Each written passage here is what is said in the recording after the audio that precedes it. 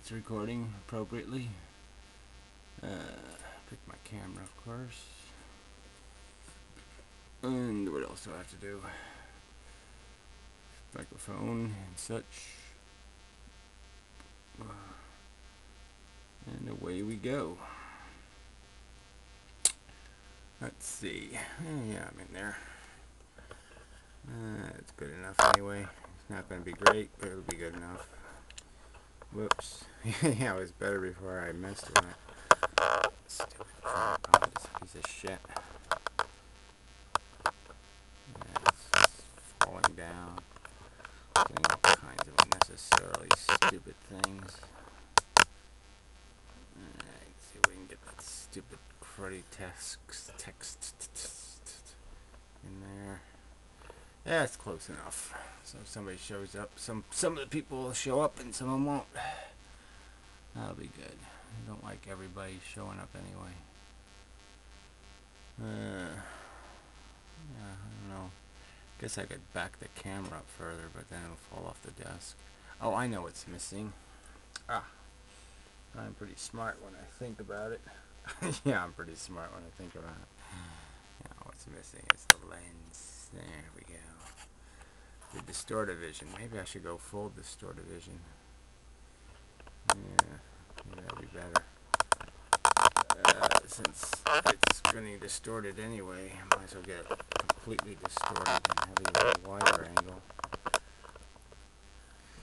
It really is quite distorted. So I don't know whether that's good or bad. Maybe we'll go without the lens. I don't know. That is a lot better. Yeah. Alright, so what I have to figure out is how to go back further without knocking it off the desk. Yeah, okay. So really bad. Alright, well that'll have to do. That will have to do. Yeah, you can almost read the text, and most of the people will be visible, and some of them won't. That'll be good. Alright, now we're done. Done testing. So anyway. Hey, yeah, Larry. Yeah, well, I did using a different computer. But anyway. Let's see, I really have to work out my computer problems.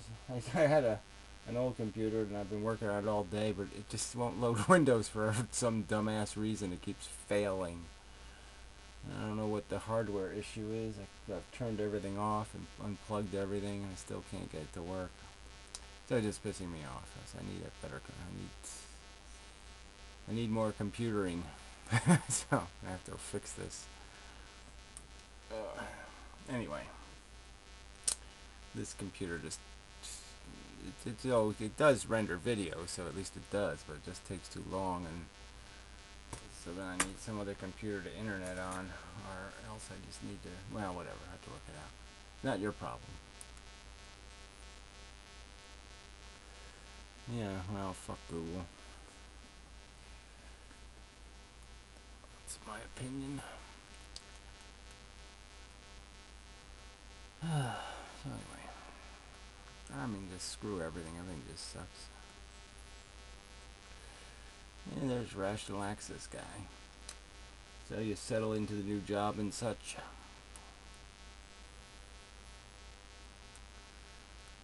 I don't know who Peter Scarf is. Scariff.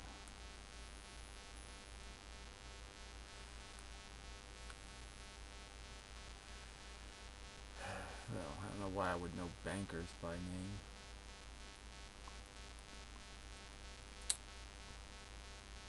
Doesn't seem to me I need to do that. Banker Schmaker. Yeah, well, they'll all be broke soon enough.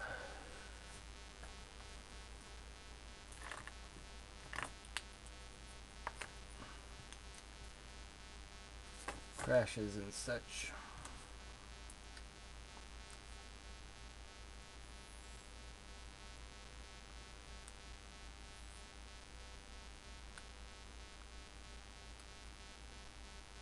I don't know if I got enough nicotine juice to get through the evening here. Yeah, where's my juice bottles? Must have a full one here somewhere. Must be over at the other computer. Ugh.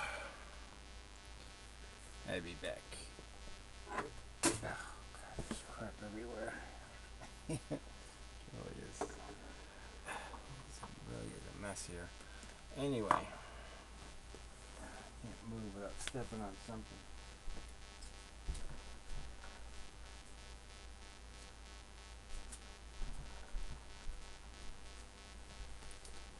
Oh, God, the elixir.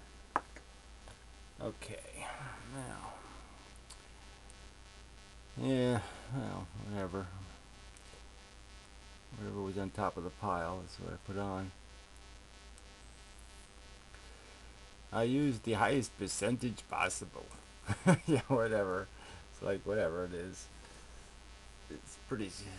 I don't know. It's 10 milligram. 10. Well, whatever. It's a pretty high percentage.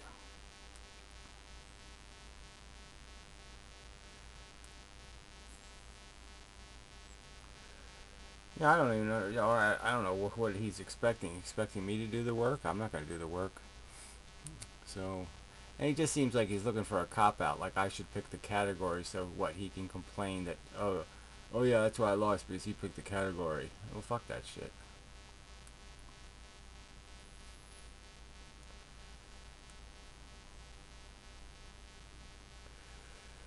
The food blogger killed himself because he knew he was not too attractive. He knew he was never going to get a hot chick, and he just figured, well, fuck it then. Same old story.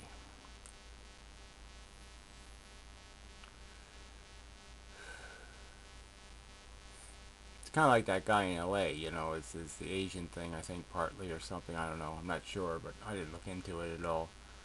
But he just he didn't figure on killing people.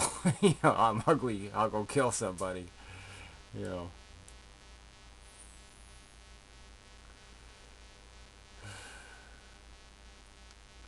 Yeah, well, it's just, you know, life is tough. I mean, you know, I was rather attractive in my youth and had everything going for me, except, um, yeah, except I was a little bit neurotic, and you know, it's tough out there to find, you know, the thing that says yes, this is it, this is the one. You know, that's tricky business. I mean, you can certainly find something to fuck, but you know, if you're looking for something more than that, it's difficult, even if you're good looking.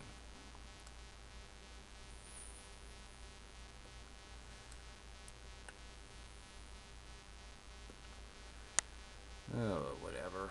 Russia started wars. Well, whatever. Compared to who?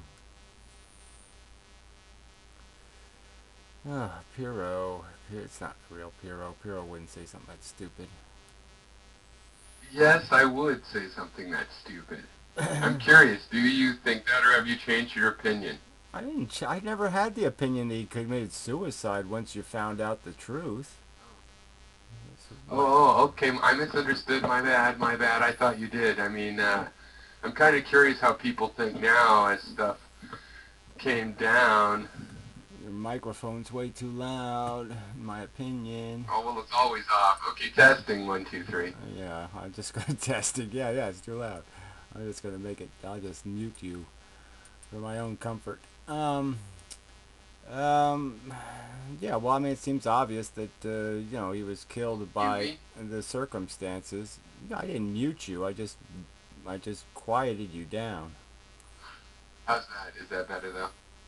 Well, it's already better because I already quieted you down. So yes, it's better for me. I don't know how it Good. is for. So they both work together as well. Okay. So you might be annoying the fuck out of everybody else, but you're at least. Yeah, I think it's more likely he didn't pay the right bribe or that he was smart aleck to someone without even knowing it, like you or I might be, just being not even particularly honest and just in Yeah, I that don't kind of even think it environment. was that. And it's a bunch of fucking criminals. I think he It's, just not died. even the state would have to do it, but they would do it too. I think he just died. Unfortunately, I think it was an accident.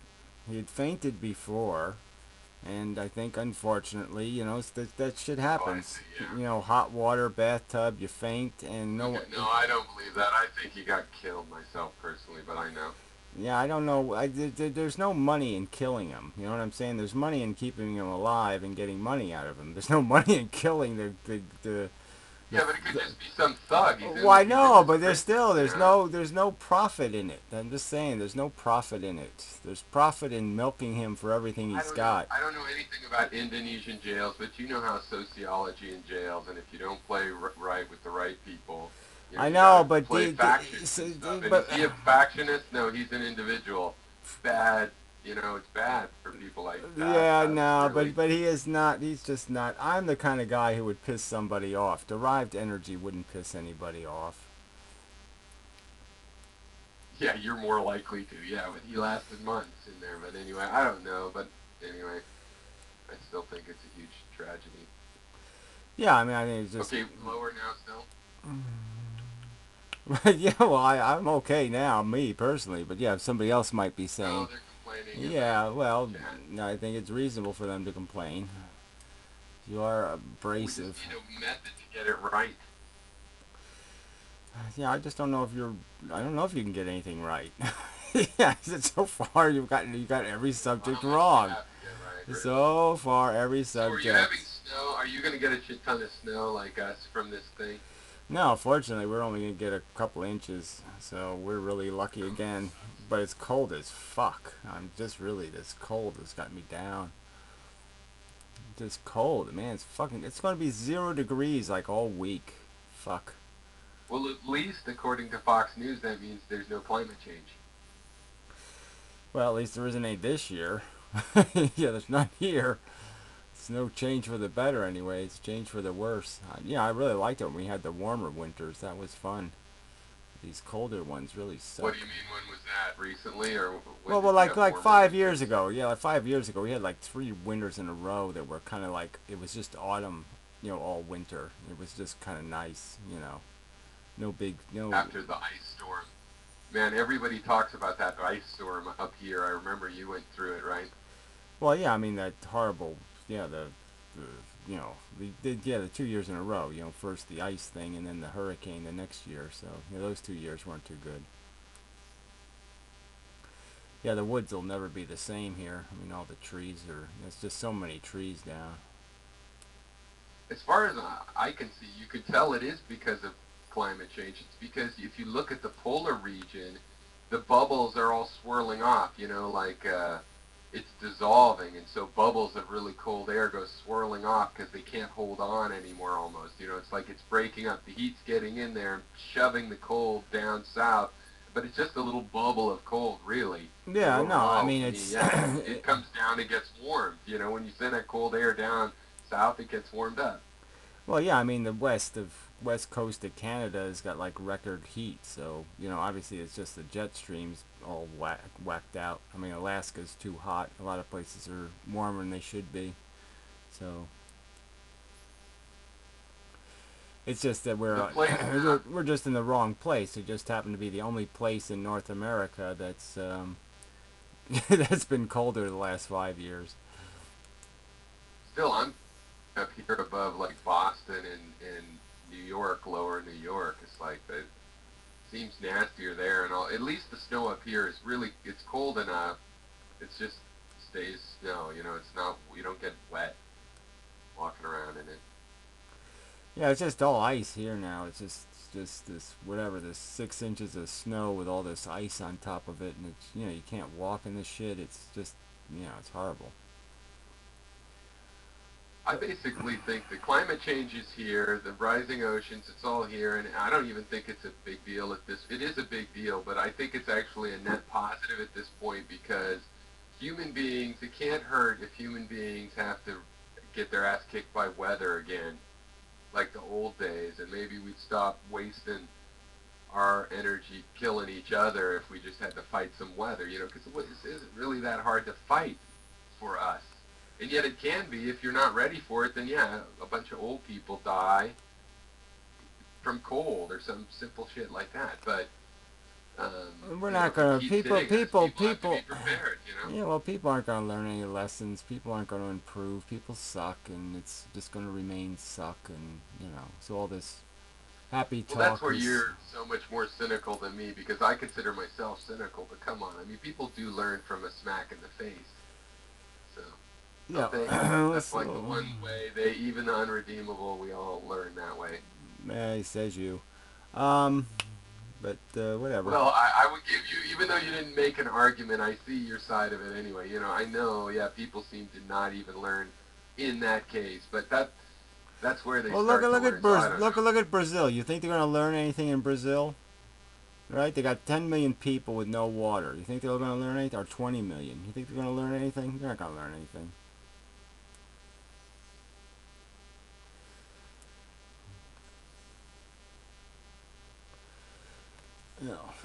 Human race sucks. There's nothing good to say about people. But whatever. Yeah, I'm cynical. I'm done with them. I'm just done with the whole people thing. People suck. You can't kill enough of them quick enough. You know, I was reading this National Geographic had this timeline, and I had been thinking about this as well. But you know, they were saying this is according to National Geographic, and I've read numbers all over the place. But human beings, in terms of us sucking, and this definitely doesn't mean we don't suck, but we've had uh, fire for 1 million years, right? So that's way longer than we've been human as we understand it. That's back to Homo erectus and Neanderthals and all of these for 1 million years. Well, That who seems says pretty so? Who smart. An says animal who that can have says fire. so? Who says so though? Come on. What percentage of the That, human race even yeah, existed then? And they don't really have hard evidence of fire 1 million years ago. Come on, the fire 250,000 years ago is thin evidence. yeah, no, it's true because the problem is it's yeah, there's mixtures of minerals and they're like, oh, this must have been ash mixed with meat or whatever. Yeah. Well, that's why I went out of my way to say National Geographic felt that they could quote that. But even 250,000 years, it's like that's a pretty smart animal. Like to assume that we wouldn't have, I mean, you would have stone tools. You obviously would have figured out you could use some kinds of, bark and grasses for rope, not rope, but twine. You know, tying things together, even if they fell apart. You didn't do a great job. It's just kind of amazing that because, I mean, I know that's not smart enough to go to the moon, but that's a detail. You know, we know that in a couple thousand years you can get smart enough to go to the moon. I mean, the real thing is like making fire. I'm on board with the tradition that that's pretty significant. If we have been doing that 1 million or even 250,000, it's actually bad for the human race because it does just say how we're underplaying our potential. I mean, an animal that can master things like that and can't get its shit together to even not kill itself for pointless Well, I reasons know, would be but an it's an idiot. animal is the key word, okay? And it's always been an animal, and that's part of the problem. But look, it was language that was the game. So once we acquired language is when we got serious about doing this civilization thing. And you have to concede that the last 500 years was when everything changed. You know what I'm saying? I mean, life was pretty grisly, up to 500 years ago. And then you even just look at the last 150 years in terms of all of our comforts happened all that, all the ones I really appreciate, you're talking about 100 years ago. I mean, just think about the Yeah, electric, no, I'm on board with that like, timeline. Yeah, I'm on board with that. I think there's the exception is the pockets where some homestead or group of families or small village was just kind of ignored and had an idyllic life because they plied their crafts and nobody fucked with them very often. But pretty much that's the exception in a little bubble, you know. yeah, I mean, life was pretty. Even in the native world, you know, that was no the native world was no picnic. You know, the Sioux or the Lakota and the Cheyenne were fighting wars over the Black Hills, and you know there was no peace really in human history. Yeah, it's just a bunch of look. I mean, we can see the gorillas and the rest of them do the same thing. I mean, it's inevitable. I mean, everybody gets very tribal, and it just becomes tribal warfare and blah blah blah, and that's all we've. I mean, we're still doing it, and and because the best of us isn't the ones. There's no, this whole breeding game doesn't have anything to do with evolution anymore. So there's no natural selection, and there's no rational human selection, and so we end up breeding chaos. We end up breeding crap. I mean, the worst of the human race is the one breeding the fastest, and that ain't good either. And Well, I'm everybody. sure you've seen. Have you What's the seen mechanism? Idiocracy? Yeah, I haven't seen it, What's the mechanism that? but obviously I would agree with the theme. But did you see it? Yeah, no, I don't think I've ever seen it actually. But obviously, like I said, I don't need. All you need to do is hear the word, and you can pretty much figure it out. That okay, yeah, that's pretty much what's happening. That's right. We're just breeding idiots.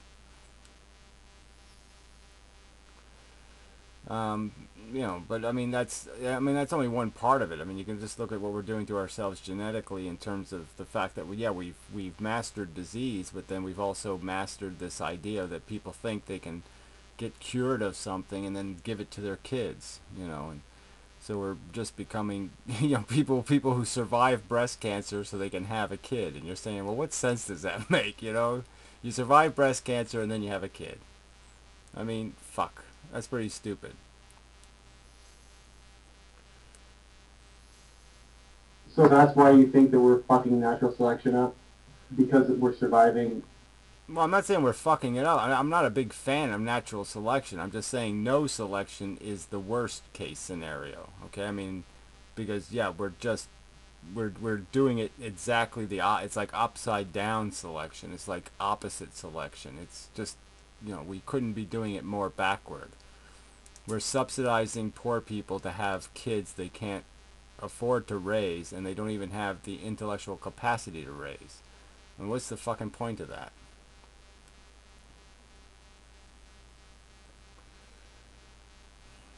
I mean, So,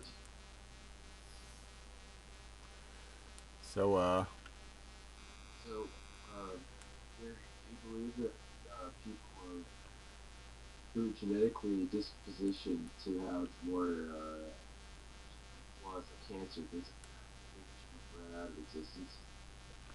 well, I'm saying rationally, well, doesn't it make sense? It makes sense to me. I mean, if somebody said, "Look, you had your appendix out, so you're off the breeding list," I could accept that. I could say, "Okay, that makes sense." Yeah, there ought to be a standard. You got certain genetic code that sucks. Why the fuck breed it? Yeah, why not? I'm not for making a master race. I'm just saying I'm for not making a shitty race. I'm for not creating human beings less capable than they could be.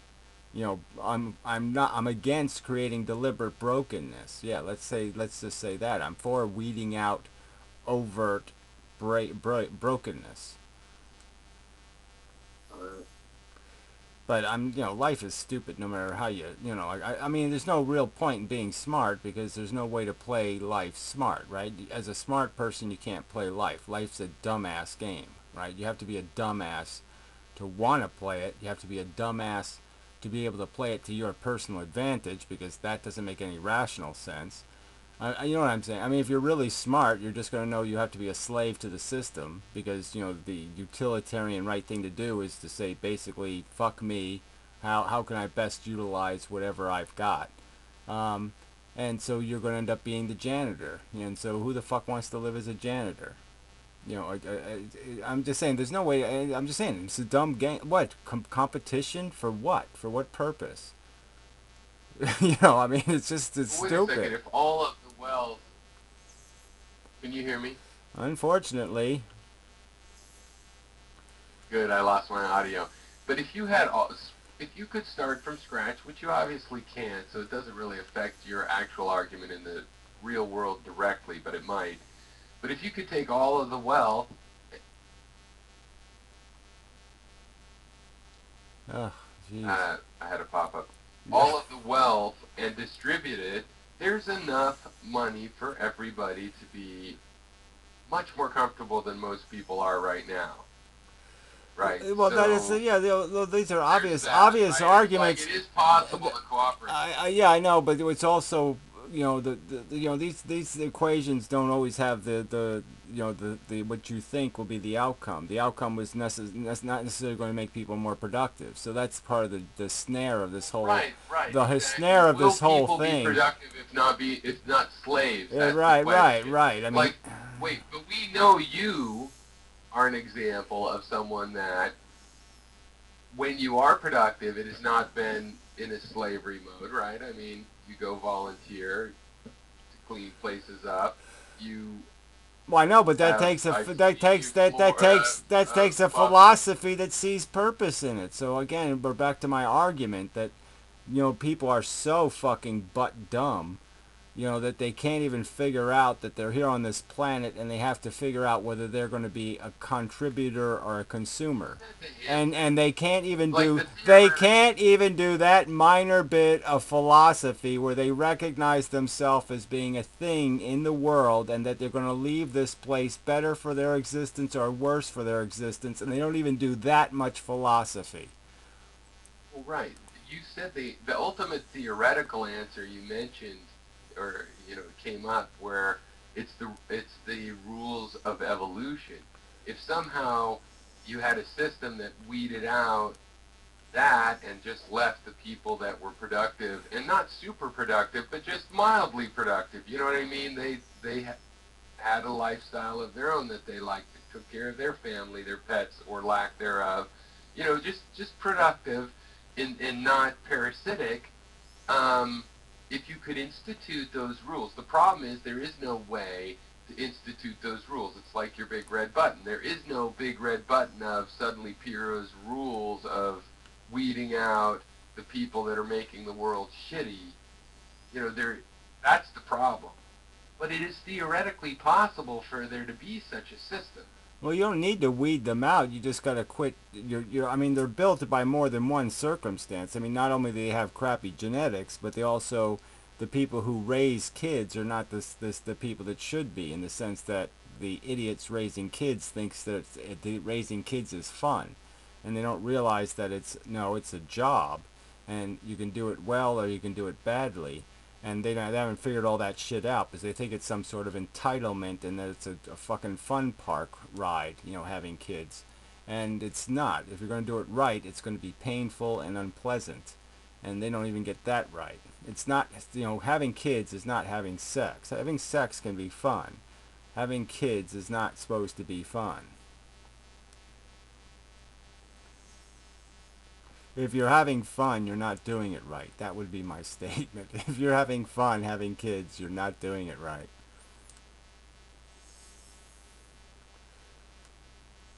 Well, yeah, except for the opposite is true as well. You say, when you say it extreme like that, it's like, well, the people that take it seriously and still manage to have fun, like having fun at your work. But yeah, I mean, there's an essence Yeah, to I what know, but you're saying. that's a It's not fun fallacy. and games, That's a I know, fallacy too. obviously.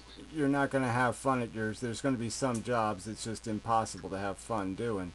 So I'm just Well, saying. what you're really maybe saying is it's not for the parents' pleasure. Well, It's not I'm just for saying you that to be glorified. That's the you're not gonna problem. create human beings with character if you're letting them be raised by people who don't have any. So yeah, that's where it all falls apart. Um, Well, do you think we can limit um, like tell people how many kids to have and or how to raise them at all? What do you think about if people want to educate their kids well, at home? I think obviously we should be incentivizing people not to have kids, and we certainly should have rules about how you have kids, and you probably should have to pass a test of some kind. Probably should have some awareness that oh yes, you're going to die, and that your kids you're having are going to also die, and that you should have some rationale explaining how you've taken care of all this somehow, and that you're going to try to make it okay. Yeah, because you don't have a plan for your own death, and you don't have a plan for your kids' death. You probably shouldn't be having them then.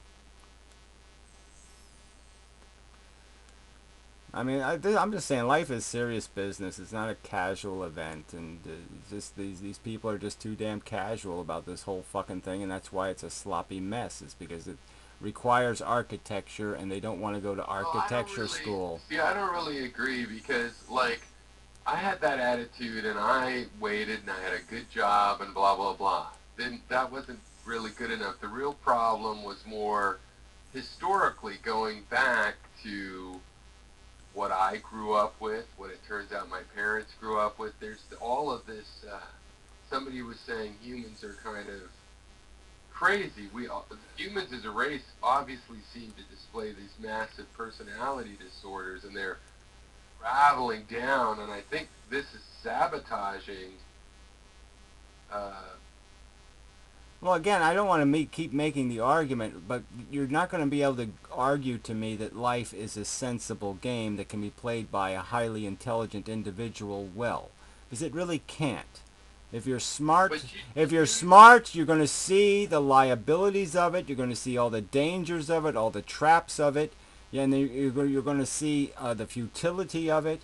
All of that's going to become quite apparent. And again, you're just going to be a servant to the mess that everybody else has made. You're going to be a servant to the mess that has already been made.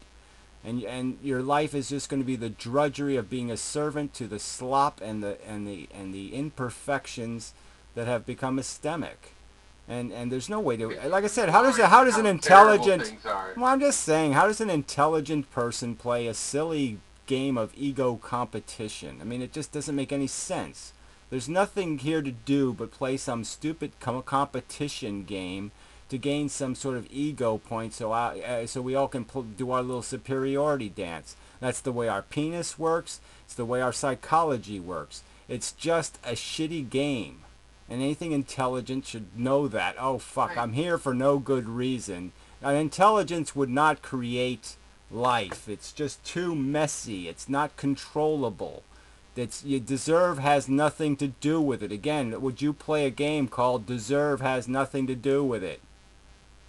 But it's the whole point is that intelligence just can't formulate just out of nothing. Oh, whatever. It doesn't formulate out of nothing. It formulates out of observation. Rational, honest observation. About that situation, though, Gary, right? Because we're already kind of pre-trapped in it.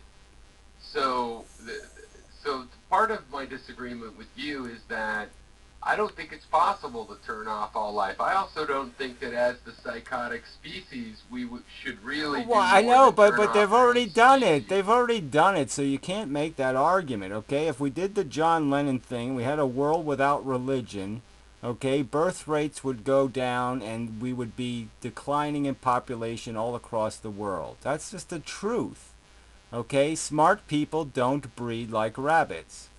They don't breed like turtle doves. They don't breed like any other animal on Earth. We disagree, and it's a matter of settling the disagreement. So I'm just saying this is where I feel we've talked about it before, and I've said, oh well, it's futile, but it's not that it's futile. It's just that I don't figure myself as answering the question of what can happen quite at that level.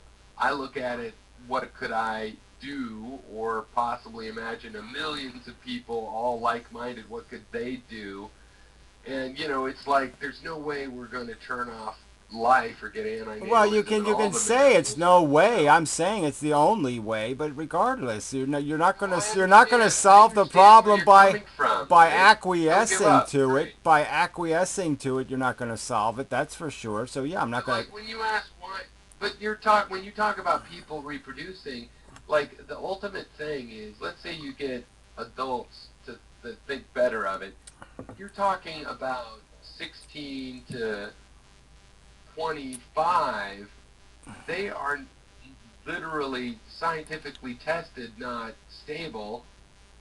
The hormones and the DNA. Yeah, well, that's why you have to change the rules. That's why you have to change the rules. I mean, it's the most important thing you can do in the world, so maybe you should have to pass some kind of driver's test to be able to be a procreator. You have to pass a procreation test or something.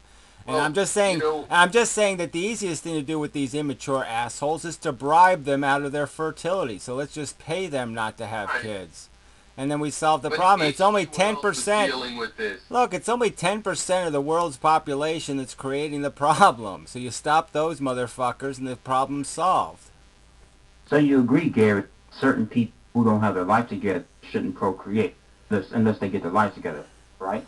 I don't think if they have their lives together, they would procreate. I don't think anybody who has their head in the right place is going to use a baby or a child as some sort of ego tool. So yeah, I don't see That's any. not my point. I'm Well, saying I as know. far I'm as saying That's the only reason, Gary. quite obviously, nobody should commit murder, and let's just say that people doing it for fun really shouldn't do it. Okay, yes. So all murder's bad, but yes, the ones who are doing it for fun, well, fuck them. what do you think of freak of natures? I wouldn't want to be one, but I Like suppose, homosexual, for but I example? suppose I am one. Yeah, well, fuck you. Take that shit somewhere else, retard. Ugh, stupid fuck. I was waiting for him to do something stupid. Um, yeah, like he's not a freak of nature. Oh, sorry. Um, where was I? It's still, it's just this. Well, Lavirda, the average right now is already down to like 2.5 kids per woman. Right, per woman. I So know, that's but I'm just 2 saying that, per couple. but move that, migrate these numbers. Take, like I said, all you have to do is take the bottom 10%. They're the ones creating all the excess population. So if you just made the bottom 10% disappear, then world population declines tomorrow. And I'm just saying that if any of these people are honest, if I Why mean do you this give isn't up? a Why this do you isn't a give up world on winning this is against this these? is in a world where nobody, okay, so populations are declining all around the world, in in Japan and all these other places where there's no propaganda telling people not to have kids, and where there's huge subsidies to have kids. So imagine if we had an honest world where people actually had an honest conversation about the fact that all these people having kids are young, dumb, ignorant fuckheads. They haven't lived a life yet. They haven't had cancer yet. They haven't died yet. They haven't done any of this shit that's real life, okay? They haven't gotten old and decrepit and all that crap. They haven't been disabled. They haven't done all the shit that is part of real life, and yet they're making the decision saying life is good, I'm going to have babies.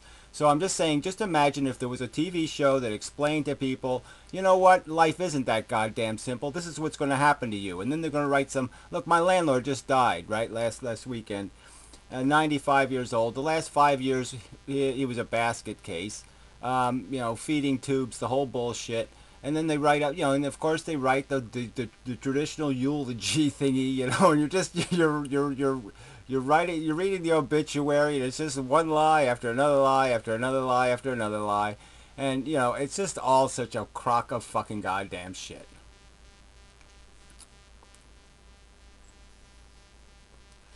Propaganda The thing is, though, everywhere. Gary, the thing is, there is this, what is it, the point 0.1 or 0.01%, and it's like you don't think we can win against their oligarchy. They run things, they run the circus this way, they obviously do it on purpose, they haven't even had to deal with a war that they didn't profit from for fucking 300 or 400 years, and Look, we can't beat them. Why can't the option be, instead of us fading away, us kicking their ass? Why isn't that an option? I'm just saying that, where am I voting against that? I'm just saying that quite obviously people want to be oligarchy. They want to be kings. Why don't we have a law right now that says $1 billion is too much money? Why don't we have that? No, that's not. No, I'm sorry, Piero. You're the one deluded. Most people want to own slaves. They want to. They want to enslave their neighbors. They want to be rich. They want to be rich motherfuckers, and they want to give the privilege to their kids. They want to raise their kids to be slave owners. I agree. Right, but the thing is, to have slaves, there's more slaves, right? So a tiny minority is going to get that. How do the Well, I'm just saying, who do I want to kill first? Do I want to kill the rich first, or do I want to kill the motherfuckers who want to be rich? What I'm getting at is, there's a mind fuck where the slaves want to be the slave owner, and this somehow traps them into accepting being a slave. That's really weird. Well, right? The my, old my only slaves, my the only old days point when is slavery was my on the my clock and only you didn't have point that. is that I don't have to defend myself on that subject. I've only spent my entire life arguing against the existence of the filthy rich. So it's not Yeah, something. I It's know. not That's why I something. want to talk to you It's about it. This not is where we something that. connect. One of the few places. It's not something I'm perpetuating the existence of, but like I said, it's unfortunately the very people who should be doing something about it won't Okay, do well, I anything. phrased it kind of as a gotcha, but really, I think I'm trying to commiserate that there's some truth in it looks like you can't beat those fuckers. Well, you could beat them, but I'm just saying you can't. Obviously, you can't beat them if people keep playing the ego game, right? If people keep thinking Yeah, that's winning, if winning is owning, if people keep thinking that's the way you win, well, then yeah, that's the game we're going to keep playing. yeah. And is that really exactly? So is that inevitable? Because that seems so weird. No, So I just think it's knocking the all part of the subject is propaganda how can that thing. be inevitable? It's not inevitable until somebody makes it not inevitable. And I'm just saying, unfortunately, we don't have enough celebrity endorsements or whatever the thing is. But yeah, we just can't seem to get any ball rolling here to get anything done.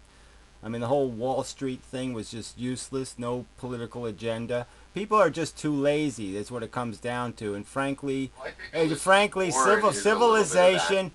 civilization takes a little bit of work, and people aren't willing to invest in the work, and they won't invest in the man. They think every man is corrupt and will disappoint them, and they don't want to do the work themselves. So it's never going to get done. They either have to trust the leader, or they have to do the work themselves, and they won't do either one of those two things. And until they're willing to do those two things, nothing's going to change. Well, I think Elizabeth Warren is possibly a small ray of light that's actually in politics because she's the only one that really seems to want to address those kind of problems, and she has practical ideas about it. Yeah, I don't know So how I see practical they myself are. working in her presidential campaign. God, please run against Hillary. Well, like we can hope anyway, right? So we've got to have somebody run against her.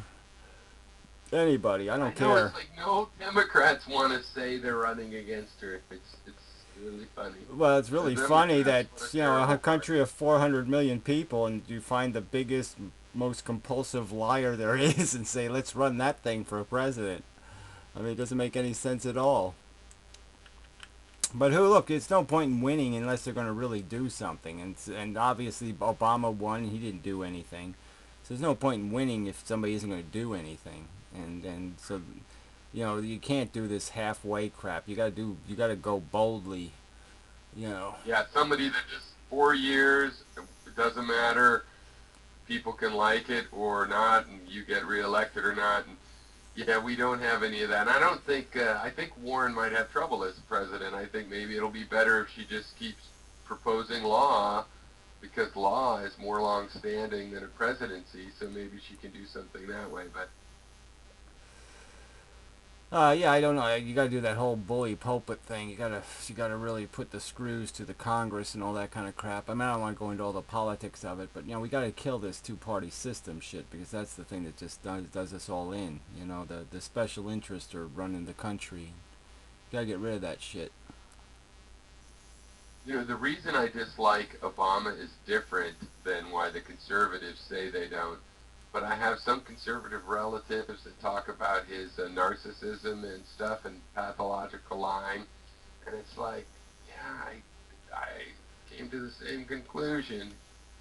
It's just weird with him. I have to admit, I expected more. I didn't expect the world, but I expected more.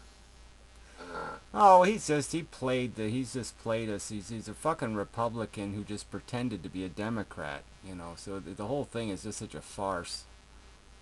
I still think the health care is better than nothing, but I don't even know how the healthcare solves anything. It's just such a crock of shit. I mean, you're forcing people who don't have money to buy health insurance they can't afford still. Well, that doesn't make any sense.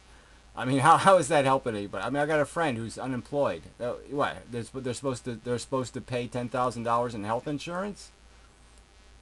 yeah, no, they have to be subsidized. No, but it helps. Like, I'm allowed to buy health insurance, whereas before it was difficult. If I was in my situation where I'm working, like I'm not working right now the last couple weeks, you know, I couldn't get health insurance as an individual. Well, I know, So yeah, it's but really minor. I think it sucks, but it's better than nothing. Like I said, I'm not I saying don't it's know. good. The old system wasn't killing me. This new system it seems I'm paying more and I'm getting less, so I don't see how I won, and I don't see anybody I know who's won.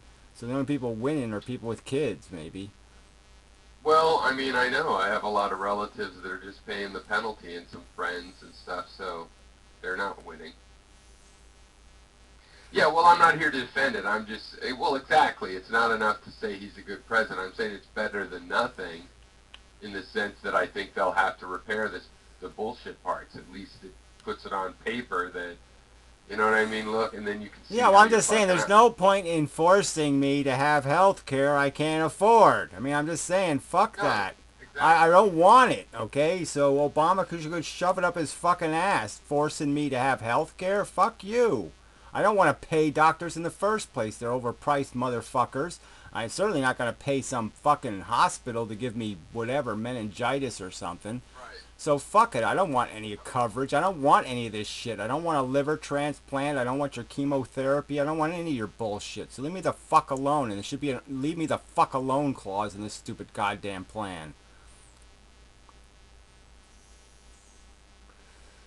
I want Yeah, and other than that, yeah, everything force else me is even yeah worse. He yeah continued torture. He continued the wars. He continued border. yeah, and he Uh, didn't tax the fucking rich, which was supposed to be job number one, and he didn't get that that's done. right. He gave $1 trillion to the bankers. It was Yeah, supposed to be yeah. a Well, I'm just socialist. He saying was he didn't tax the rich. Where did he tax the rich? Oh, that's right, he didn't. And now he's talking about it. Now he's a lame duck that doesn't have a hope in hell of getting anything passed. Now he's talking about it. He's just such a, like I said, we were duped. He's Ronald Reagan in blackface.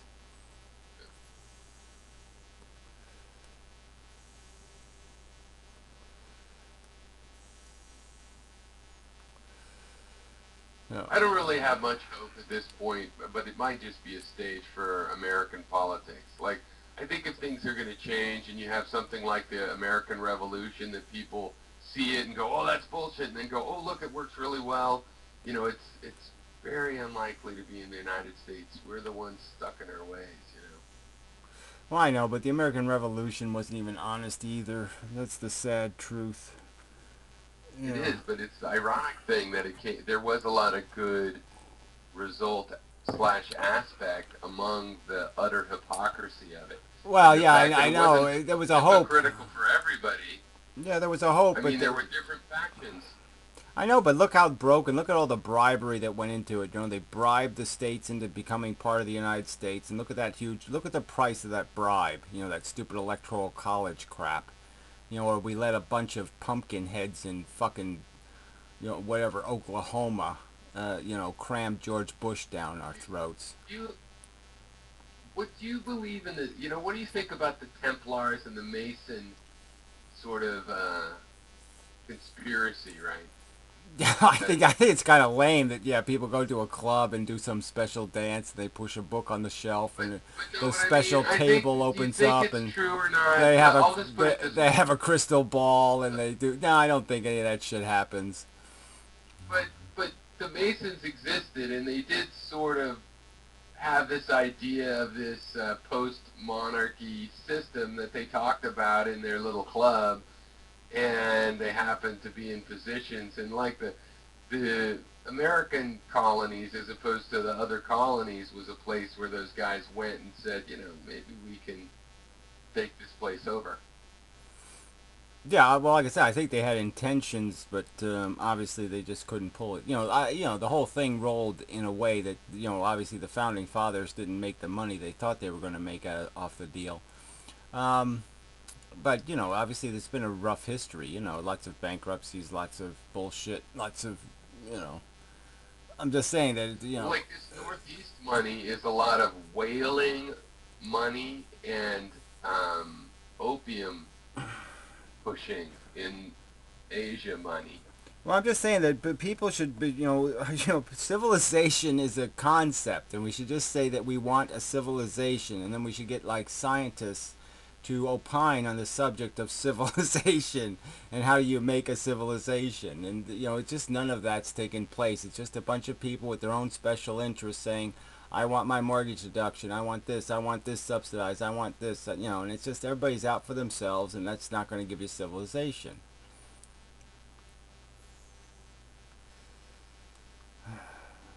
You know, it's just, you know, but I'm just saying, then people are not being obliged to be smarter than they are. Like I said, they all think, I would like everybody to see thinks charter they're countries. entitled to an opinion, and they're not. Well, I know you've done this I would before, but, you know, smaller isn't going to make it any better.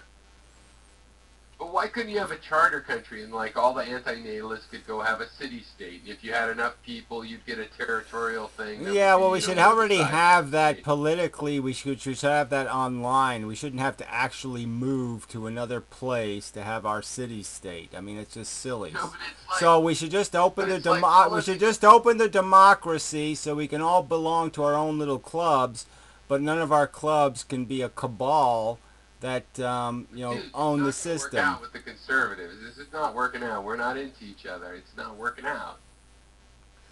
I understand, but I'm just saying you can only do it politically. There's no point in subdividing us or segregating us any more than we're already segregated, because that's just going to make it easier for us to just say, well, if you got to do some, you know, testing of the nuclear bombs, go do it on their border. Well, no, but what if you have but if you had an international standard where you have to have a constitution that's democratic, you know, like you could have a subclass of 20 different kinds of democracy in parliament and IRV, or if some idiots didn't I'm just saying, I am just saying that you're just going to make the bullseye targets even bigger, and it's just going to be easier to say, oh, well, now we have the Jews all in one big pile. Yeah, let's have an accident. That's the funny thing, because it's like the race realists are always like they want to rearrange the countries or something. They won't talk about the details of how that's supposed to work. But I'm always like, well, I don't want to go with all the other whites. Could I just go with the smart people from every race? That sounds good. I'll start, you know. Yeah, and you'll be let's go. I mean, as a matter of fact, I'll follow the frickin' laws because these guys are smart. Yeah, I know. Right. They're smart, but they're phantasmagorical, and they think, you know, waves and particles, Right. and they have all this Smart duality shit, and all this singularity crap. There's an appeal to that. They'll You know, never. if you could have a place where people didn't go to war with each other, right, and you regulate somehow, you know, cities and county and state-sized governments that, you know, have a certain amount of autonomy. I'm just saying that we don't need to do it as an actual fact. We should do it as a virtual augmentation to our existence. We should be able to belong to virtual societies, in the sense that we have that political institution.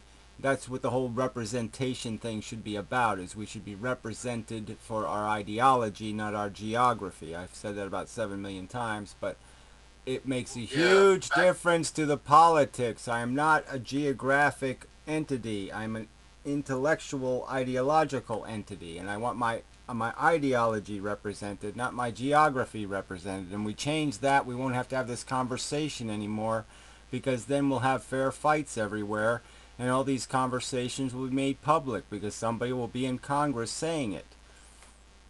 I mean, just think about it. If you change the system, Jack Kevorkian would have been in the Congress. I mean, can you imagine a Congress with people like Jack Kevorkian in them? I mean, it's a whole different Congress if we change these rules. I mean, there's no way Jack Kevorkian wouldn't have won a seat if we had a national Congress. But no, winning an election in Michigan is a whole different game. But nationally, he would have won. And I forget if I've ever told you, but when I was working in computer games early on in the online games in the 90s, that's what I wanted to do, was make these virtual communities where we could test out different social structures. And I was thinking of a game where, you know, you go in, but, you know, there's a lot of ways now with the internet you can imagine of doing those kinds of structures. And I think we do need to do that. And ultimately, then that is where we go to get our politics, so it could be philosophical. Yeah. You and I still am the same, where I assume we then disagree, though, because you don't think any of it should be geographical. I'm for like converting one house and leaving the other part geographical because people might not know it, but they do have something in common with people in the I don't have a big geographic. problem in having a geographic in terms of having a town government or something. I'm just saying this whole idea of just this hierarchy of geography is just totally destructive, and it has nothing to do with a nation being part of a nation. We've taken ourselves out of our nationhood through this system. We've eviscerated it, and we've turned it into I'm now property of a state. I'm not an American. I'm a fucking piece of property that some fat guy in New Jersey owns. Well, what about this then? Is it possible to have where people would sign up, like you'd have a legal form of government that's consistent, and and so like just like you have with the national boundary, but it wouldn't actually matter where you live. So like you could live by the laws of country X anywhere in the world, Well, but you you know, didn't you have to can't do, follow you those can't do, laws. you can't do that It's shit. a Just, sci-fi story. just as practical matter, you can't do that because the people you live next to are the ones you have to get along with. So obviously, you have to be obeying the same sort of curfew and ordinances and whatnot. Same rules Well, I'm just saying, geographically. you can't have your dog barking, and you can't do this, and you can't do that, even if your country says it's okay. You can't do it on my street, fucker. I'm just That saying. would be a I'm just cool saying that how we story, have to though. live on the local level is a whole different kind of law. It's not about ideology. It's about getting along with people. But what we do I as a see what you're saying, country, though. So how what about we this do as as the a principle, Gary? country is Then, about idea. Well, I'm just saying you keep talking about this like we need some other solution than just getting rid of no, this I'm asking you. stupid. We fixed the Congress. It's fixed, and so I don't need to talk about solutions. I already have a solution. It's just getting the solution to the solution bin. It's getting it in Yeah, the so slot. basically it's like this, though. What you're saying is, okay, you could have a city government or county or whatever, but the thing is, once you get out of that scope, then it's Yeah, and it doesn't have anything to do with anywhere in the America. You country. don't get to define, you don't get to redefine American, okay? American is one thing, okay? That's our Right. civilization, and you don't Well, get no, to like you county don't get to council be a has to be you don't get to be a subset of that, okay? So if you want to be a Muslim and live by Sharia law, well then move to Iran because in my right. Yeah, no, I opinion, think that's true. there's I there's agree with no that. no doing that here. We don't do that shit here. There should be no districts basically within the unit. If you're in state government, you have to live in the state. If you're in federal government, you have to live in the nation. If you're in the county government, county, city government, you have to live in the city, and so on. And there would be, when you go outside of whatever limit, then no, you can be from wherever in the Well, I'm just nation, in saying the the only thing state. that matters is If you're going to a the only people federal, I if you're going to have to get federal, the only people I have to get along with are my neighbors. I have to get along with them. But the rest of the people in the country I can fight tooth and nail about every single thing there is to fight about. Because that's the ideological contest, and that contest should be a fair fight, not some fixed fight. yeah, I think you could set that up by saying that any incorporated government that operates with a council type government, right, which is city on up generally, um, you don't have districts. They can be from anywhere within that jurisdiction. And I would support that, and that would work on the federal level then because you could be elected from anywhere in the nation if you're going to the national Congress. Right, and you don't get to take anybody's vote. You have to get affirmative votes to get elected. You don't get to steal the votes from the people who didn't vote for you. You Well, know. yeah, and that's the whole IRB thing. There has to obviously be some way to actually. That's the whole thing about the current math being broken, and I agree. It's just ridiculous. I mean, the current math is broken. There's a tremendous amount of noise, or whatever you want to call it, of wasted votes that don't have to happen. Well, it's And all you it's can all a group the votes compromise. It's together it's so all people get what they want. it's all a disgusting compromise. I mean, Well, here's what's going to happen about that, Gary. I'm a They're on to politically gerrymandering. interested person, and I can't give a fuck about voting anymore. I mean, that's how bad it is. So just imagine people who are not so passionate about it as me giving up. I can see why they Well, give up because who to wants the to point vote of for shit? Who gerrymandering. wants to vote for shit or shittier? I mean, these are shitty choices. Well, yeah, and they've gerrymandered it so you don't even get to control that I've choice. never look. Yeah, and And I they've live in something exploited the called geographic nature of it, I though. live in something called a democracy, a representative democracy, and not once in my entire life have I had a congressman I voted for. Not Yeah. one single time. Yes, I have had a couple of presidents I voted for, but I haven't had one congressman my whole fucking life that I voted for. So to me, that's not a representative democracy because I don't see where was my representation. Yeah.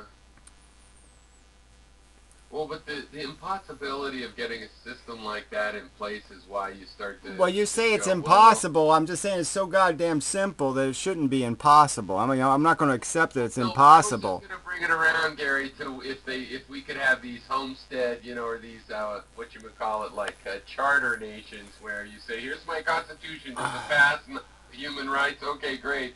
Now I'm gonna have IRV. It seems like that's almost more likely.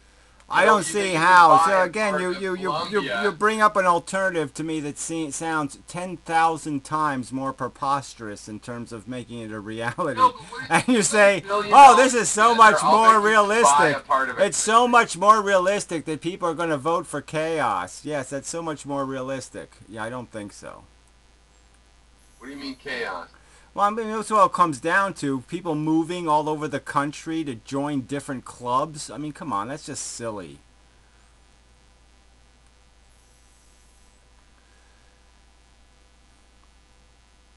Well, it's just because of the geographic aspect that you had mentioned. So we don't really have a choice but to at least start something like that geographically. Well, I'm just saying I don't think it's going to happen, and it's just impractical, and it's not. None of It's it's no going to way. It's happen. no That's way. why. It's no way to fix. It's not the right way to fix the democracy. The simple way to fix it is just to do the rational right thing, and you can't do that until people have a conversation about what's rational. But you can't have rational conversation because the media is spoon feeding the people the drivel they want to hear. Everything's going to be all right. Mr. Yeah, if we ever see a generation of kids that are all like way more smart and reasonable than their parents, then we'll know the day has come. And it's as likely as that seems to happen. Yeah, I don't even think it's not about the smart thing again. It's just about the right celebrity endorsements. You still don't get how the system works. All you need is the right blowjob at the right I do, time. but it's a The critical right, mass. yeah. Like people have to be ready, or that guy Well, I'm isn't a just saying. celebrity. I'm just saying. It's all these accidents of fate are the way things happen. You know, you need the right president to get assassinated, and then the vice president decides to go, off the reservation or something like that. You need some circumstance that makes it possible. Um, you didn't know, who knows what could do it, but I'm just Yeah, saying you like need a something. Supreme Justice that it's the doses acid on his when he's confirmed for the first time. Yeah, well, somebody does something just to, somebody does a Serpico thing or something. Somebody just, breaks the bullshit and something Yeah, changes. Serpico. Now there's a good metaphor. We should be pushing that Serpico. That was, God, if the world had even a little bit of that, and that was a real guy, right? Yeah, yeah.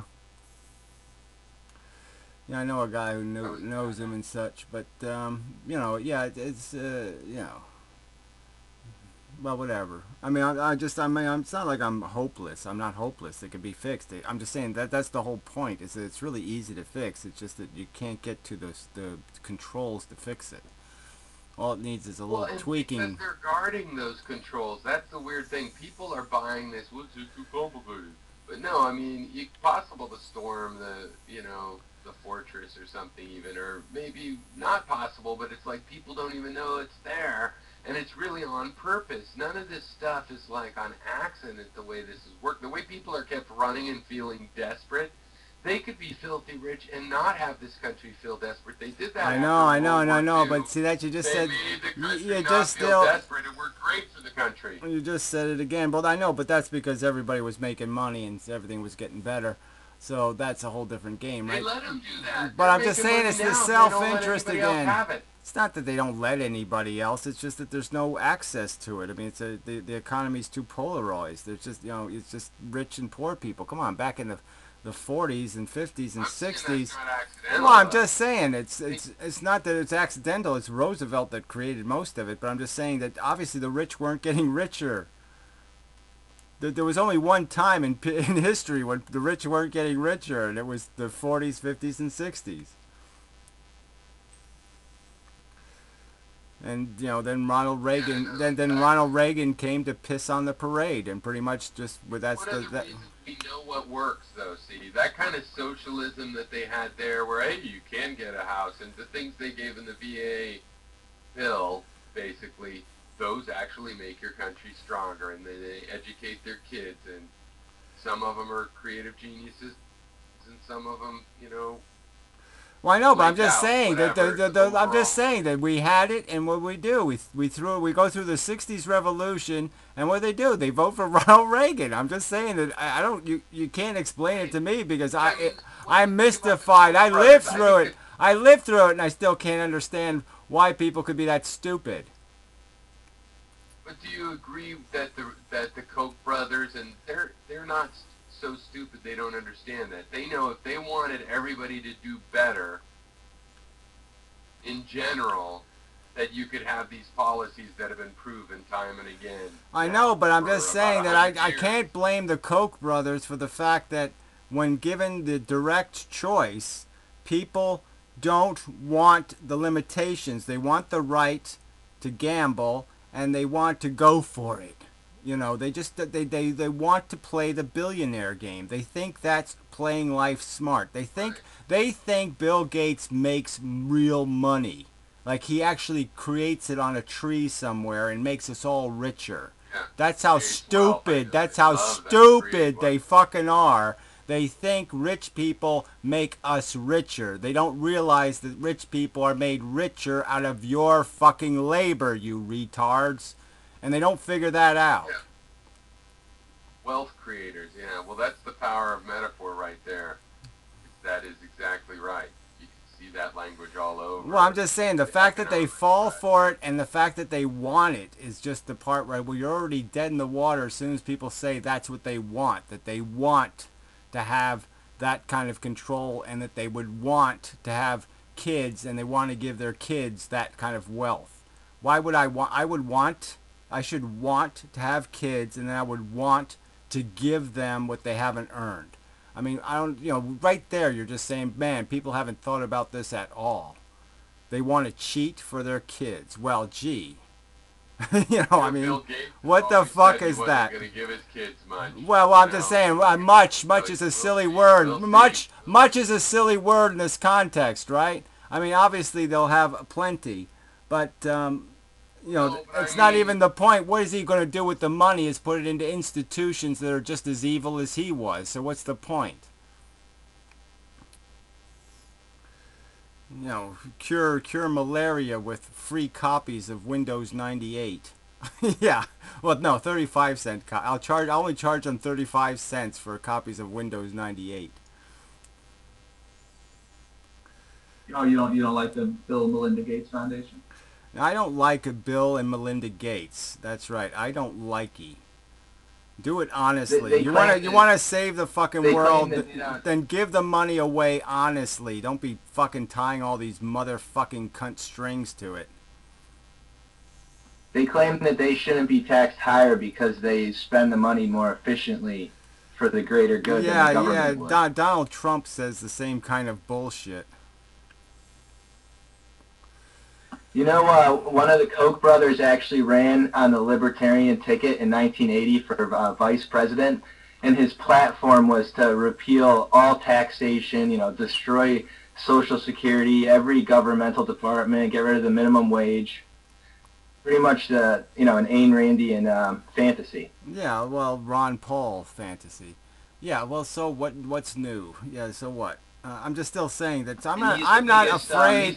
I'm not afraid. Well, I know, but I'm not afraid of the biggest donor in politics. I mean, really, if you think 20-second commercials, if you can't beat, the rhetoric of a 20-second commercial, then your philosophy sucks or you're doing it wrong, right? So, I mean, I'm just saying it's on us. If we can't make a better argument than propaganda commercials, then, I mean, that's our bad. And I'm just saying that, frankly, people are so fucking suck. They've raised their kids to be such suck. They're such a bunch of nihilist, selfish motherfuckers that they're not worth fixing anyway, right? Because this is what they want. They want to be slaves.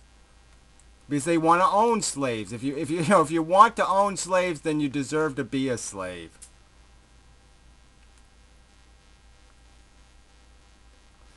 I mean, in a way, we're just paying for the Hitler that the human race is. The human race is a scuzzy fucking creature. And frankly, we all should be miserable as a consequence.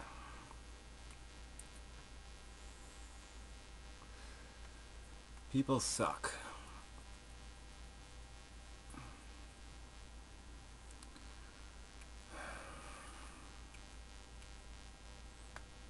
But, there's no point in arguing about rich man propaganda because that's something you have to live with. There's no way to stop it, so... Did I ever tell you, Gary, about my foolproof method? It's almost foolproof. It works on debunking 90% of conspiracy theories, and it's called the "Does it affect the rich?"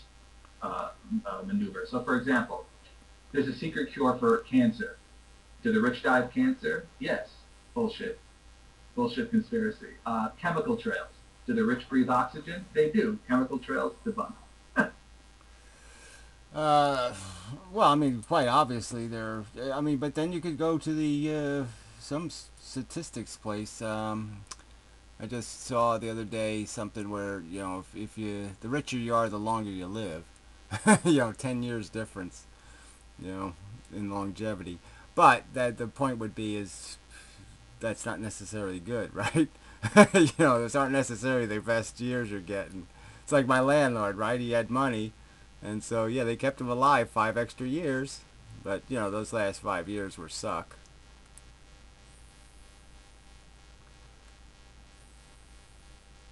I sure want to be one of them. Yeah. So your new landlord is better? Well, his sons are, they don't know worse? they don't know what the fuck they're doing. So, yeah, the whole thing is really a mess. The whole property's falling apart and everything's, it's just who knows what's going to happen.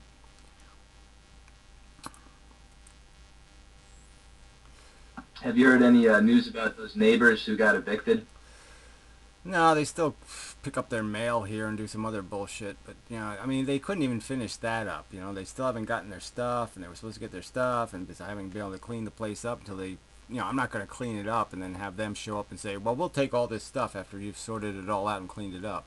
So I'm not going to do all that work and then have them just profit from it. So I'm not going to do shit until I know they're not coming back.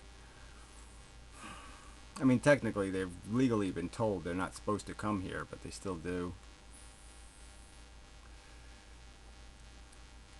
But it's really just part of the imbecility of the system, right? That, a landlord has to it takes a landlord a year to kick people out who haven't paid rent in 5 years.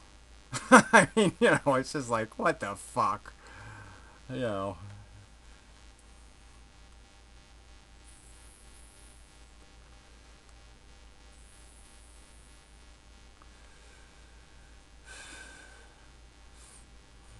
But it's that kind of world now, too. I wouldn't want to be a landlord now because, everybody's just a lying piece of shit and nobody has a good job. So it's like, I wouldn't want to rent to anybody. You know what I mean? No one can. There's only 2 kinds of people, rich and poor. There just aren't enough people who have a decent enough job to even pay rent anymore.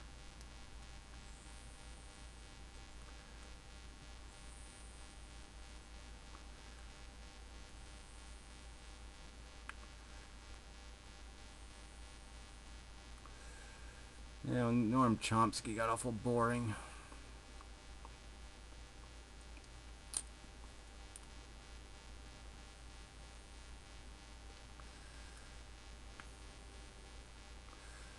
Yeah, well, like I said, I'll never forgive him for playing with that anarchy word.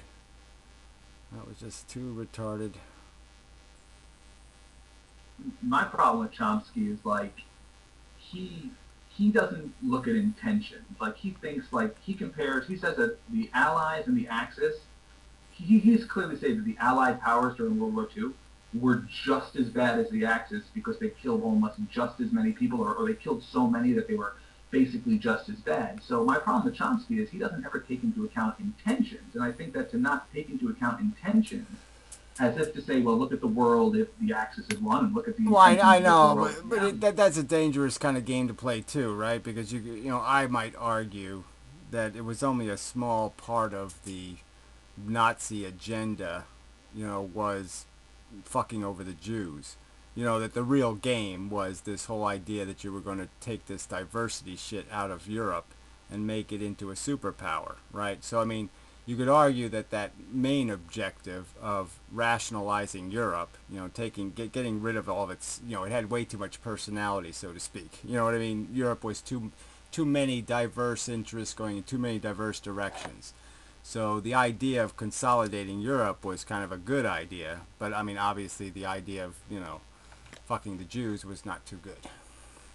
Well, it wasn't just, but that's not. I mean, like the Nazis wanted to do so much and just ruin. Like, I mean, we know very well probably what the world would look like, or certainly what Europe would look like and freedom would look like if the Axis had won.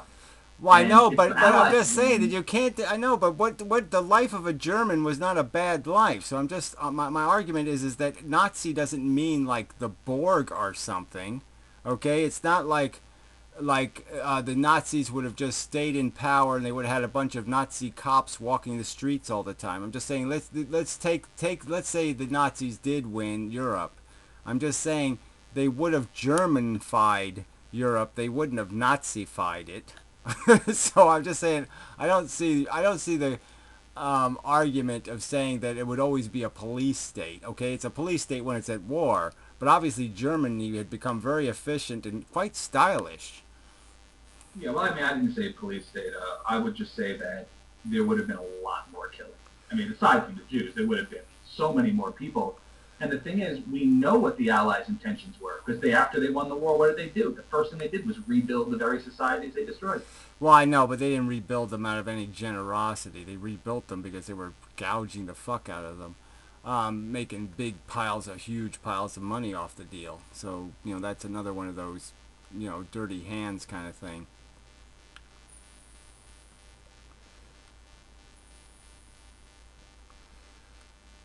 I don't really agree with that. Well, you don't have to I mean, agree with it. certainly, I'm just saying that I'm sure they all made money, okay? The point was that the farmers made money. Everybody go, let's feed the poor people. Yeah, okay, pay me. And they all got paid. I mean, I think that the U.S. we sent a lot of, I'm just saying that but everybody got paid. I'm just saying it's like food stamps right now. Do you think food stamps is like some sort of thing where the farmers take a hit and they're doing charity for the poor people? No, they're making money on the deal. It's all graft. I mean, I would say that American industry certainly did prosper as a result of there being no European industry like our car industry. I mean, Well, I'm they just didn't have saying assembly we exploited the fuck out of it. Okay, those countries were ruined. We weren't, and we just gouged the fuck out of them. So I mean, we weren't that much better than what caused World War One. I mean, we can just go down the list, but whatever. I'm not saying. I don't want to get in an argument about who's the greater villain, and certainly the Nazis are villains and all that shit. I'm just saying that it does get a little bit complicated about what civilization should look like, and you know, I'm just, you know, I mean, the whole war with Japan was just so stupid. I mean, for the life of me, I still can't figure out why we made that mess in the first place. I mean, what, they ate a few Chinese people? I mean, it was just so stupid. I mean, China is huge. And so what, Japan, invades 1/millionth of China, and we decide to go to war with them for it? I mean, fuck.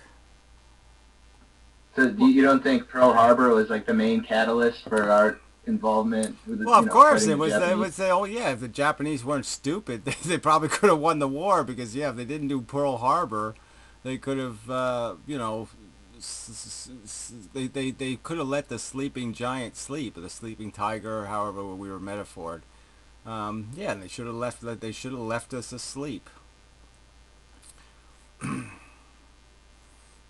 I mean, if it's, I don't know how much the Japanese gave a shit about the Nazis, but I guess the plan should have been is that the Japanese maybe should have been helping the Nazis, right? Why do you think the Japanese were so aggressive in the first place? Do you think it was just nationalistic pride? Well, I mean, obviously Culture. they had no choice. They were getting embargoed, so they basically knew the United States was obviously going to fuck with them, and so they had to knock out the U.S. fleet because that was what was maintaining the fucking embargo, right? So Yeah. that They part is wanted to that part is completely logical. Is that you nail the Pearl Harbor, you basically take out our teeth, our Pacific teeth, and so yeah. Yeah, they wanted to get a foothold in the Pacific. I mean, they felt they could hold it absolutely. But yeah, and they were successful in that respect. I mean, they did get a foothold for the time. Yeah. But I mean, obviously they provoked the whole industrial complex of the United States into making war machines, and so it didn't have any long term. It's rather bold of Japan to think that it was going to be able to survive a protracted war.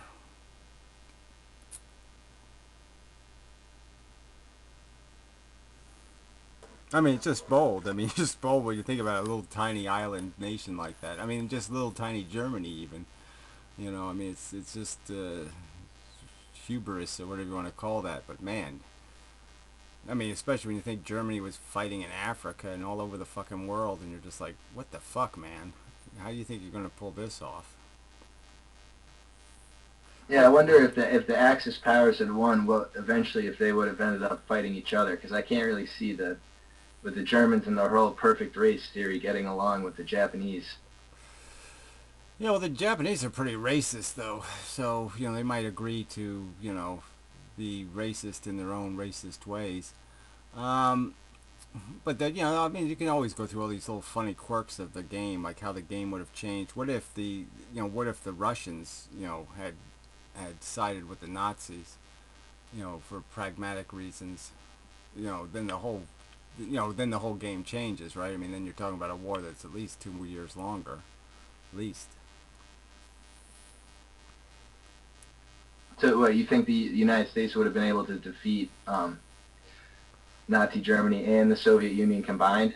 I mean, we would have developed the nuke first, but then we would have had to just bomb the whole of Europe and everything. Well, The I Soviet know, Union, but I right? We think shouldn't nuke it all. I think we still would have beat them just because I think we had more and better technology. So I think we could have just kept building planes and tanks and planes and tanks and planes and tanks. Well, Yeah, but it's interesting because the Soviet Union kind of really knocked Nazi Germany out. But if those two had been allies, then Well, we well, would I'm have just had to saying nuke that's Germany, Soviet Union, and Japan. well, I don't know about well, nuking them, but I'm just saying that it certainly would have changed the whole nature of the German losses. I mean, when you think about the Russians really did, you know, they let the most blood out of the Nazis. I mean, if the blood if you're going to add up how much blood flowed out of Nazis, more blood flowed out of Nazis in Russia than anywhere. the Nazis though and the Russians, the Soviets, they had two completely incompatible ideologies. I'm not saying they The didn't. Nazis, I'm not saying they didn't. I'm just saying that what if, for pragmatic reasons, okay, they had agreed to partner with each other for the short term, just to do this clean up Europe thing, because the Russians really did want to get their hands on Europe, at least pieces of it. So I could see them making a deal for, well, let us have these Balkan states and these over here and Poland and all this other stuff, and you can fight over this other shit. You can have Grat Britain. Yeah, I don't think they want Grat Britain. Moscow would be a big fucking glass bowl. But yeah, it'd be interesting anyway if you could. It'd be fun to play with history like that. If we just had a game where we could just punch in some different numbers and see what would have happened. The would have happened machine. Or if like the South had won the Civil War, or if we just had never, I wonder what would happen, like you're saying before, with if we had never had the revolution, if we had just stayed I under think, Britain, it yeah, probably wouldn't yeah, have been yeah. that much I different. think But then Great the South Britain. would have wanted to break away anyway. Yeah, I think Great Britain would have reinvaded. To tell you the truth, you know, I think if the South had won, we'd be such a dysfunctional nation that the French or the British would have come back and said, "Let's take it back." Because I think we'd become so dysfunctional. You know, that we'd have a contested border. We'd be fighting with each other all the time. It would have just got real ugly. And they'd probably be like a hardcore Christian nation too. They wouldn't be secular. You know, like that's the whole kind of the whole point of the United States, right? Yeah, it would be ugly.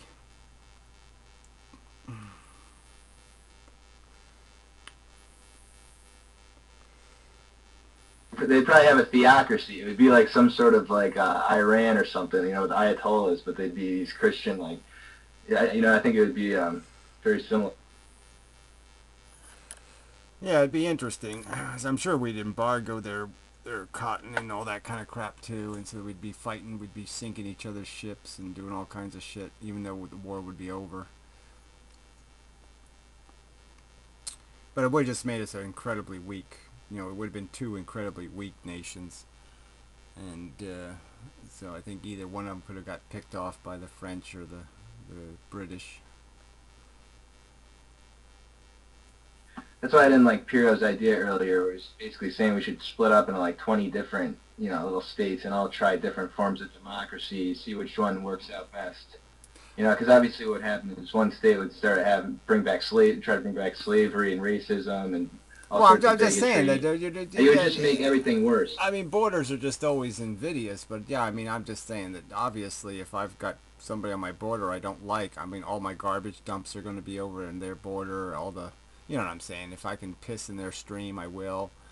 You know, so it's just going to be, there's no point in it. You can't segregate us based on our diversity, because then we'll just hate each other even more. It makes it too easy.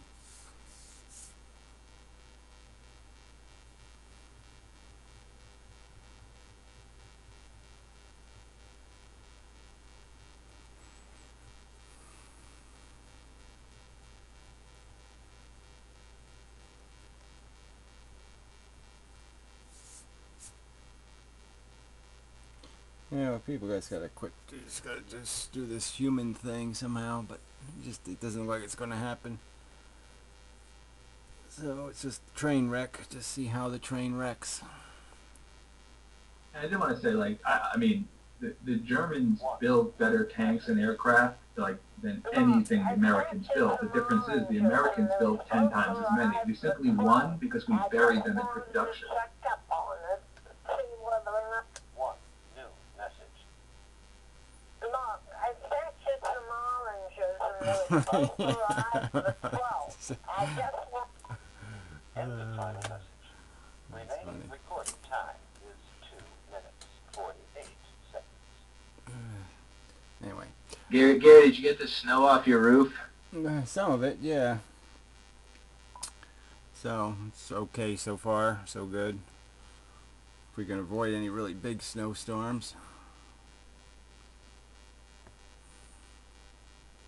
Oh, wait, so you're not getting hit again tonight? No, it's I only, guess that's a little farther north. yeah, it's only a couple inches, so that's not gonna hurt me too much. Yeah, I came up with an invention. I took a frame from a fan, you know, the box fan, and I tied a rope on it.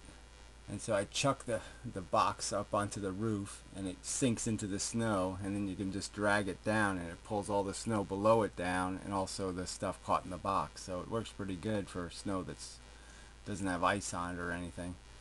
So that was pretty good.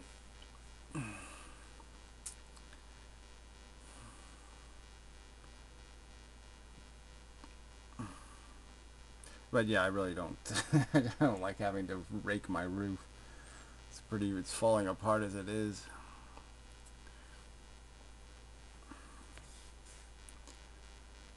And I'm just too lazy to fix it. For free, anyway.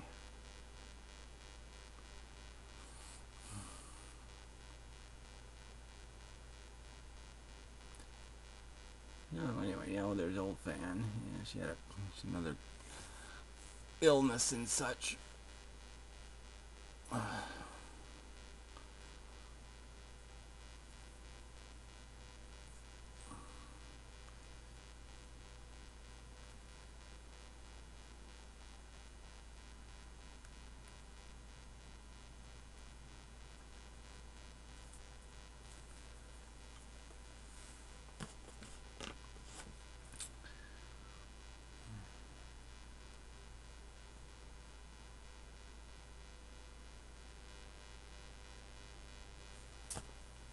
No, what I'm saying is that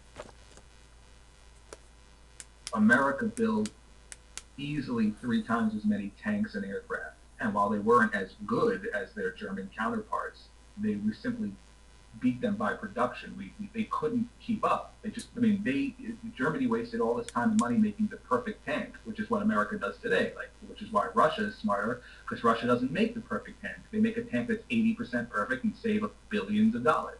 Yeah, exactly. I mean, our tanks were better not because we could build four of them for one Tiger tank. Okay, and there Exactly. was just, I mean, and the point was is that the gun is the gun, right? You know what I'm saying? So we had four guns to their one gun.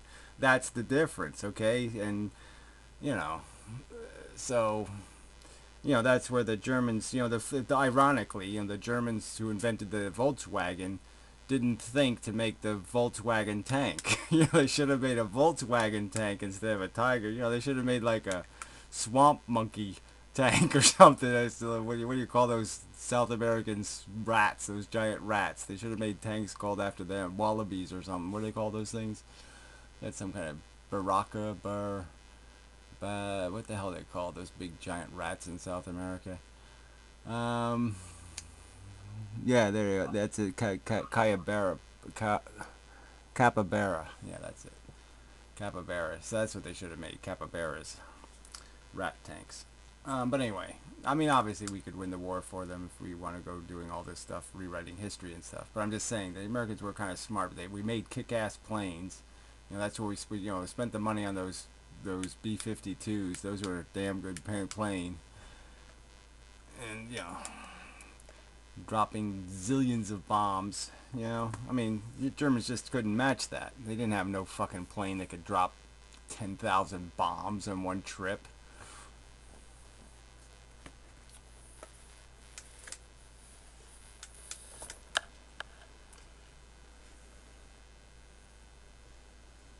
Whoever said, we simply chose the the American military-industrial complex during World War II and at the end of World War II was not what it was today. Like, we didn't make weapons to be the best simply to be to have the best weapons because we had all this money. We made what we needed, or what we thought was good enough to win.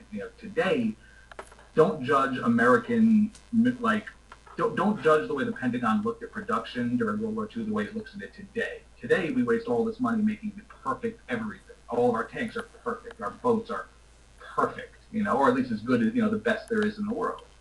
Well, yeah, and they're high maintenance and expensive as fuck. I mean, one of those aircraft carriers, I mean, it costs a fortune to keep that thing floating. But yeah, I think there's a real downside to that. I mean, I think the Russians were smarter too, because they have these shitty submarines, but they don't cost you $10 zillion per submarine.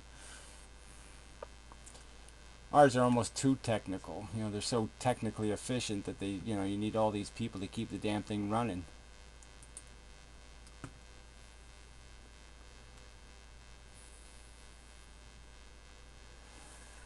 But war is just totally impractical anyway.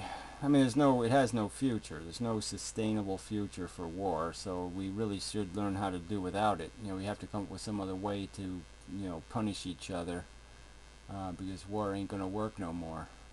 Violence is. Jockbots. You ever see Jockbots? Like, it's after the Third World War, and the world's so ravaged by nuclear war, decides all nations will simply put up mechs that will fight each other.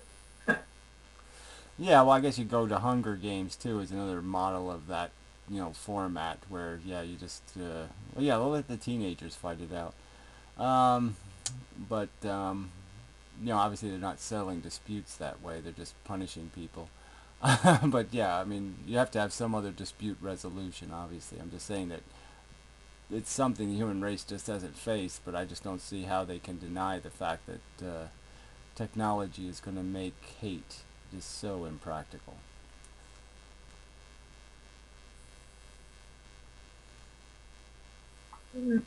Yeah, I mean, a few well placed I mean, I don't know. I mean, it's not going to be hard to shut down the world internet, like if it really wants to happen. Well, I I'm mean, just yeah, I mean, saying people this. still. I'm just saying that you don't even have to go nuclear technology, but obviously we know that that cat's out of the bag too. You know what I mean? I mean, science is just it's just. I mean, I could almost make one. You know, if I have the material. I mean, I know the principle enough. You know what I mean? All you'd have to do is have enough radioactive material. It just has to be just radioactive enough. You know, and then you just blow some neutrons into it, and it's game. You know, you got a bomb. Um, You're gonna get audited. well, whatever. I'm just saying it's not that complicated. And but I'm just saying there's a million other ways. Like I said, right now in New Orleans, all you gotta do is put a couple of regular explosives in just the right locations, you know, just the right levies, and you can do 30, 40, 50 billion dollars worth of damage. You know. What about the hackers when they hacked like the Associated Press and said, bombing at the White House, President Obama hurt. Stocks dropped like 300 points. I mean, that's fucking cyber terrorism. Yeah, well, I ain't much afraid of that. It's just words, so that you can learn how to live with that shit. Um, but I would certainly kill all the hackers. Um, immediately, just because they just waste so much money. Um, but I'm just saying, yeah, there's just so many ways to fuck things up. Still, I mean, we're very vulnerable in spite of what we think. It's and some of these vulnerabilities you're talking about. Millions of people dead. You know, won't even talk about liquid natural gas tankers that are routinely now porting in New York. you know, liquid natural gas tankers. Oh, fuck. I don't know. Hey, It's only about 10 zillion BTUs. you can go and you can buy, I mean, it's maybe a little bit harder today. Like, I think if you buy a lot of chlorine, you get probably, like, reported, but you can make a chlorine bomb, and what does chlorine do? All it does is kill. It kills living cells. That's what it does. No, I'm just saying the future isn't going to be a fun place if hate's going to be part of the game. That's all I'm saying. It's just not going to be a fun place. Yeah, but I'll go a step further. It's not just hate. Like, although, I mean, I don't know. I think there are people who can be hateful and control themselves. I think it's more than that. It's also other beliefs. Well, I just mean hate in the sense that you have this fundamental intolerance, you know what I mean? I'm just saying it's not like they get on my nerves or they're irritating. It's that there's something bigger. So it needs to be, I have to drop a bomb on them. I have to do something about them. So I'm trying to give it a word that's bigger than just, I don't like the cut of their jib.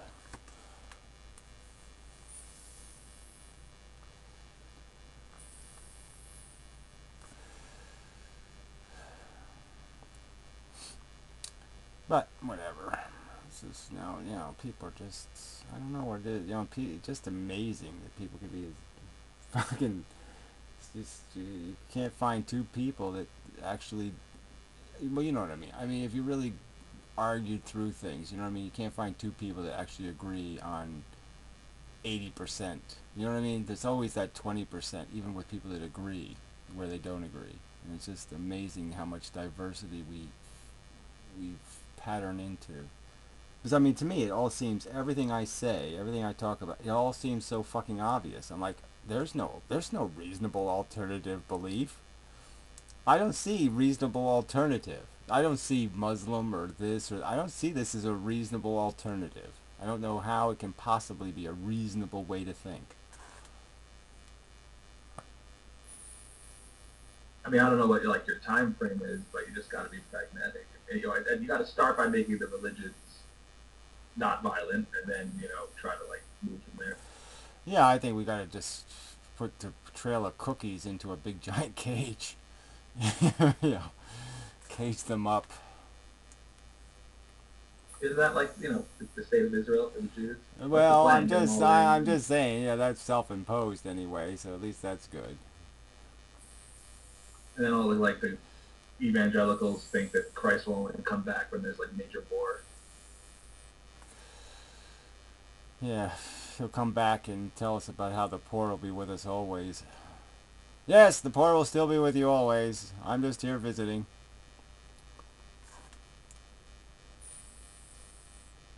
I'm all out of drugs. I just want to score some crack.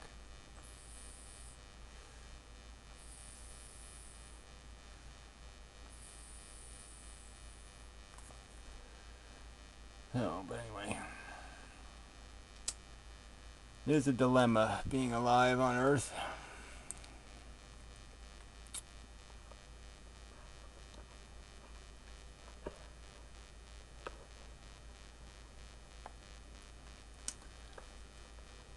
I wouldn't recommend it.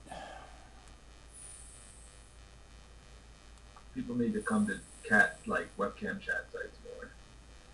Yeah, well, unfortunately, that whole story about the shooter in North Carolina, apparently they had a whole dispute over parking or something, and so this doesn't look like it has anything to do with the guy being a Muslim. It just has to do with people not liking each other. It's not the first time someone got shot over a parking space. Yeah, Not well, good to the last. I mean, I don't know how people live in some neighborhoods, but your neighbors are so, you know what I mean? Some of these, like the houses are 15 feet away from each other, and nobody's driveway is big enough, and no one has a big enough garage, and they have their cars on the street, and they park in front of your house, and they, run over your shit. And I mean, I don't know how more people don't get killed because fuck, that just rude neighbors just piss me the fuck off.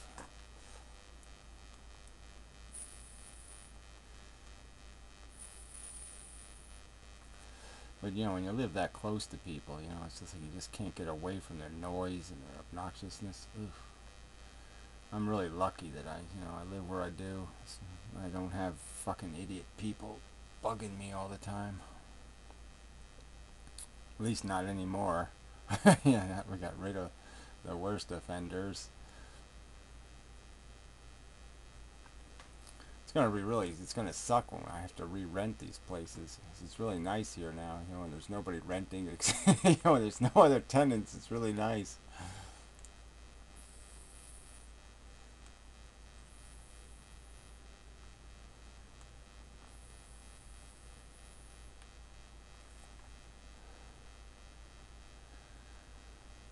No. But anyway, it's all just horrible, scary, terrifying.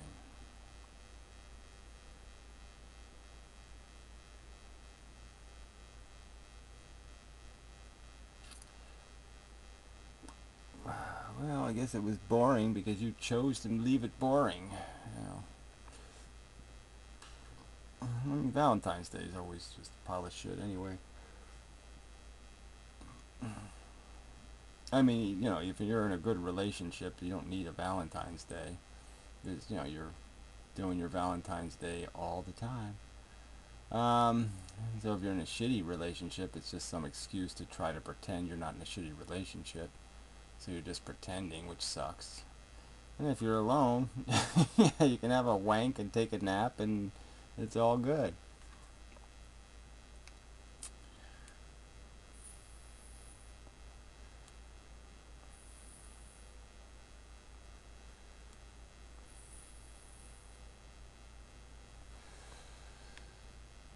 I shouldn't feed a dog donuts.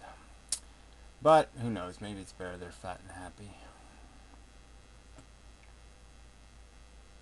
Yeah, I mean, Valentine's Day only meant anything. I mean, when I was a kid, it was kind of a hurtful day, because everybody get Valentine's, and, I didn't get any, because everybody hated me. But, later on, it just didn't matter.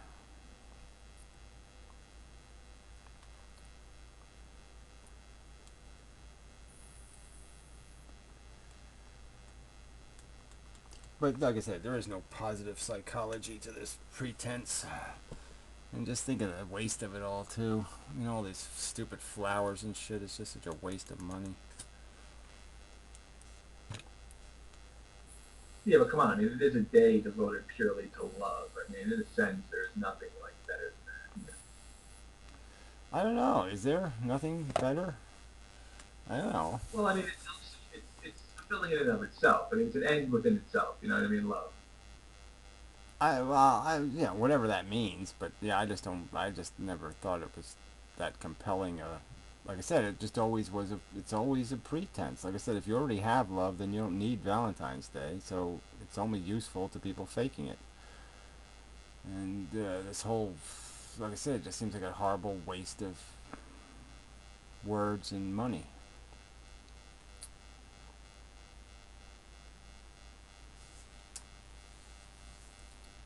I think.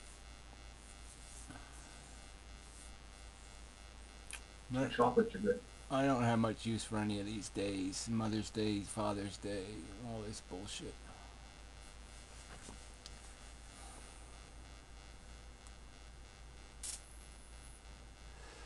You know, birthdays are the real. Yeah. You know, once you hit 40, you're done doing that. No good news.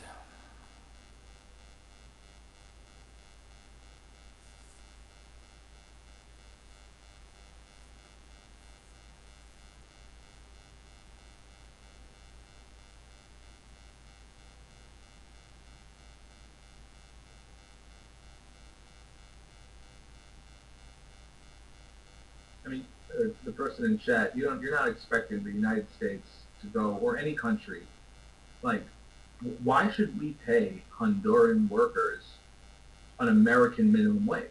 Why not pay them what is comparable or very normal or good in their country plus some, rather than what we pay our people? I don't understand that. We don't have to pay Chinese workers what we get paid. We pay them fairly plus even a little bit more. How is that a negative? You know what I mean? Well, I mean, that's just a silly way to say fairly is, you know, I mean, that's just silly in my opinion. I mean, I know, but that's a silly comparison. They live in a different world. They're paying half their salary for food. You know, where you're paying 5% of yours. You know, I can make lots of comparisons, but I just think it's silly to say that somebody's worth less because they're in some other country. So, you know, it's a little difficult sometimes to actually figure out what a dollar's worth in another country, so I'll grant you that. It's a little tricky to figure that out, but, I mean, all we're doing is, I mean, quite obviously, we're pulling money out of China. We're stealing the value. Our investment capital goes in, we take the profits, and the people in America live off those profits. And, you know, what the fuck is that? That's not a fair game. They do the work, we steal the profits. I mean, that's bullshit. Well, I mean, you make it sound like they're not, benefiting at all. Well, I mean, well, how do slaves benefit? I mean, obviously, I wouldn't want to live their life. Would you want to live the average Chinaman's life? I mean, come on. You know, it's a real drudgery. 6 days work kind of a thing, 12 hours a day, monotonous, tedious, difficult work. You know, if you don't show up for work, somebody will take your job in a minute. Lots of no insurance, no pensions, none of that bullshit. There are a lot of Americans with no insurance, no pensions. Well, I'm just saying there ain't a lot of Americans working as hard as those Chinese people. I'm just saying. I mean, I've worked with them before, and I'm not saying there isn't abuse. I'm just saying. I mean, I agree with you. Then there are American companies or Western companies that are doing things in China and paying them not even as good a wage as I think some are making. That's my. I agree with you. Like, I'm not saying that's not going on either. But I'm saying, can't we pay them a wage that is good enough? I don't know. I just don't know why we would want. Why? I don't buy into this whole we should own people and then we should steal their industry. So I'm just saying, if you're going to be honest about it and generous, you just show people how to make something, and you know, it's like that teaching people to fish thing. You don't keep selling them fish, and you're just you're just perpetually enslaving them. And what the fuck is that? We must make profit. We must make profit off your industry. I mean, that's just nonsense. That's not ethical. They did the work. They should get the money. And I agree with you. Like, there are operations going on that you're describing, and it's not ethical. But I mean, my point is that there are operations going on that are. I mean, how do we decide what is ethical, we can look and say, well, let's look at what average Chinese, laborers are I know, paid but at isn't American that just companies. bullshit? I mean, you can do that to anything, so you just take advantage because they have a lousy government that'll exploit the fuck out of their own people, so then we can do it too because it's okay because their own government does it to them. I don't think that's any kind of philosophy. But I would argue that we are still having a positive impact on these people if we're paying them well, and other safety in the workplace and other things. I'm just saying the positive impact in what way? I mean, again, if we're going to industrialize China and industrialize India, well, then you're really going to be under the smog of greenhouse death. So that isn't going to work anyway. Um, but what we're giving them, we're creating in them, we're giving them the industrial revolution we don't have here anymore. So I'm just saying the fact that you're doing this, you're making this avocation for a reduction in the wage base in the context of the fact that the rich have never been richer. I'm just saying this is, and if you add up the disproportionality of the wealth distribution, it is actually worse now than it was under the king in England. Okay, there was more there was more people with their hands on wealth in a system of lords and noblemen than there is in the system of nepotism we have now. So isn't that an irony? That there is fewer people with more money now than there was under the strictest monarchy. It does seem that that's the way it goes, certainly in a lot of nations, yeah. Well, that's a rather glib response. Yeah, well, it goes that way because we let it go that way. But I'm just saying that that's, because we haven't had no respect for our workers, and we'll exploit their desperation.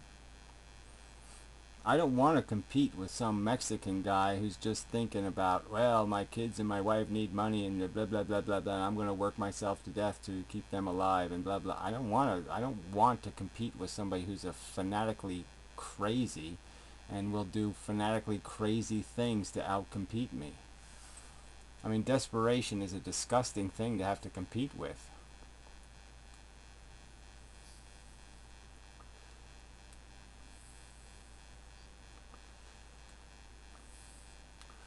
But it is the cost of civilization, is that you will lose a little bit of productivity. But I think you'll gain back what you lose by getting rid of all the red tape and the lying and the cheating and the connivery and all the other crap that goes on. I mean, there's just so much waste in everything. When you think of all the small print and all the crap, the shoddy made shit and the lies and the deceptions and there's so much waste in our industry. Too many, freeloaders taking too big a cut.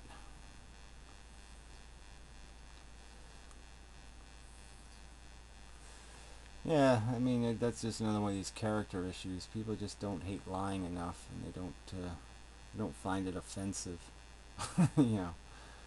It just Well, sucks. it's just separate from that in the sense that they make an exception. It's like it's gotten to the point where that one bank in England, for example, QBC or whatever, was actually laundering money for terrorists, got caught doing it, knew that. There was another big bank, probably also in London, but that was, that have been caught doing drug money laundering. Yeah, well, Forget then the there were drugs. gaming interest The rates. terrorism. And they still don't go to jail for it, is my point. They're above the law, and it's not because people aren't disgusted or scared. They're obviously trigger-happy scared about terrorism on one level, but it doesn't matter because what's really going on is below that, rules don't matter. Everybody feels we can't beat the bankers.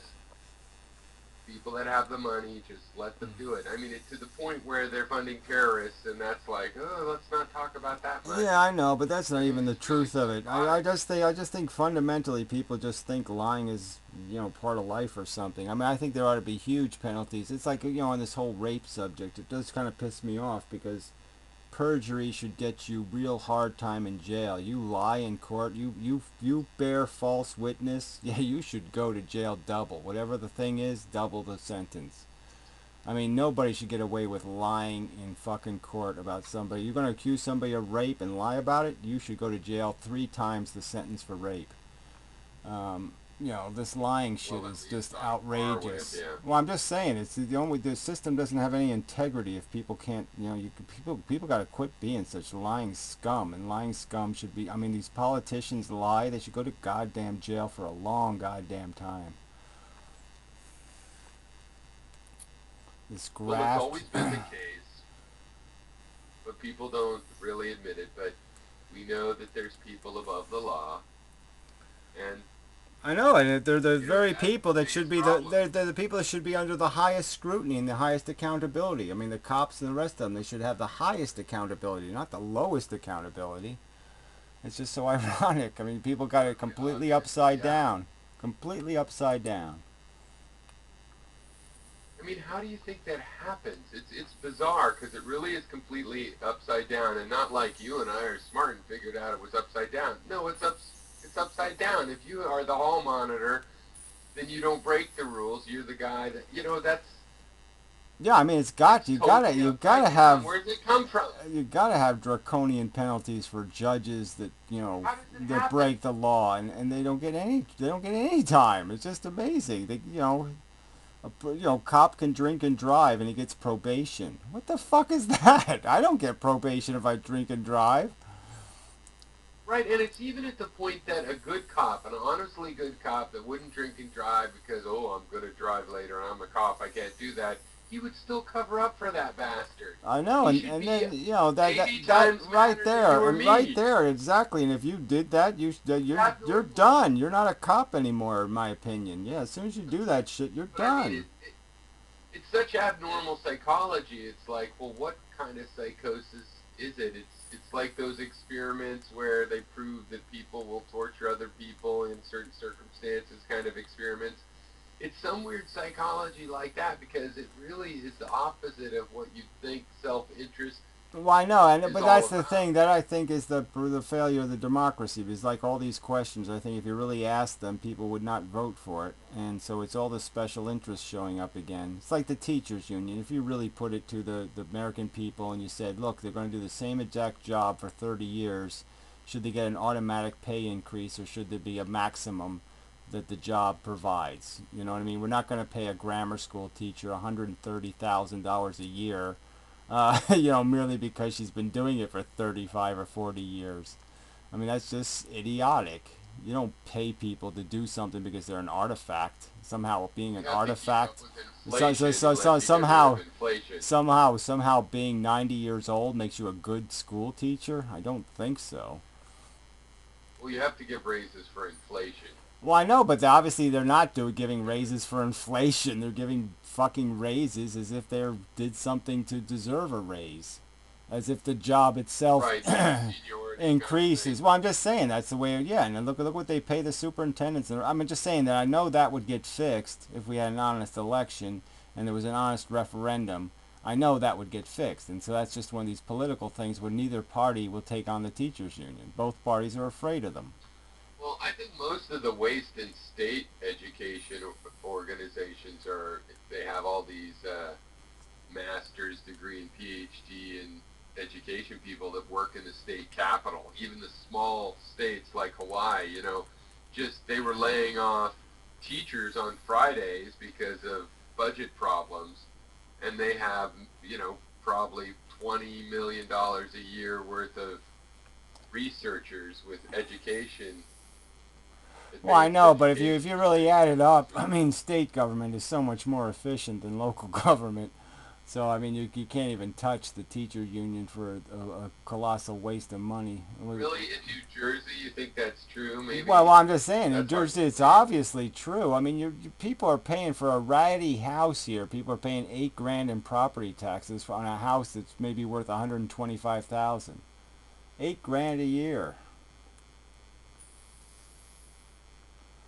And it's all for cops and teachers. Cops and teachers. I mean, that's 85% of the budget. Cops and teachers.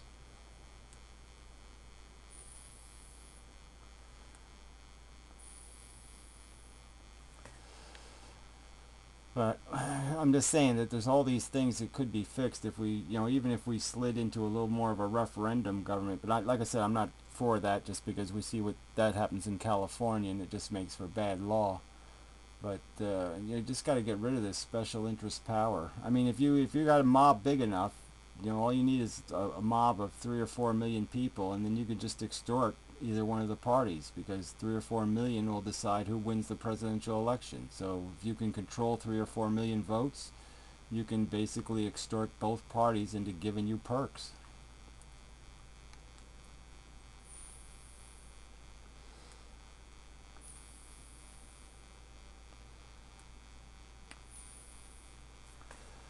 Yeah, it's a sad truth, but yeah, that's what I got to do. I got to create a political organization. Well, it's like there's no formula for this, but I think you're onto something when you're saying, like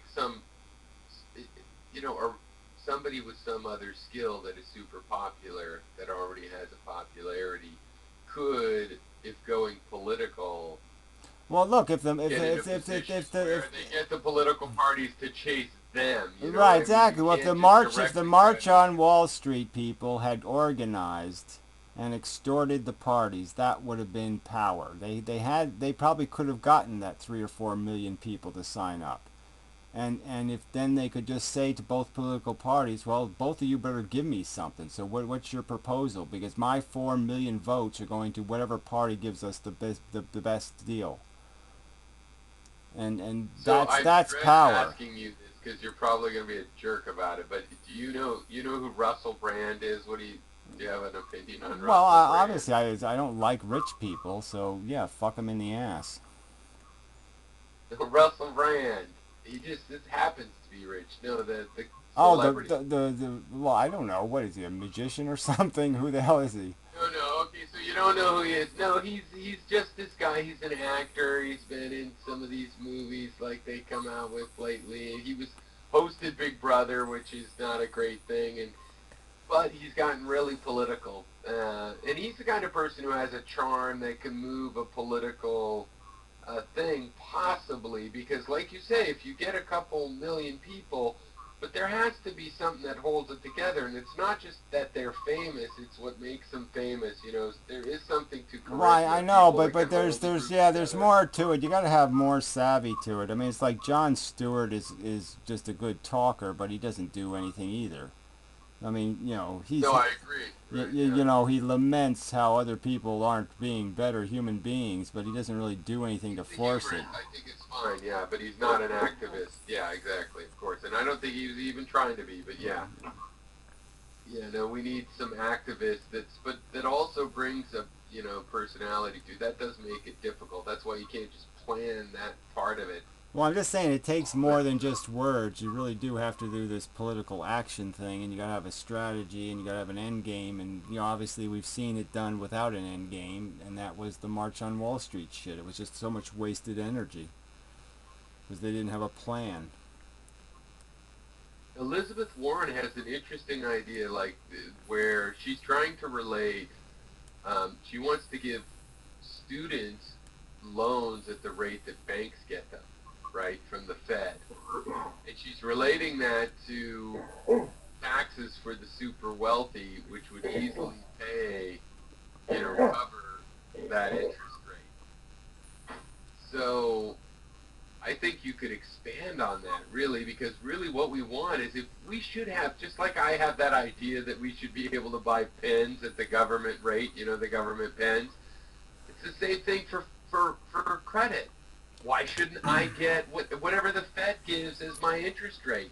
Well, obviously, I just think that can be solved by having a not-for-profit bank. But I'm just saying that quite obviously, there's no point in giving student loans that aren't going to get paid back anyway. So that's part of the racket here, though. So I'm not for. I'm not, and frankly, is actually making money on student loans, right now at the regular rate. Well, I'm just saying that, yeah, but I'm just saying that they're not really making money, because do you see what kind of loans are outstanding? I mean, to say they're making money is kind of ludicrous in a circumstance where there's no chance that these loans are ever going to pay off. So I'm just saying they're not making that much interest, and it would take a long time for them to make enough interest to make up for the principal they've lost, and they've lost the principal. They're not going to get the principal back. I mean, student loans is, you're talking $20 trillion. I mean, it's a ton of money.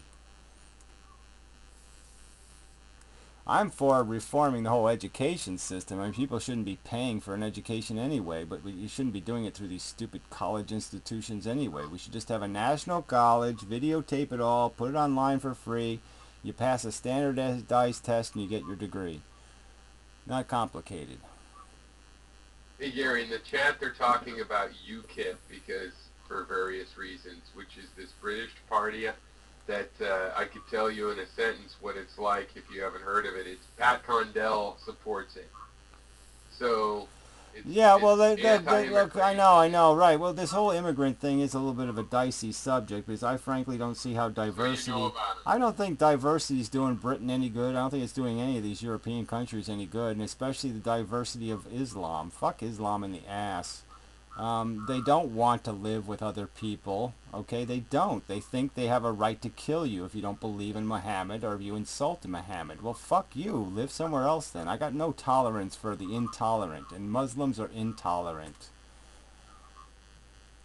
But they're not all intolerant. Well, yes, they are. The religion is intolerant, Piro. There's no way you can rewrite Islam, okay? There's no... Think all There's Christians are no... intolerant? There's no... Fucking Muhammad was not Jesus Christ. He wasn't. He was a child molesting, lunatic, bigot fuckhead who wanted to take over the world. For God. Christ was kind of like a hippie, like, and Muhammad, I guess, was But more... Christ didn't start Christianity. It's more like St. Well, I know, Paul. and it doesn't have anything to do with Christianity anyway, because, yeah, they all got it wrong anyway, but that's not the goddamn point. The point is that the Christians have grown up. They don't burn witches no more. They don't have any plans for taking over the world like they used to. They don't think they can suppress speech and suppress knowledge and suppress evolution and suppress all this shit. So at least the Christians have given up on their world domination bullshit. And the Muslims haven't, and so I'm just saying that I don't like this. I don't look. I don't like the war against Islam, but I don't like fucking goddamn Muslims. I don't want to live next to them. I don't want to associate with them. I don't want to talk to them. I don't want to see them. I don't want to hear them. I don't like Muslims. And you don't want to give him your parking spot. That's damn But the right. thing is, Gary, that's just fucking ridiculous in the following sense. They are not about to take over the world. The issue I'm is afraid that they're the going to majority take of over. I'm Muslims afraid they are in going to take over the world, poverty. Piro. They have the highest birth rate on earth is Muslim. And every country they're in, they're looking to cause trouble. Every fucking one. Right, in Europe it just looks to cause trouble in every country they're not Well, I'm in. just saying India's going to be a basket case pretty soon. So you just wait and see what happens, okay? Because they're starting to draw border lines in India.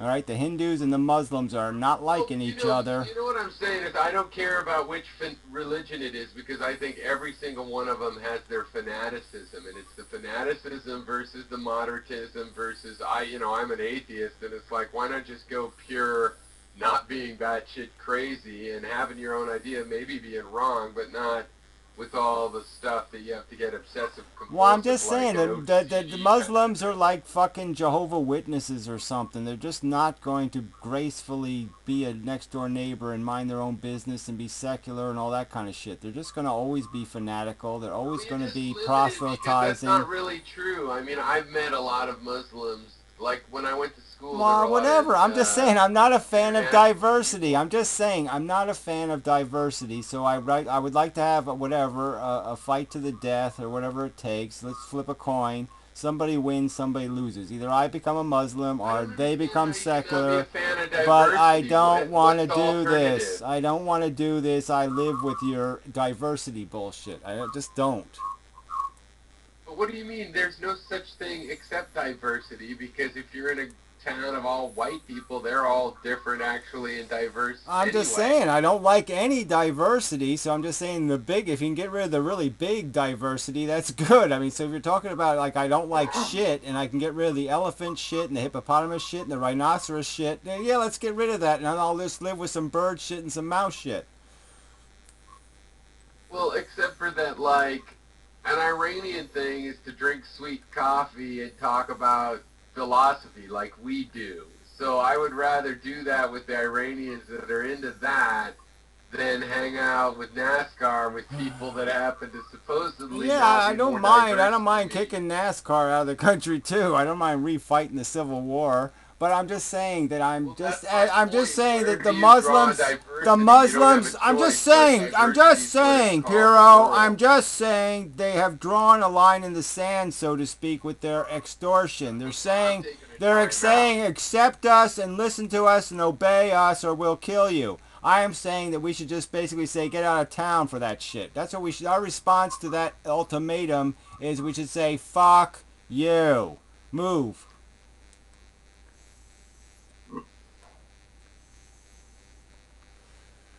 I mean, it's a fucking gutter religion, to quote Jesse Jackson. It's a gutter religion.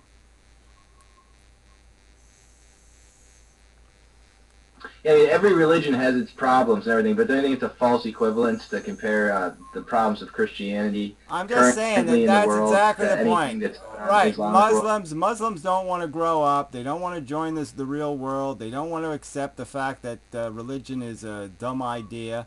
And I'm just saying the rest of the silly religious people have just accepted, okay, I'm just religious in a silly way. I'm not religious in a serious way. And so unless you're willing to be religious in a silly way, fuck you. So anybody who's seriously religious, yes, I don't want to live with you.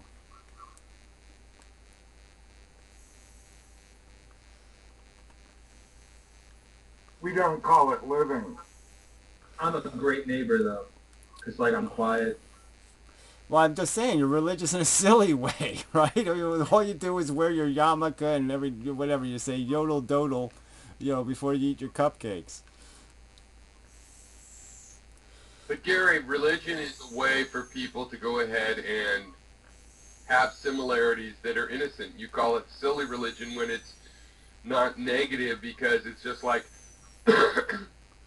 we all carve a top out of this piece of wood and then spin it. Yay.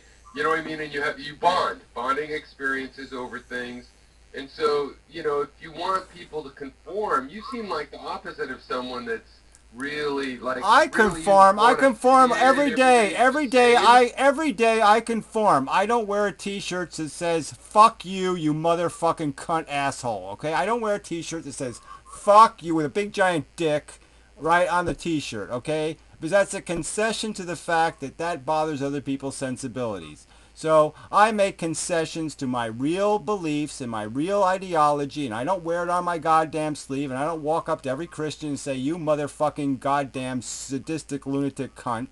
I don't do any of that shit. I don't get in their face, so I want their burqas in their closet, okay? Play your burqa games in your bedroom, do all that shit in your bedroom, but don't take it on the goddamn street. Okay, but then like, what about the women who want to wear something similar to a burqa because they like sci-fi books? Well, I'd run them over with something similar to a steamroller.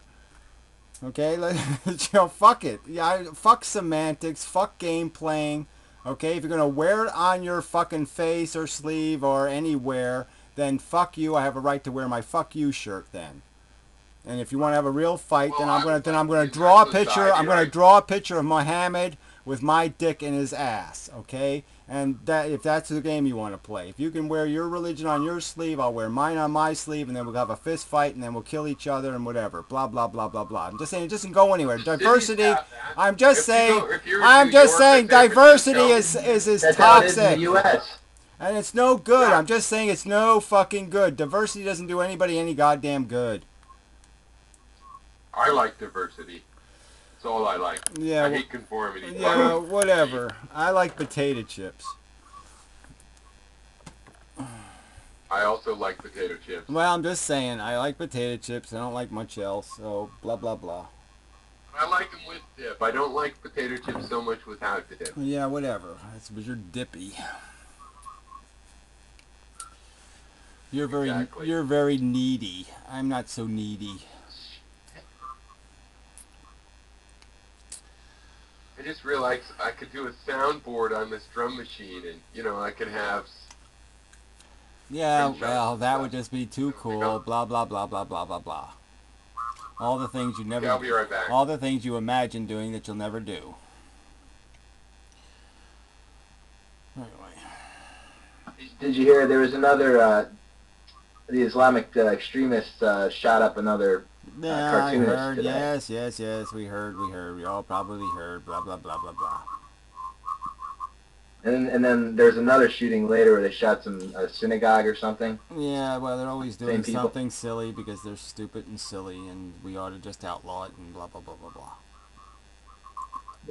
Where If they had any sense, they'd shoot the editor instead. where are they getting these guns? I thought these countries like don't have guns. I don't know. Europe's full of guns now, right? Half of Europe's full of guns anyway. Isn't it Denmark or I don't know? I think maybe it's Sweden where actually everyone has like an assault rifle or something. Yeah. Because I guess they have to do Finland. a few years and a couple years in the military or something. Yeah, I think it's Finland. I think where they actually have the carry your gun around with you all day rule. Do you think that's true that armed society is a polite society? No, I think it's that true. I think it's true that a society where everybody's living on 10 acres, they don't really get into fights too often because they don't fart in each other's face very often. So yeah, but I don't think it's going to work in any urban neighborhoods. So wait till the guns move to the urban neighborhoods. See how they work out. Look, you're gonna have more guns. You're gonna have more gun deaths. Well, I'm just saying that obviously people living... Obviously people get on each other's nerves more the more crowded they are, right? So the less crowded you are, the less likely you are to have to shoot your neighbor. That's all I'm saying. So obviously you can't really compare Denmark or something or Finland or whatever. You can't compare some country where everybody's living, you know, spread out to a country where everybody's living on top of each other, fighting over parking spaces. Down here, a man is too busy beating his Negroes to ever have strife with his neighbor. Well, I guess it does take some time. I don't know. It doesn't seem like it use up their whole day, though. You think they'd have room for something else? Where's that? Texas. He lives in the great state of Texas. Colombian bottomlands. Yes. The white trash cradle of Texas. Yes. Home of Austin's old 500. Mexican highlands. Bienvenidos a Gringolandia. Yeah. Muchacha. Tiene trabajo. Yes, really. Mucho. And such. Mucho trabajos. Yes. And siestas. Why is Piro so needy? Yeah, I don't know. I mean, you would think he's supposed to be one of these smart people. Smart people are supposed to be able to occupy their mind. They don't need a bunch of diversity. They don't need a bunch of Muslims confusing them. You know, smart people don't need... He has a bleeding heart. Confusing Muslims.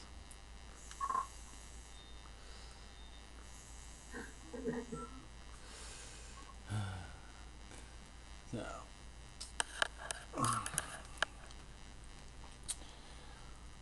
Good to hear that. Good to hear what?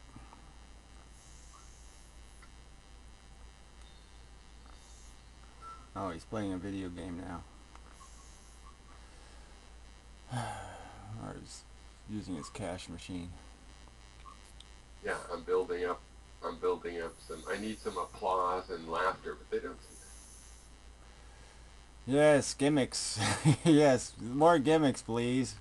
Oh, please, gimmicks. Well, I thought I heard a nightingale somewhere in that. Yes, well, it was a fake synthetic one. Oh, Yes, part of the new... trying to fool an old Yes, man. exactly. It's all just a dodge. It's all pretending. Oh, there's Flyora and Hazy. Isn't that nice? They're socializing. Well, we house a nesting ground for cardinals. So many of the little red birds here, I feel like the Pope. Yeah, my neighbor feeds them here, so as a we got quite a few that are wintered here. you know, these poor suckers. But they steal all my cat food, the bastards. Oh, they love it dearly. That's more at Grackle and Crow though than a seed eater like Well, that's Cardinal. true, but they only it's only when they're when things are really dry, you know. But yeah, the crows are the worst. Now, you want to talk about a creature that's really into the game and sincere.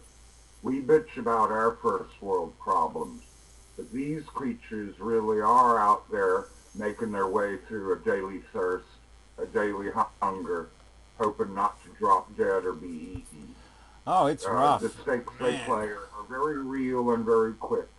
I feel so bad, because these feral cats, they just you can't give them much. You know what I mean? You can build them a little hovel to sleep in, but they're they're not going to come inside or do anything like that, and it's just so nasty out there. Oof. Well, assuage yourself, sir. A well-fed feral does not hunt to the same extent. They will hunt. They will always hunt. They're ornithage. They eat birds for a living.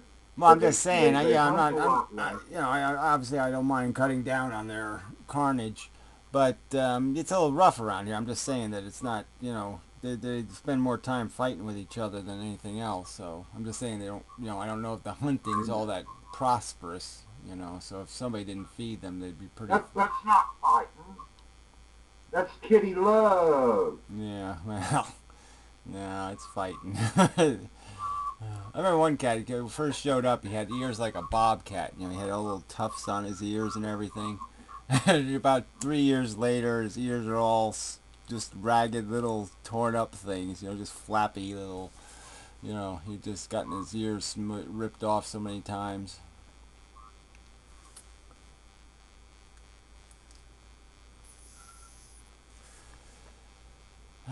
Best be careful. He'll start showing up at the tattoo parlor.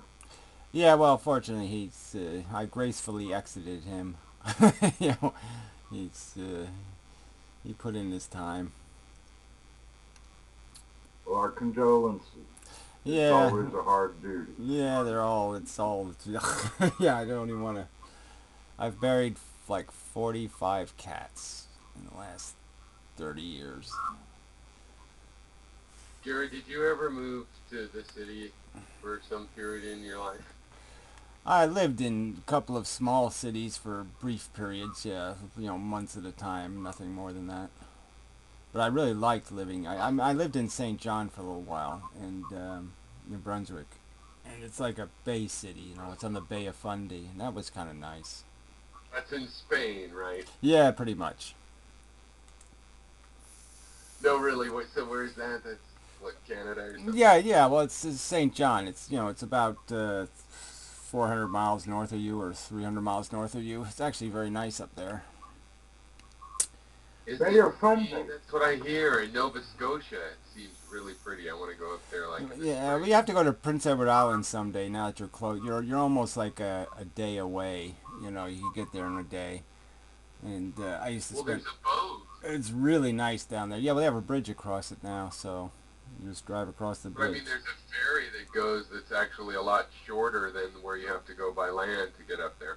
Well, I know, but the ferry, I mean, you can put your car in the ferry, which is kind of nice, but I'm just saying you can just drive across now, so. Right. So you witnessed the tides at the Bay of Fundy. Yes, pretty impressive they are. It was really quite amazing because they were so deep that, the boats would go all the way, like, in the mud. So it was kind of neat because, there'd be a boat sitting there, and then in the afternoon you'd be looking at it again, and it's just sitting in the mud. That's funny.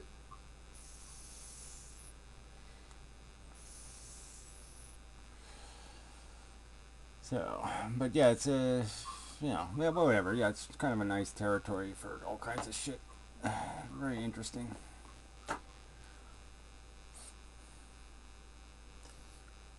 But Prince Edward Island, if you can get there in like July, it's, you know, the water's 72 or 3 degrees. It's not too bad, and you know, it has sand dunes, and it's just really nice. And they've protected it. You know, they've made the whole beach area a fucking park, so it's really quite nice. Well, at least it was. Who knows? Now they got We have a few. now they got a bridge. We have a few.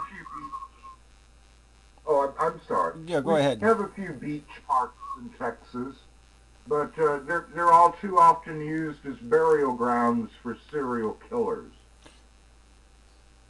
I don't quite get that one. You hear a lot of turtles wash up on them. Oh, well, we have one place called High Island, and it was a favored spot for Dean Coral and Elmer Wayne Henley to bury their dead. Oh, okay. Well, you know. Yeah, Henley now sits in the Texas penal system, painting beachscapes. Yeah, well, that's cool. I mean, Yeah, he'll pull down a couple of hundred. yeah, well, it's good for the serial killer to have a new profession. Yeah. Yeah, well, it's I like, watched we- this we almost- YouTuber from Texas. He's from Austin, and he's kind of a he Humpty Dumpty tribe or something is his thing. But he's basically just a pessimist about how the world's going to hell in a handbasket. He doesn't think people. He's super proud, Gary, that he's never reproduced. I mentioned to him once antinatalism. He didn't really hook onto it, but his main gig is he'll read the news for, you know, end of the world, how everything's going to collapse, kind of. And yet he's not crazy conspiratorial about things, but he does. I can't convince him that overpopulation isn't a problem, but he's really cynical. I was wondering, I think you might like him, actually. well, I don't know how you could be concerned about overpopulation and then not be antinatalist. That's just kind of funny. No, he is antinatalist, but doesn't know it in a lot of ways. On the other hand, he made this video that pissed off a lot of people since he's more or less, well, anyway, he pissed off a bunch of people by he eats meat, and he was bitching about how vegetarians bragging about their carbon footprint. Because he says, I don't have kids, and right there, I save so much. I'm like, yeah, but what about people? What about people that don't have kids and are vegetarian? Because I'm fact-based, man. You have a lower. Your carbon footprint is great as a vegetarian compared to meat eating with how much space livestock take. Yeah, well, I mean, it's all this competitive thing, and obviously it doesn't do us any good if the losers are still winning. So, I mean, as long as the losers are still driving, it doesn't matter if you're in an electric car or not. Well, if he lives in Texas, he's already a loser. Yeah, but it's Austin. Well, that's even worse, right? Well, Austin's there only to draw the distinction. Well, you know what he is? So he comes across as hippie, he stays an old hippie, like between me and my parents' generation, between Gary and, being like 65 or something now. Just a little bit in between. And he was a real estate agent in Austin, doing well, and had some sort of midlife realization and went down, lived Costa Rica or something like that. Didn't work out, went back to Austin. And now he lives basically, tiny house style and low impact. And talks about, what's the harbinger, he says, waiting for the end times kind of thing. But not in an actual crazy way, but just kind of in a pessimistic, realistic way. I don't agree with him on everything, but I do agree with the basic pessimistic outlook about how things are going, because they're going pretty bad. You can think there's a solution, but there's no arguing about that they're going fucking pretty bad. Yeah, and it's going to get fucking worse. And then worse. And then worse. And then worse. We have a solution, but it scares the shit out of everybody. Yeah, I guess why start breathing ammonia. Let's see, what would the solution be? The Irwin solution. Well, you know, if there's I'm a relativist, so I always see a lot of equivalent versions of something. So, like with antinatalism, I mean, there's a version of antinatalism where everybody just takes the cyanide tooth approach, and if things get like scary bad, you don't want to suffer that. Well, you kill yourself at the last minute. It's like last minute antinatalism. Yeah, I You know, but know, that doesn't deal with the real nature of the game, which is, the biology doesn't want you to do that in a sense, and your psychology is never, it's always going to be jumping in water you don't want to jump into. It's always going to be going to the dentist. I mean, dying isn't going to be something you're going to go to saying, "Oh yeah, this is going to be fun." No, it's another nasty process I have to deal with, and so I just think that's just it's not a good enough solution to the problem.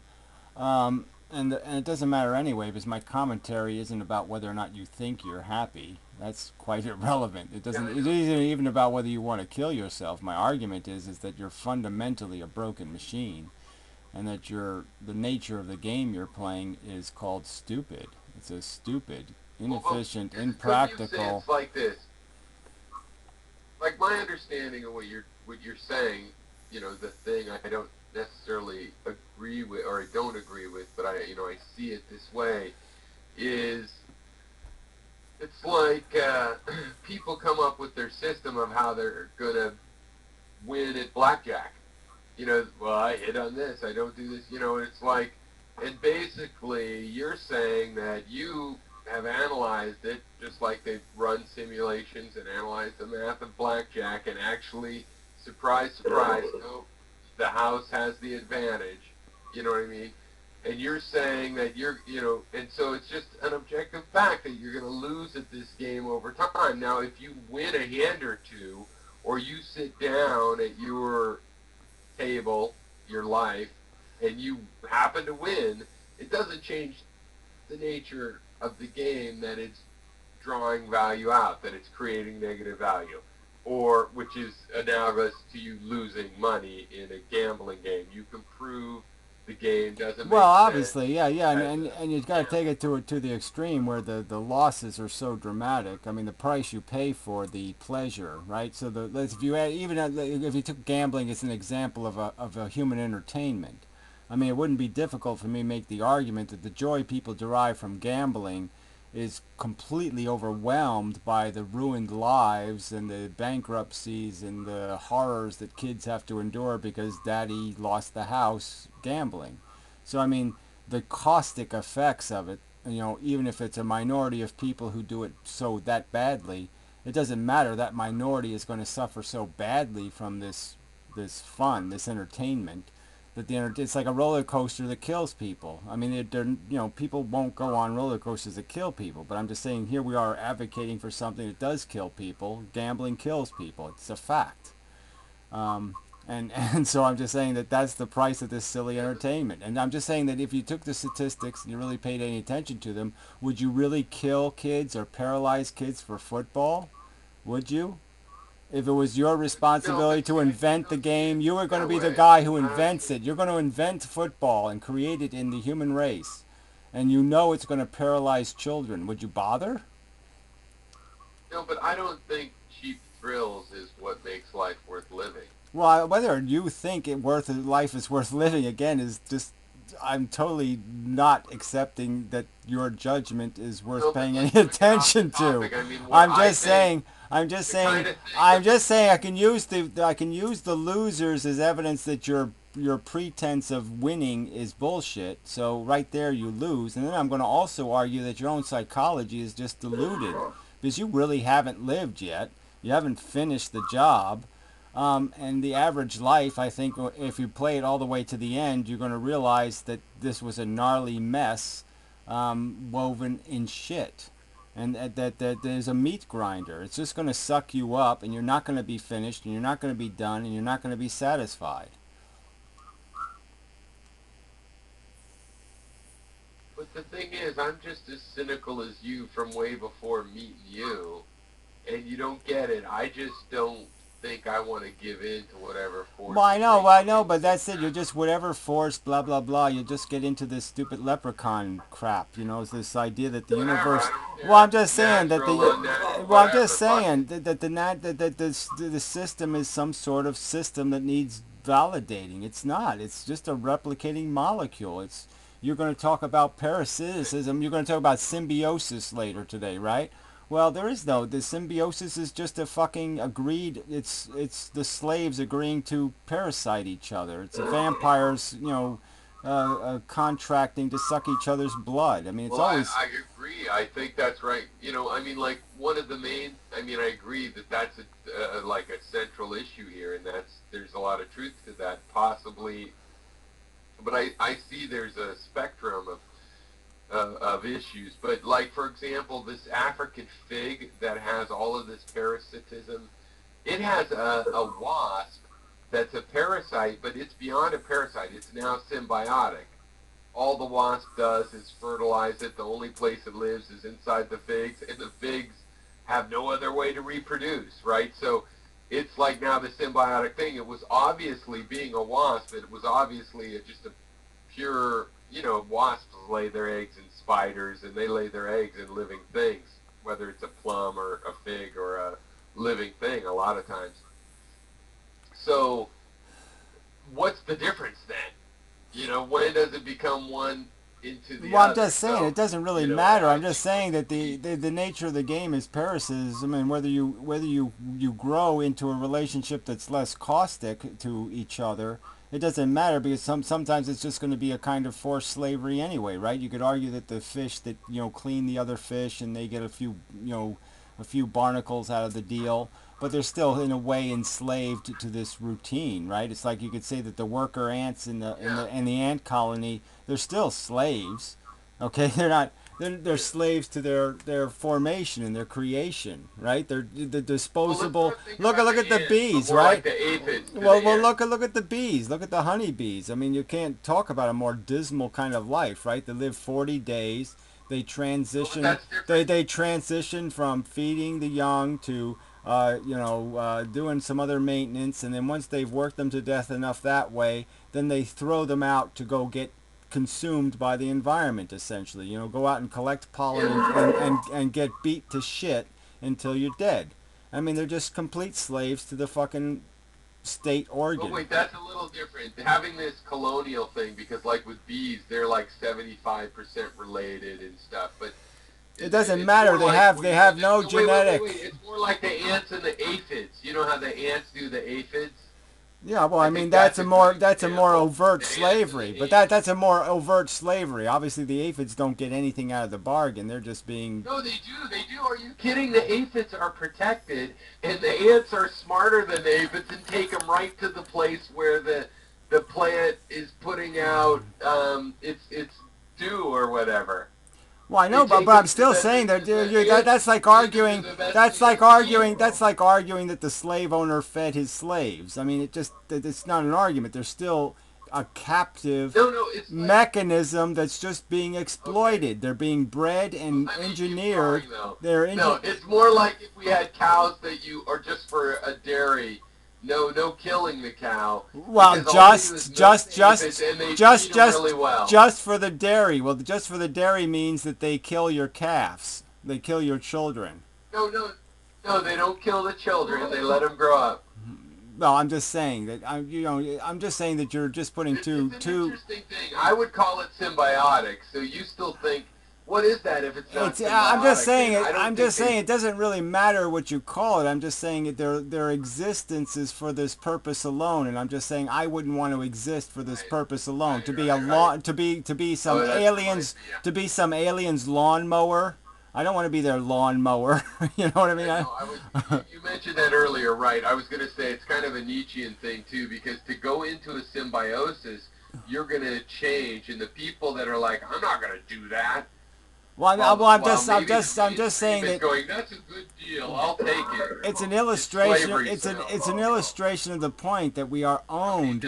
We are owned by these psychological mechanisms, and it's only by some good fortune that I have this capacity to be a human and have some illusion, and it's an illusion okay, of some kind of an element of freedom, that at least I'm not subjected to that kind of exploitation. But I'm still being exploited by the molecule. The DNA molecule has substantially decided my drives, my ambitions, the nature of my passion.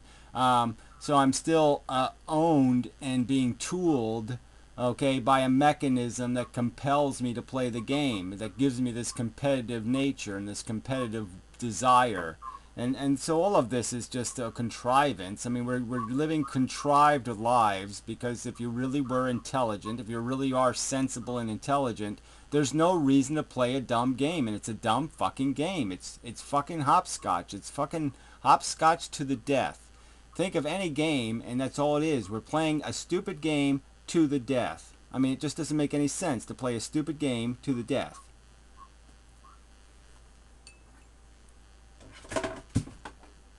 Well, it does make sense when you put it that way. I mean, it's, you play a game to win, to the end, win to the end. Well, in this case. Well, I know, but we're talking about, to the death, and we were talking about ultimately failure, and failure in some kind of horrible way. I mean, people don't die wonderfully, they die miserably.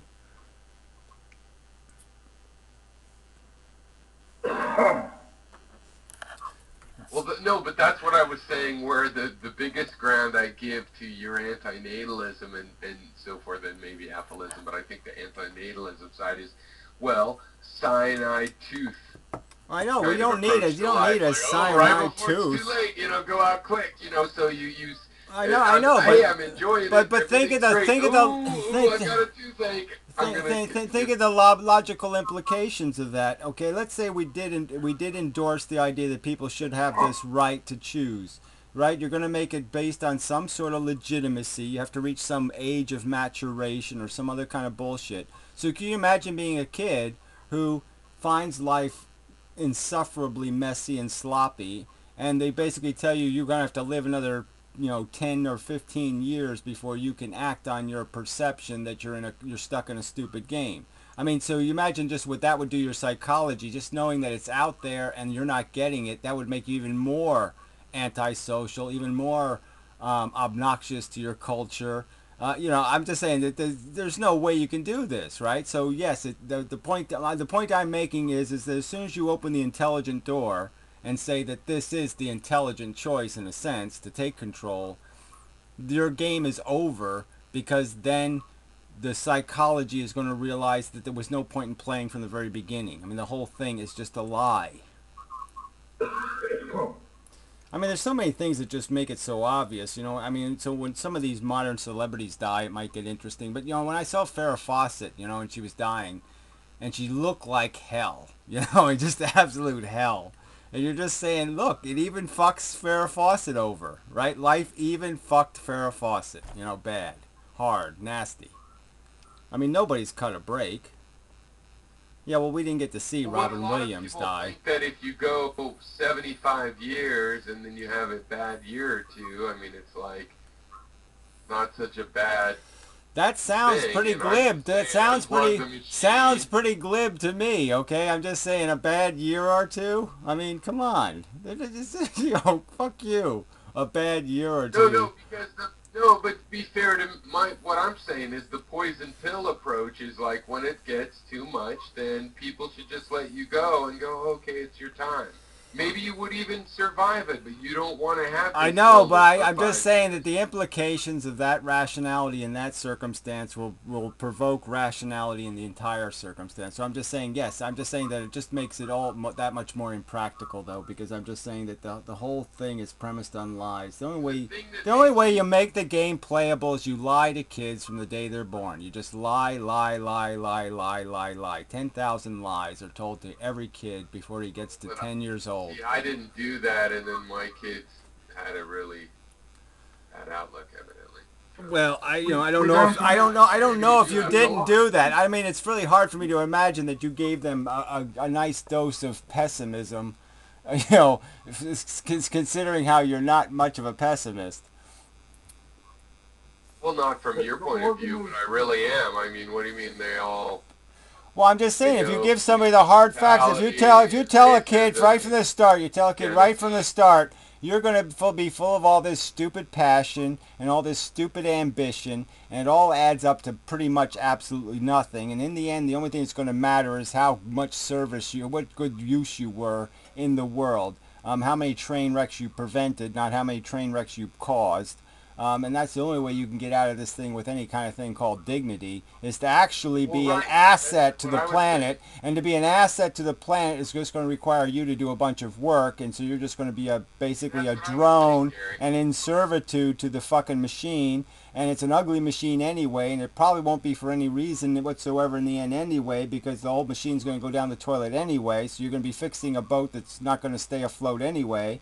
I mean, but that's your only choice, because any other choice is just being an asshole. I mean, I'm just saying, if somebody told me the rules of life when I was a kid, I was already kind of down on the whole project just from an aesthetic point of view. It already looked like shit. But if somebody would have actually told me the truth about the fact of how this game really doesn't make any goddamn sense, this ego shit. But you just said it. No, but see, the thing is, that's the difference. It's like, okay, the instantaneous petty gratification, which is fine, you know, it's enjoyable. It doesn't make life worth living. But what you just said does. If you could accomplish those things you're talking about and actually make life better. I know, but then you're just a drone, okay? That's the whole point. Then you're just being like the worker bee. You're just being consumed by a stupid fucking function that shouldn't exist in the first place. See, I don't think so. I think if people help their neighborhood survive with their skills is not the bad thing. The problem is being a slave of people like the Koch brothers and the Carnegies and the Stanfords. Yeah, well, yeah, whatever, and be a slave to the fucking welfare whores and the drug users and all the rest of this shit. So yeah, you can be a slave to all kinds of things. That's what I'm getting at then. Okay, let's get to that. Is there no, if you turn the dial around, is there nothing really that doesn't go to some parasite? Is there really no way in humanity for those of us that want to be just a little bit productive, meaning friendly to our neighborhood and help clean people's pools? There's plenty, yes, there's plenty of shit to clean up. I'm just saying that the game itself can't be played as anything else. The only thing intelligence can do in the universe is find a problem and solve it. Intelligence doesn't have anything else to do. Intelligence isn't interested in anything else. Intelligence just finds something broken and it fixes it. And so I'm just saying that the nature of intelligence just can't play a game where the premise is it has to be broken in the first place. Why would you create broken? There's no point in creating broken. So you're just cleaning up somebody else's mess. They make the mess, you clean it up. They make the mess, you clean it up. Who wants to do that for eternity? In the late 19th century, English garden architects were commissioned to erect false ruins. The Victorians loved the sense of drama. But the creature already, the organism already has a fail-safe in it. When things become too much for it, it does die. And that's the dead man's switch right there. Well, I don't understand. I don't know. You're walking and talking evidence. No, sorry, don't buy it. You would have been dead 5 years ago. Well, we're undead, but it took some dark arts from Marie Laveau. But I don't understand. Piero wants a gas cyanide tooth. Why would he need that? Is there some sort of mechanical shortcut? Well, he always likes to do things in dramatically romantic-y kind of storybook ways. So that's just Piero being, Return of the Jedi or something. He's just adding a little James Bond fun to the whole idea. I think he understands that a gun and a big fat bullet will do the same thing, but he's just, just for aesthetic. What do you call that? Not dramatic, that's the wrong word to use. Artistic license. Yeah. Yeah. It was the pudgy ones who kept chomping the gas people like Martin Bormann. He thought he could still slip out of Berlin. Yeah, well, I guess some of them snuck out. But whatever. You know. But this business of the honeybee. We once did a way too much purple microdot and had to do a life cycle as a little yellow honeybee. Ah. They're and yes, it's very important. Everything there isn't this sense of self, but rather of a thrumming hive, and everything is dancing, and dancing in a figure eight. And as an individual worker, I had great news for all of us, which was I found the fucking flower. And the hive kept messaging back, wonderful news, where the hell is it? And I would wiggle my ass and do the electric glide, honeybee electric glide in a figure eight. And it was all just a quite fine time in which we were all out of our bleeding collective hive head, and we're just overjoyed. Oh yeah, I don't know. Doing that day in and day out, and day in and day out for your 40 days doesn't seem.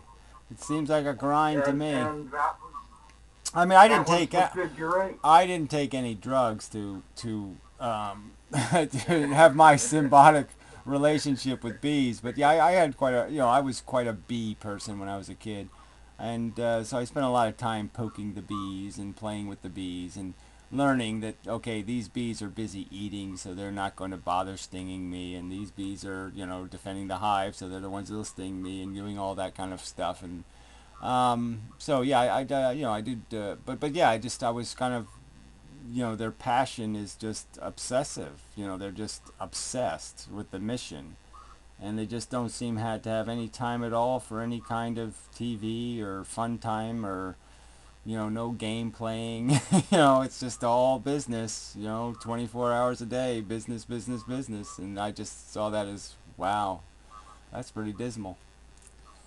Rain or shine, play the game. But outside of the parameter or the organism itself, one can realize this. It's very difficult as a worker bee. Maybe if you were a drone bee and you had time to stand around and Yeah, no, you got to climb out of the maze. Not only takes the arms and the legs, but it's obviously it's a metaphorical maze, and it's a trick to climb out of the maze. I mean, when are you completely out of the maze? I mean, I thought I was out of the maze 10 years ago, but yeah, no, there was a whole nother level of maze I needed to climb out of, and you can never be sure. Part of the problem. You can never be sure when you're really out of it, except for the fact that nothing's really changed in the last 5 years, let's say. So I'm feeling more and more confident that I'm finally on top of the thing. Well, it's a mistake to try to separate the organism from the environment. That was the great lesson of ecology when they found it in the 60s.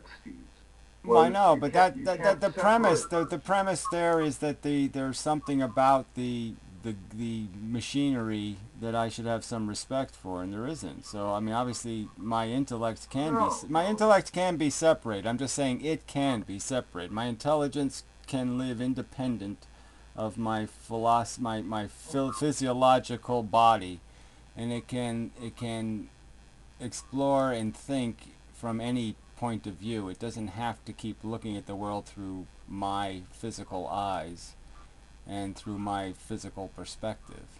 So I'm just saying I will give it the liberty to deny its nature and function for a purpose higher than being human.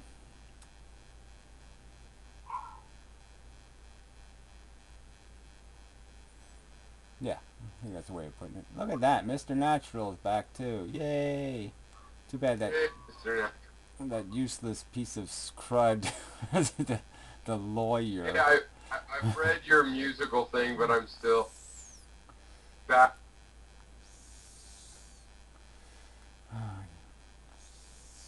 We managed to look at sacred grounds and enjoyed it thoroughly. Oh, God.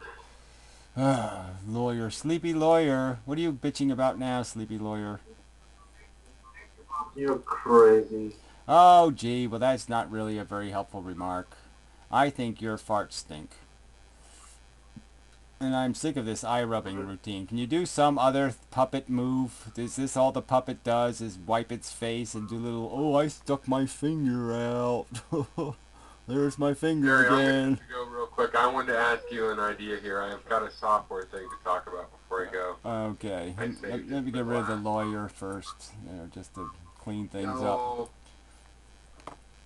So here's the idea. I was thinking, right, pretty soon we don't need TinyChat to do TinyChat because the browsers will be able to do TinyChat among themselves. You know what I mean? You can have direct browser-to-browser communication to send those video streams. You don't need the server anymore. Coming up soon. Yeah, we're hoping, Now, hoping, really. hoping, but I haven't seen it yet. No, it's going to happen. Now, there's certain mathematical issues with it, but, it would work for the kind of size room that we have. So anyway, I was thinking, all of our ideas for making better debate software, I like them still, and I think there's a market, of 1 million Americans, maybe it's only 500,000, that would want that. But what about just making a piece of software that's TinyChat, Stick'em Plus, though, where you really can control things and bring up presentations, start a video, put out a poll, decide who is on and off dock, and run something, because what made me have this idea lately, I've had it before, but was Rizzle Dizzle, good old Snake Plisskenus, challenging you to a video, to like a Jeopardy game show thing. What about a piece of software where you could actually, run it, like a stage? It would be like a stage. You could run a game show. We would try to run debate shows, but you know what I'm saying? A more broad, everybody on the internet would have reason to want to be able to control things to the level that Well, I don't think we disagree. I'm just saying that the performance level has to be publicly consumable. So obviously we have to create intrigue and disaster. We have to have like trap doors, and you have to have flying ducks and whatever. You have to have some sort of like cockroaches get dumped on the guy who lost or whatever happened. We have to buffoonerize the whole thing. Yeah, that's what I'm getting at. That you go for some of those gimmicks like that, things like that, to stage it, to go into round 1, round 2, focus on that. You can always put round 1 and round 2, it could be Jeopardy versus Daredevil or whatever those other, versus Wheel of Fortune. One could be better and more intellectual than the other is what I'm saying. But focus on, kind of the gimmick level where you can stage everything and add your little flourish to give it a, I don't know, there is something real. You give it some sort of a punch to, Well, look, obviously money works, right? The simplest way to do it is just to have a money prize, and then this is really easy, right? Like a TV game show. So, all you need is money, and you can make this the easy way. But obviously, because we don't have money, we have to do it with some sort of performance edge. We have to have an edge performance-wise. And, so that's the real part of it, though. He said you have to do this just creatively enough. And you can't like I said, it can't just be call in, and it can't be, you have to have these definitely a rational group of editors who makes the decision about who won and who lost. And it has to be, a court that's respectable and all that kind of stuff. But it's all doable. I'm just saying that we're not there yet because we need to have some kind of way to glean an audience. And so far, our personalities haven't been enough. So we need a mechanism, and then we have to do it a few hundred times until people catch on and say, yeah, this is worth watching. Well, my thing as a soft person is just sort of like, well, what if I make the tool that people like you, Gary, because you've run this, this and Stick'em and stuff, so there's that.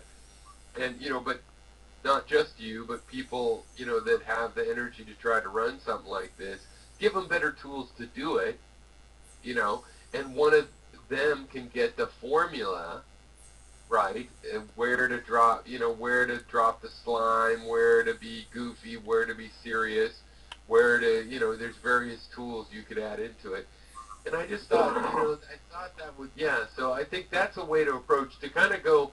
Sometimes with software, you can do that. You think of what you have to do almost kind of mathematically, but that's boring. And then you jump back to what's flashy, you know. I mean, it's fun. It would be neat to make a thing like Stickum where you can really bring up, like you could run it like like a television newscast where you can slide graphics in and stuff, and have control of that shit. Yeah, I'm just saying it does take some thought, but I'm just saying we're sort of in agreement that you just create something, keep it simple, but make it so it gleans this performance thing that we want to glean out of it. We want whether we have to script some of it, maybe we have to script some of it, that kind of thing. I mean I really want to try to do some more writing, as that as a component, a sideline to this, and then even doing the Yeah. the voice file thing, the whole whatever podcasty kind of and have it branch into all those three things at once, text, podcast, video, have a component of all of that mixed into it all so people can find their preference. And anyway, make it all Android compatible and such. Well, I still think like this tiny chat room, for example, it's many hours. If the tool was such that the people that are here could thumb up and thumb down, even though people are not perfectly rational as individuals, their reactions would at least identify which parts were more like emotionally active or whatever, and you could actually derive 10 minutes or a half an hour's worth of highlights out of it. And that's another part that we're missing. We want to be able to do things improvisationally, have a conversation, but then somehow have it like. Well, that's what I'm saying is that the performance level has to be higher than that. So yeah, we got to definitely turn into a better performance. And I'm trying to do that with Vlogger Dome, and it just needs more work. But I like the idea. Like I said, a game show is a good idea too, and the idea of making it quick and giving this immediate gratification of a winner and a loser, and then having a rematch and all that kind of crap would all be interesting. And so I think all that's doable. It just requires somebody to do a lot of work, and just I just haven't. On the other hand, I'm working on it. I'm just like show like a trivia quiz with the snake. I wouldn't do that. That guy's Aspergery or something. He's got a lot of facts, a lot of mandigula oblongata kind of facts, and fuck that. I wouldn't be tested on a quiz show. Yeah, well, I'm just saying for the sake of the sake of the entertainment value, I'll go ahead and say it's okay. But I'm just saying, yes, it's going to be in the context where that maybe the price you pay for winning in one is you're going to have to be exposed to having to answer some questions. It'd be really great for us to be able to ask each other 10 questions, right? 10, I come up with 10 hard questions for Piero, Piero comes up with 10 hard questions for me, and we just see who can interrogate the other person better, and that kind of thing. Those kind of contests I think would be watchable. Just get all and I think even though theoretically we could email each other and make a big announcement of what our arrangement was, sorry, it doesn't work as well as if you have a piece of software where it's built into the software that here's the question, where's your answer? It just isn't the same trying to agree to a debate format when the tool is loose, like Tiny Chat or YouTube. You need the software to help you make that formalization real, right? And everybody, all the audience, everybody knows about it because it's built in. And that's why we can't do it without the software, though. You and I can't just agree on a debate format and it work. It doesn't. That's not enough. Yeah, well, I'm just saying that we just once you got it built, then it's obviously it's easy to maintain. It's just getting the mechanism right for the first, building it, and it's if you build it, then they'll come kind of thing. But it's just it is going to take some work to get it you know, where it does all this stuff we want it to do, where it gleans the best performance, and it's entertaining, and it's all this value-added shit, and it's intelligent, and all that crap. But I'm just saying that, yeah, I'm working on it. I mean, you're working on it, and, you know, I don't know. Well, it's been like 4 months. I haven't been able to work on any of that stuff for 4 months, but I am, you know, continually when I can working on that. And I think I'm going to shift it a little more to this kind of. Yeah, I'm But sort of waiting. I mean, I haven't done the HTML5 thing, but I really got to find out what the browsers now are capable of. You know, what Firefox actually can and can't do, you know, in terms of playing videos and whatnot. So, you know, I mean, YouTube is supposed to be converting to HTML5 from what I understand. You know, they're supposed to be migrating from Flash to HTML5, but I haven't seen it happen yet. But, Well, what in terms of video, the state is like this. Okay, there's WebSocket, right, which is a live kind of connection that the browser can have now, and video should be able to go through that. But what there isn't is the standard for live video, right? There's supposed to be a tag that'll basically be live video, and you can add, you know, IP addresses into it, and you'd have a phone call straight to the other people over the internet. yeah, I mean, they just have to But build that hasn't been standardized. right, That and they hasn't still come out have yet. to. So it's not ready yet. So they don't have the Stickum replacement yet. But it's like a year away or something. I mean, well, there I are mean, they there still. are, You there know, are working systems. They're just not standards yet. well, I know, and what they need is maybe the open software people are the ones that need to make the driver compatible element of it. You know what I mean? Make some kind of universal camera access. Well, that's what I mean. They don't have the open source version yet. Yeah, Exactly. you know, That's the part. that That's you know, what we're but waiting you have for. to get away from Flash, and we have to get away from Quicksilver and all these other bullshit proprietary mechanisms. You know. So. Well, the HTML5 for video playing is already away from Flash, and there's a standard called, I think it's WebN, that you can put instead of MP4 or whatever, or instead of WAV, and it's and all the browsers will play it. Yeah, well, they're all You can just playing. have it in the I think they're playing the 3G whatever it is. You know, the real small format, the phone video format. They're playing those videos. So Well, the other thing is browsers are really smart. They'll play almost every video now. Well, that's They what all I'm got just it. saying. Once they get to knowing what they're doing, I guess they'll be able to. I mean, some of the formats I don't know if they can stream. You know, they have to load the whole video. Flash video's on the way out, though. That is a nice. Well, we got to thing, kill you know, Flash. that Flash has is to be evil. going. Yeah, I'm so pissed off at Flash because you know Flash is so hostile to these androids. You know, they want the money, and you know they won't allow you to install Flash on the browsers on the androids, which is really obnoxious.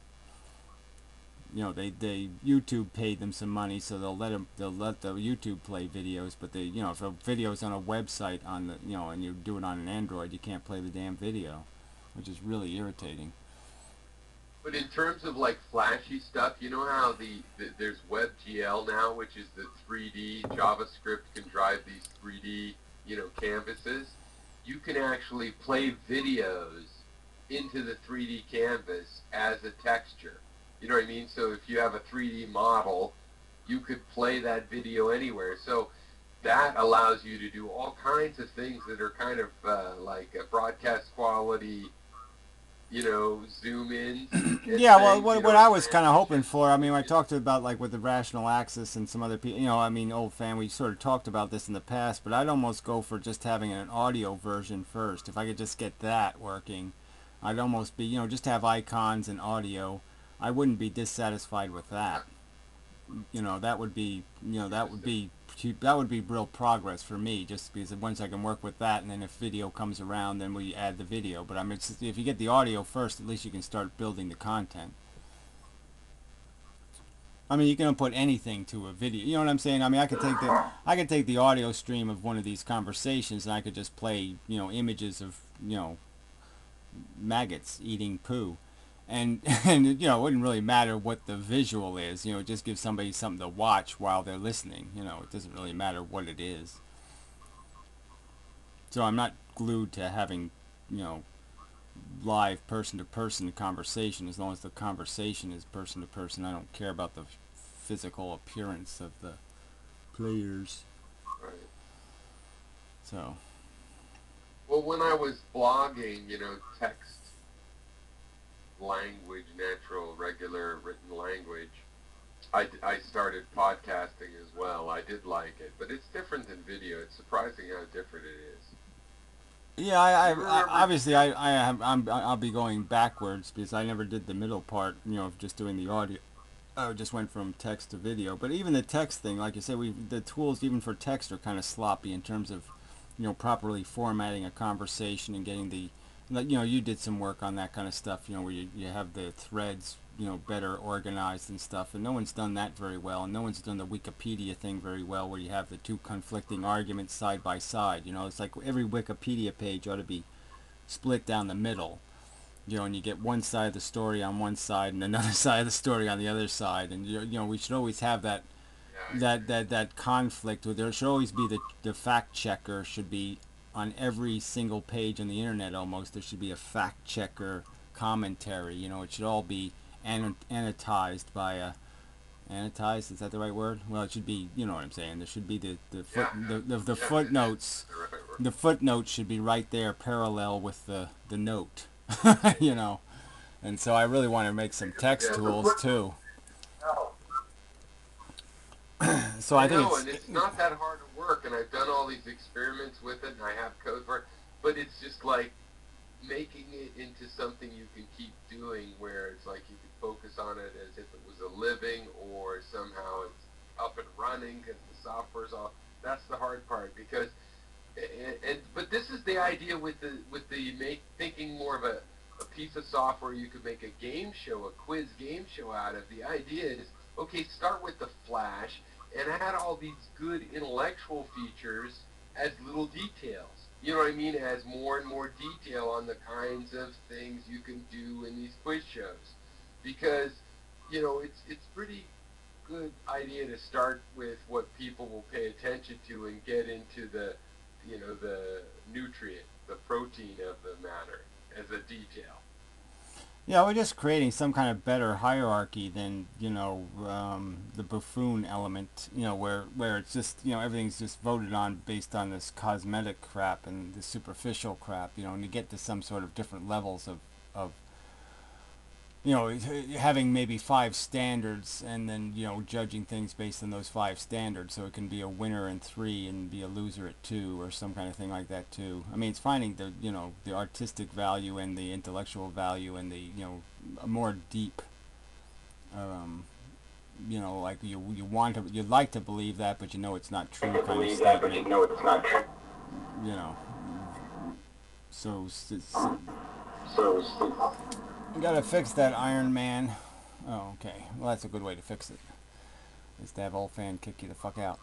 Anyway, but yeah, it's like I said, this is all stuff I've still got rolling in my head, and it's just putting, like you said, and then it's perfecting things. You got to make things so that it's foolproof and idiot-proof and browser-proof, and it's all that perfection stuff that is, does take some time to get everything just right.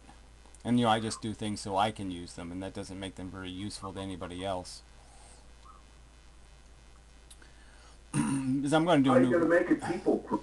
I'm going to do a new version of my toolbar thing. I'm going to put it on the Vlogodome site. But, it's kind of nice because you can do that instant chat thing. It's like, inside a page. You could actually just do this instant chat thing, or you can post a link to a video, or you could post a link with an icon. And so it's kind of a nice little tool, and I just really have to get it so it's more usable. But, I mean, it has a lot of pretty good features built into it. And I envisioned originally having the whole debate thing built into that tool. So you just hit a button on the tool, and then the tool has the debate icons on it, and you can just go right through the different debates on different subjects. It's basically have a website that just basically loads anywhere you want to load it. And loads. I like that idea. That's what extensions are like, and I like that. I totally think that's the way to go, where thus every website can be a part of the debate. Exactly. If you're adding photos at Flickr, and Flickr's brand new, it doesn't matter, because the extension at least knows how to have links to a site, and you put them, you know what I mean, and they happen to be images, so it displays them as images. Yeah, and you just have a button. You just got to press a button. You just Yeah, and you have just, you're at a website, you say it's got relevant content, you just hit a couple of buttons and it loads it. It's, you know, part of the database. I mean, you know, just make the database rich and editable, and you know, I mean, yeah, it's just doable. I just got to What do it better. what is Facebook or any of these? Like Facebook is nothing but they put all of these things, Well, like, yeah, like mail, Twitter is a Flickr, perfect all in one example. I site. mean, you know, Why Twitter's a, not have an extension that tied it together from Blogger and Flickr and actual sites specialized yeah, in those especially when things? you're online That's the way it anyway. ought to be done. You know, I mean, you got so much room on these big screens too. I mean, you can have a couple of things load in a, you know, a couple of tools load. I mean, Twitter should load in every web page kind of thing. You know what I mean? It's that kind of thing. You could have it permanently there so you could see what updates you got. You know, it's like even Skype and all the rest of this Yeah, stuff. no. It all, And so you use Grease Monkey, right? But you use the Grease Monkey and also the bookmark yeah, well, you can technique. load it just from a bookmark, so you can just hit the bookmark and it'll load. So you can definitely do it with one click. But yeah, if you don't want to click anything, yeah, I use Grease Monkey to have it auto load. And I've been using it a lot now just because I've been doing eBay auctions, and it's just kind of funny. I have all my eBay searches right there. You know what I mean? So it's always on every page. I don't have to open my bookmarks and look through them all. It's just right there. You know, the searches I go to a lot, and I can just hit the button and I go to the search page. You know, so it's really convenient for my own links. And like I don't, I can be on the Android or I can be on the other computer. It doesn't matter what computer I'm on. I have the same bookmarks. You know, so it's kind of like it makes my bookmarks all common, which is another nice feature. Yeah, no, it's the most flexible. It's the latest. I think that's the way computing is going. Actually, it's the thing that's finally made everything programmable. Yeah, it's kind of cloudish. I don't like the cloudishness of it, but yeah, it's kind of this idea that your website doesn't even exist anymore. It just exists as an idea. You know what I mean? You hit the button and it exists, but it doesn't exist until you hit the button. Right, your bookmark, exactly your plugin or your extension or your bookmark, your Java insert is a website. It's the website. It's controlling everything. It's suddenly become the brain, and the website has become the fingers instead of, it's. Yeah. I mean, the website isn't visited. It's only the extension, that is. So it's kind of, it's just a kind of a redefinition of what a website is. It's just the website And that's as. the way I'd like the debate stuff to work. And remember when we're talking about the videos, it's the same thing. If you had an extension doing that, then suddenly you get to have videos at all different sites, including people's own GoDaddy sites, Vimeo accounts, whatever. It doesn't matter where they are because they get integrated, Yeah, well, like right? I said, And it looks I like did one play with site. this. I played with this. And I didn't get too much participation from people. But like old fan will tell you, but she actually watched some of them. But I mean, I did this whole debate thing, and I put them on the toolbar, and so there was like this whole section where you could go to these different debates on different subjects, and I had like your videos and my videos and conference reports, and so you had everybody's I've video watched those. listed. And to me, that idea has real value. It just it needs to be done No, it's better. totally awesome. You But just can't rely on your labor. That's not sustainable. But yeah, no, it's awesome. You need a tool that helps produce those. That's what is the yeah, well, I'm problem just is, saying it wasn't too bad for me to have to do it, but I'm just saying that obviously, yeah, all you need is a little more automation, and it's even better, So it just that's all I'm trying to work on is how do you keep the yeah, hackers and the no, bullshitters yeah, and the that's assholes. another area we're on the same page. Yeah, I should probably go because we've been on the same page for about 2.5 hours. That's like a record. yeah. Well, I just happen to be a little mellow tonight, so yeah. And you're Yeah, you're well, not and on the you're also Prozac, are not you? being quite as obnoxious. I mean, you didn't talk about parameciums, right? I don't think you said paramecium in the whole time. So And I haven't showed my videos so you wouldn't get jealous of my handsome face. yeah, I guess sort of. Yeah, maybe. Yeah, I All don't. right. Yeah, catching a cold. Okay. Yeah, okay. I'm gonna go smoke a cigarette because I haven't quit cigarettes yet. And good night to all. Goodbye. And what the hell? Yeah, I'll be competing with you tomorrow, right? I think I have Oh, to. disappeared. I think the show I have to Mr. do. Natural gone. I have to do that show tomorrow, so the show's on at Bye, old man. the same time as your room. So I'll be Bye, competing. Rogue. I my browser crashed when I was in your room too, when we were right before here. I went in there a half hour before your room. Get ready. Yeah. Okay, bye-bye, you guys. Take care. Cheers. Oh, Good night, bring Pyro. Natch is back. All right, bye, Natch. He dropped off for a sec. I'm going to try to get to your debate tomorrow, but it's 1 o'clock my time, so I'm going to bed early tonight. I'll see you tomorrow. Okay. All right, well, I hope you do. I today can't make it. Yeah, well, Okay, I won't be able to make it either because I'll be in some other guy's room at 4 o'clock. So, haha, I'll be competing against you. You're a jerk. Yeah, well, it's the way, first come, first serve. You're a video camp slut, then. Yeah, well, whatever. Another vlogger. Fine. Yeah, so whatever. Goodbye. We'll see. I might get kicked out in 5 minutes, so it might not matter.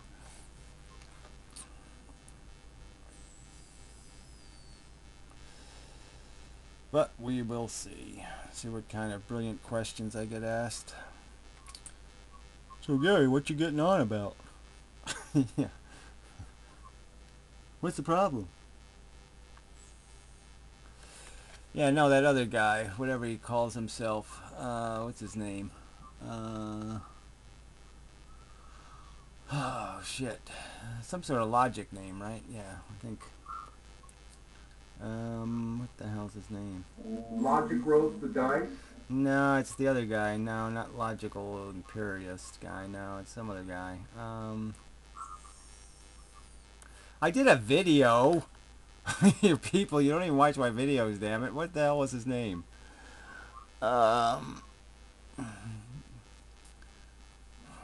Isn't it Logic rolls the dice? No, I'm done with him. No, it's the other one. He has some sort of logical church or something. Logical church, church of logic, or some sort of bullshit like that. But his screen name is some kind of, I think it's a logic in there somewhere. Someone ought to be able to figure it out. Go do a YouTube search on inmendham. Well, maybe I can do that.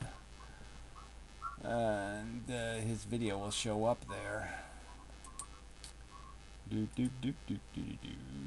So we watched the Ustream of the Sacred Grounds reading, and it was wonderful. It brought back old experiences. But we were wondering, when do the drunken brawls start? The Logic Only Zone. That's his name. Yeah, there you go. Logic Only Zone. Somebody stole my thunder. They don't do drunken brawls there. It's very tame. You have to go to Brisbane, and out in Brisbane there's a bar there, and they have a brawl every night after 11. Yeah, a poetry brawl. You're in Texas. I'm surprised they let you do poetry at all without shooting. Well, I would shoot. We're used as comic. We're used as comic relief for menstruating English professors. Yeah, well, I don't know. Yeah, I don't know. They're the kind of people you probably don't want to make laugh.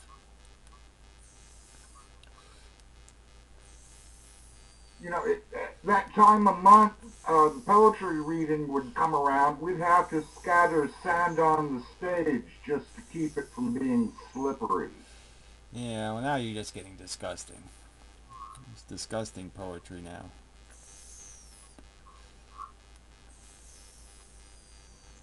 Yeah, thank you. We've been doing that since 1971 in that location, and the Thursday night musical thing we've been doing since 1972. There's also a Saturday thing between 3 and 5 o'clock called the Speakeasy, and it's mostly poets, but mostly the North Beach poets. It seems the Italians only come out on Saturday. Are you in San Francisco doing that? Yeah, naturally, that's where he is, yes. think he gave that away. I think it's pretty well known that Mr. Natural lives in the Haight-Ashbury. I mean, at least for the last 50 years. Yes, I am, and yes, I do.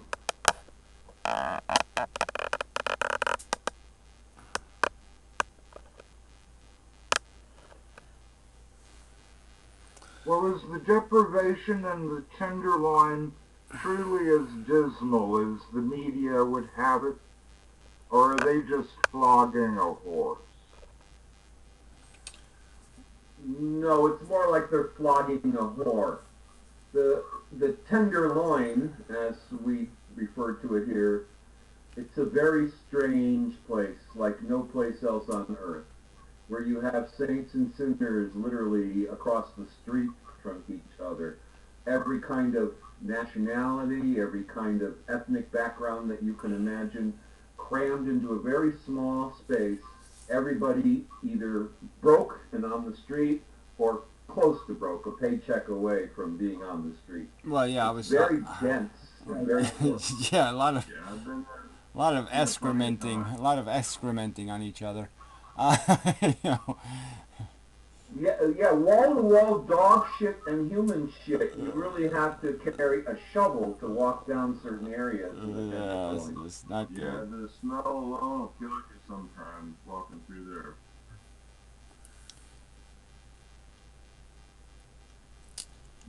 On the other hand, as Vox Neruda often, there are bright lights in the dark truths of the Tenderloin. There are neighborhood legal organizations there that are absolutely wonderful. There are co-counseling. When Ronald Reagan closed all the psychiatric clinics throughout the United States, co-counseling and peer counseling began happening in the Tenderloin, and over the last 40 years it has developed into something quite remarkable, where you have crazy people in a room counseling other crazy people and actually being more effective than all the social workers and psychiatrists in the city put together. You also have art programs that are going on for some of the poor in there that are producing really good people's arts. And goddamn, they're even doing plays like Genet's The Blacks. I don't know if you've ever read The Blacks, but it is politically charged, and it's right where those people live in the ghetto, right where it belongs. So I saw a wonderful production of that recently that blew my mind.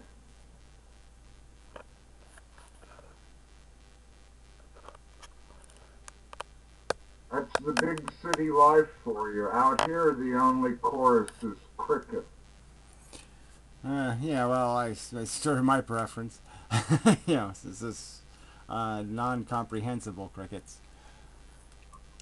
I don't like Well, when the I truth can is, tell what Gary, they're saying. they're constantly telling you the temperature and the humidity if you know the formula.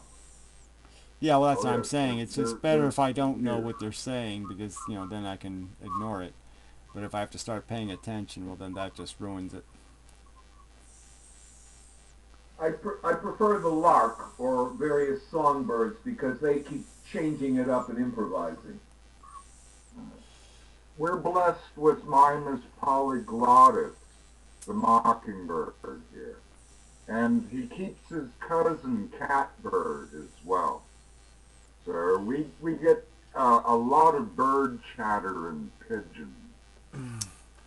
Yeah, well, then you have Bird. you have Vox Neruda videos you could always listen to. The sound of one's own voice. Yeah. Hands a clapping. Only when the table's out. The last 4 years, a strange thing has been happening in San Francisco where we are being inundated by crows. And not small ones. I mean big country crows.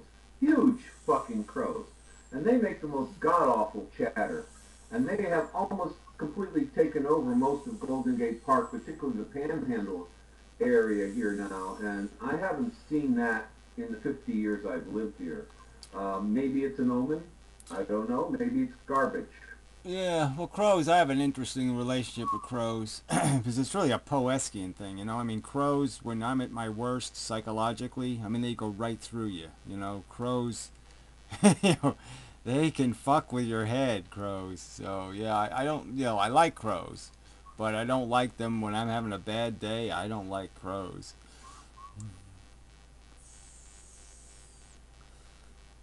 Drought might be driving them your way.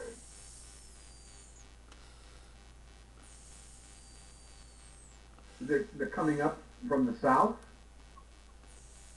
From further east, fleeing all that. It's been dry in well, lately it's been wet in Nevada, but Well, maybe they're just they may finding be moving the out. garbage to their liking. They might be dumping garbage in some place too, and so maybe the crows are feasting on the garbage.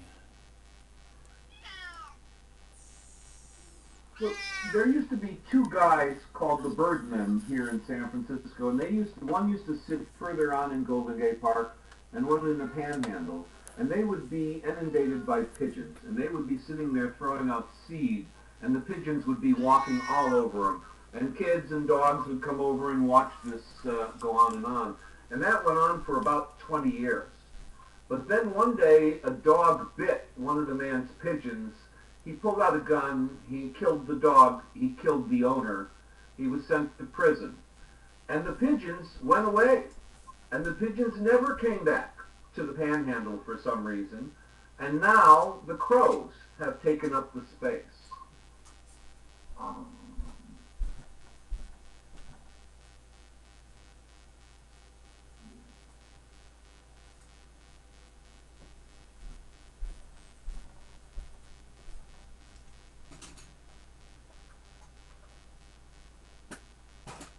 Any color you want as long as it's black. All right, I say we talk about snails now. I'm sick of birds. Gastropoda, lightly sautéed with a fresh butter. Oh, never mind. I like just plain butter and lemon.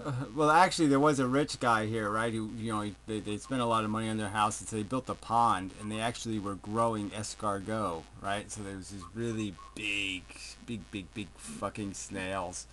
It was just kind of funny, because the pond was just full of these giant snails. Montrose, Houston is infested with such. The L'Alliance Francaise brought some over with them and let them loose on the property.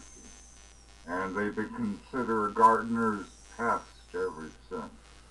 Yeah, these are It's water. just people are, Water. well, they're up on a high horse. They haven't figured out how to barbecue them yet. Yeah, well, it is a matter of taste and such.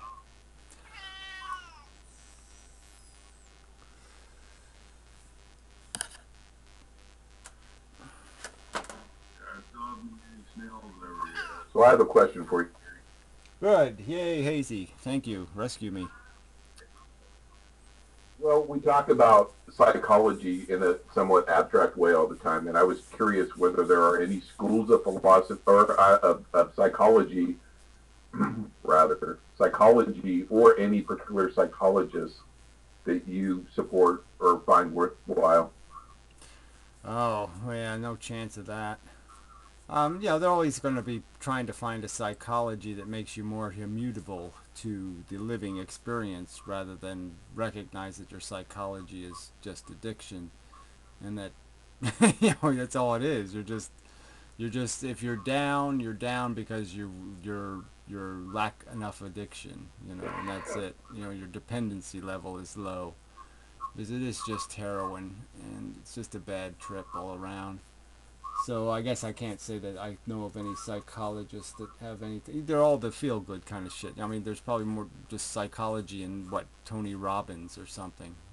I mean, that's all that psychology is optimism, I'm hardly bias. an expert on the topic, but I thought there was a chance that some of the information that comes out of so-called existentialist psychology, which was quite old at this point, but I guess it's still relatively popular and considered worthwhile by many. Yeah, I Like, think I like, think studying psychology is worth doing just so you get the rhetoric down. You get these ideas of. I remember reading the word self-actualization when I was a kid in a psychology book, and I just that word just ran around with those two words ran in my head.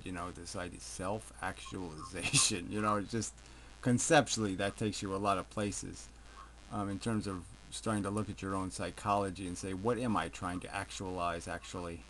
Am I just trying to I'm just trying to be a winner, and then you find out that, oh, that's all it's really about. I'm just trying to be a winner, you know.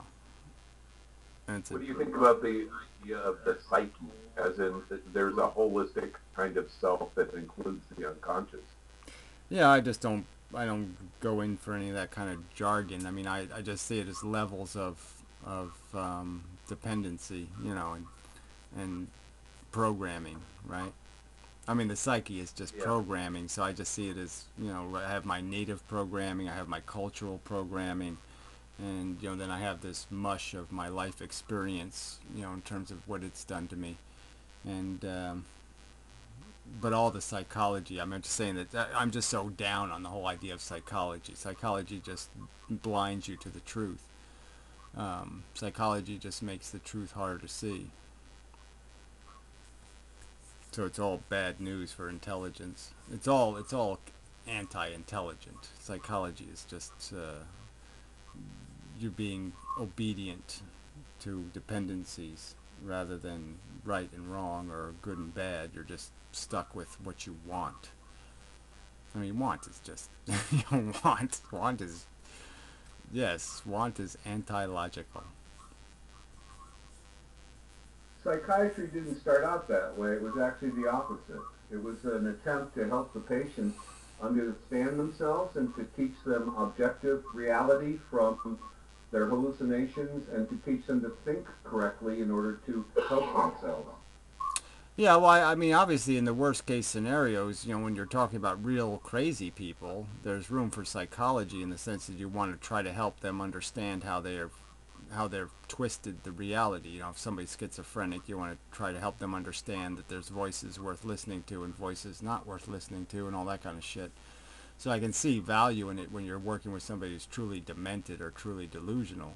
But obviously, somebody who's just panicked or anxious or concerned or fretting, all of that just becomes psychobabble. Like, how do you acclimate to being on a bad ride? How do you acclimate to a bad circumstance? And so it just seems like a bunch of whitewash. You don't like the way the world is. Well, get it. Don't look at it. Don't see it. Don't smell it. And obviously psychologically we can turn some of that off, but I'm just saying I don't think that's necessarily healthy. I mean, healthy in the sense of it doesn't bode well for your likelihood to be productive in your existence. You might be able to find comfort in your existence, but you'll probably just become a monster in terms of your efficiency and your carbon footprint and all of that crap once you become ambitious. I mean, ambition is going to be caustic to your utility, personal ambition, I mean.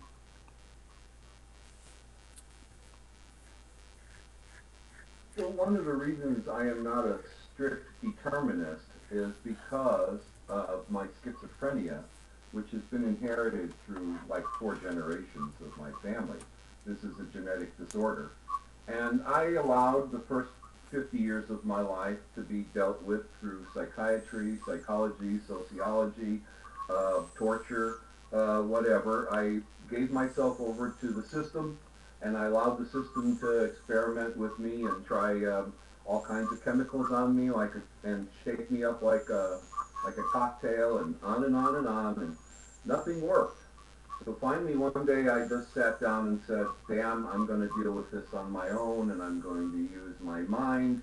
The same mind that I use to write music, I'm going to apply it to myself and my life and my personality, and I cured myself. So it's hard to be a strict determinist when I just one day willed myself to be better, after all the experts had their shot and failed. Well, I know, but willing is a tricky word because you don't will out of nowhere. So that's, all part of the determinism. I mean, you know what I mean? Having the observation is part of your knowledge base, part of your, mechanical way of viewing things. So it's all those skills that came to your rescue in a sense that you were able to objectify and then realize that there was something that could be fixed, and then you fixed it. I mean, I could almost argue that I had a little bit. I mean, I had tasted. I was schizophrenic for a year of my life, where I was really quite a. The really hard voices in the head. The really angry. Demonic almost in terms of the power they had. They were trying to throw me downstairs and all that kind of shit. And I won't get into the shit I did because, well, I make a permanent record of that that somebody will use against me. But I did some really horrible things, and it was just a really bad year. But obviously it was only 1 year, so that was the weird part of it, is that somehow I found a mechanism that worked in silencing that voice, which was really good. But it is really strange how the Oh, we strongly object to the term schizophrenia. We found that R.D. Lang is vindicated, but it's damn cold comfort for that dead Scott back. Well, I just use the term. I just use the term as a We're not talking about schizophrenia. There's no such thing. That's why we cure ourselves. Well, it's a definition. Is the human condition. It's defined. It's I'm defined not by sure symptoms, it's though. to pathologize. I'm not saying schizophrenia is a disease. I'm saying that schizophrenia is a condition defined by symptoms. So I'm just saying there's lots of things that can be causing schizophrenia. I'm just saying the idea of schizophrenia being the sense that your personality has been dissected and your identity is lost is the, some generic definition of schizophrenia. Okay, so I'm just saying that I had no personal, I had no cohesive personal identity. I was in this personal struggle between these parts of me that were fighting with each other, and I was just like the victim of this battle going on between my own identity. Schizophrenia you were suffering under the structures of thought. Well, whatever. Well, I'm just saying I was obviously I was having a personality crisis of some kind, or whatever you want to call that. So yes, it was some sort of crisis of psychiatric discomfort, or however you want to describe that, of ill comfort with existence, and Remember that is also your adolescence, and that is a violent physiological development. Yeah, I'm not discounting that. I'm just saying that the manifestations were cliche schizophrenia in the sense of the voice in the head kind of thing. I was definitely having the voices in the head thing. So that's all I meant by schizophrenia, is that I had this clear, like a demonic possession. It wasn't like I could identify the voice as me. The voice seemed like something else in my head, like an invader. Our doctor asked us if we heard voices in our head. We answered him, we damn sure don't hear them in our butt. Yeah, well, that's the thing. That's sort of the point, though, is that I almost felt it I felt it right up my ass. I mean, there was that kind of voice. It went right through you, like you were tissue paper. I tried to kid with my doctor, cowpox, to my grieving, because he said, "Do you hear voices?" And I said, "Yes, I do." And he said, "What are they saying?" And I said to him, "What are they saying?" He didn't like my humor, Yeah. and I wound up in the hospital. Yeah, well, yeah, like $200 an hour, I guess I would laugh. But, that's, I have a sense of humor, I guess.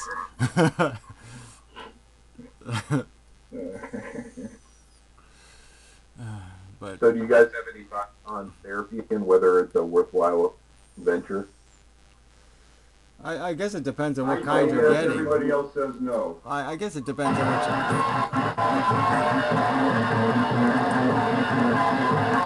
I mean, it comes in degrees, right? I mean, technically I was getting therapy when, all they were doing is, pharmaceutically treating me, so I mean, that was called therapy.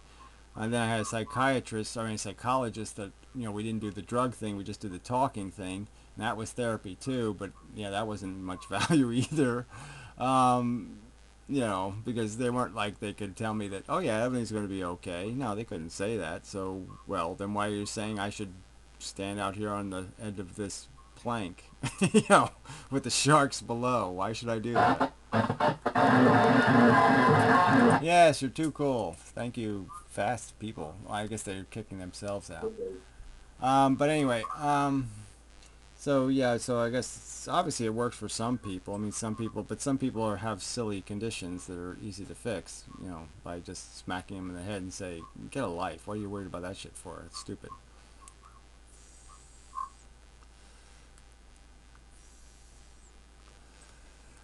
I guess it depends on how deep the problem is and what the nature of it is. I mean, some people are easier to right than others. There was a study done at the University of Chicago not too long ago in which they took a cross-section of patients and gave them to different types of psychiatrists, 38 different kinds of psychological babble, actually. And then they also gave them to social workers and they gave them to ordinary people.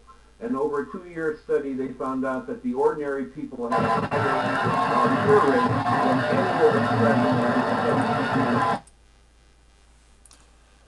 Yeah, well, they might find that cats work better too, So yeah, I guess the most of us, I guess, might argue that there's, if there's value, it's not very deep value. you know, Psychiatrists are just getting paid I to. don't know. We get value received for the price of a cubicle. We can keep these people off the street. Yeah, well, I almost wish they would do more cubicling, but yeah, they don't. I mean, obviously, there's a lot of people who are really broken, and they're not taking any of that very seriously, which is kind of sad, But I don't know what to say. Something that's starting to happen in San Francisco that I find exciting is the small house movement.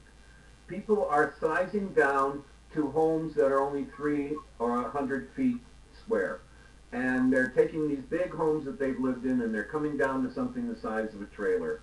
And that is something that you can do for the homeless. You can take boxes and you can turn them into small homes. You can take containers and turn them into small homes and let the people build the home themselves and then live in it. The problem right now is the issue of the land. And so we're going to have to change the land law somehow.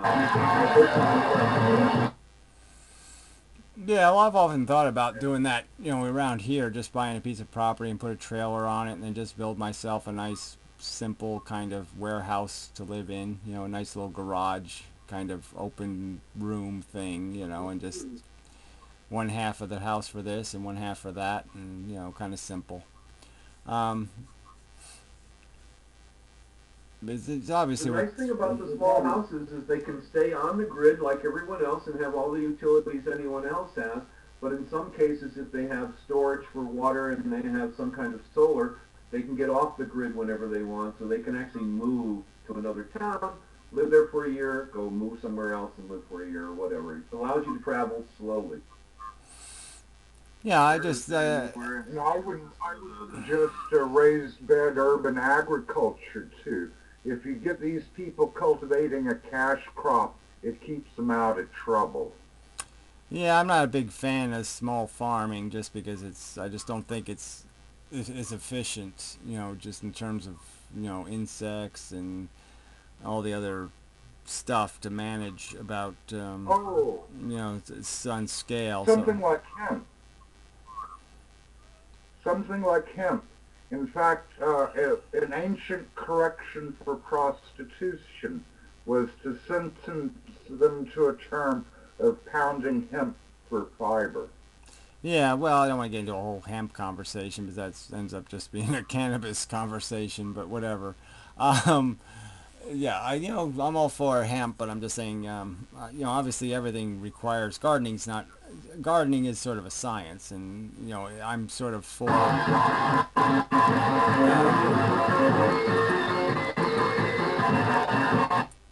like most things, I'm sort of pro mass production and efficiency and all that kind of shit. So I like things done on the proper scale to optimize efficiency. But yeah, I don't disagree with your whole idea that it's good for people to stay out of trouble and grow some tomatoes. Why not? But I'm just saying, when people try to make a garden, when people do these small scale 2 or 3 acre farms, I just don't think they're very efficient. Well, how would you feel about some dooryard fruit trees for your area? Yeah, well, like, see, that was really great here. See, this whole town at one time, we even had a train that went through the town because the everything was covered in peach trees. And it's kind of neat to look at pictures from 100 years ago. There's the mountains here; they're all woods, and they were all covered with peach trees. There was just peach trees everywhere. And so they put in a train, and everything was going okay. And then the peach trees got a blight, right? And so they all got sick, and they all died. So then they planted apple trees, and then during Prohibition they were making applejack. Um, but then the apple trees got a blight, and so that's the problem, right? See, that's the whole problem with you don't organize it right, then you end up getting a disease, and then the disease goes through all the trees, and then you're screwed. And it's like even now, right? With chestnuts, right? We have a ton of chestnut trees, but because they all have a virus, they never mature. So there's a bunch of chestnut trees, they'll grow for 15 years and then die, and then a new one grows out of the same root. And it just keeps growing an immature tree, and they never get mature. And it's just kind of funny that there's a chestnut hasn't fallen in town for, 60 years, but we still have chestnut trees because they just keep growing out of the same roots. But I just mean that's sort of an example of what I'm just saying, that to do agriculture, I mean, if you look at like the yield of potato farmers or something, these big, huge potato farmers in Iowa, it really is hugely efficient. I mean, they get a ton of value, out of the sun. They get like every bit of it. And that's all I mean is that, done right, big farms are the way to go, but you can control the pests, you can control the diseases.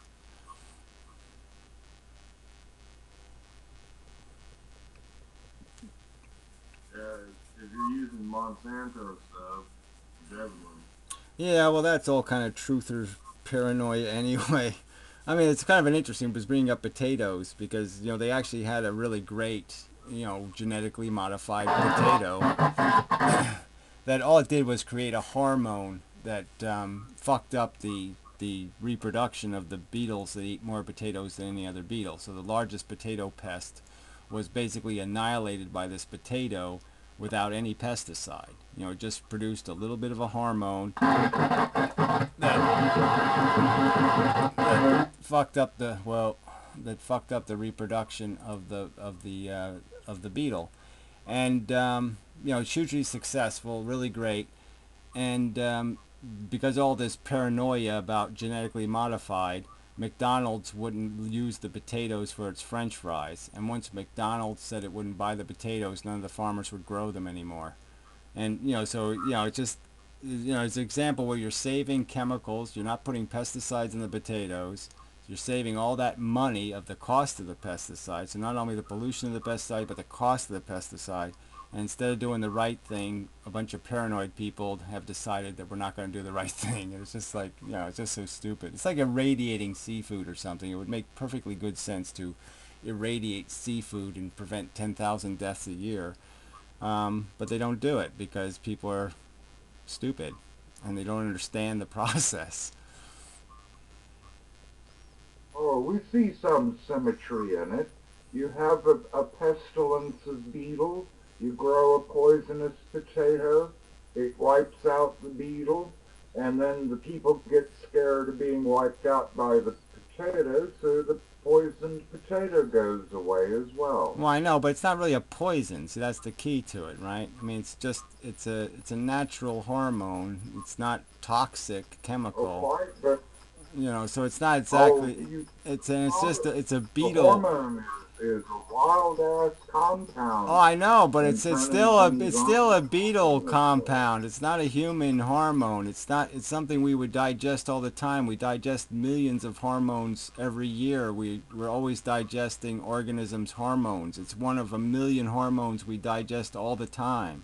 So I'm just saying there's no rational threat here. It's not a rational threat. It's only an irrational bigotry.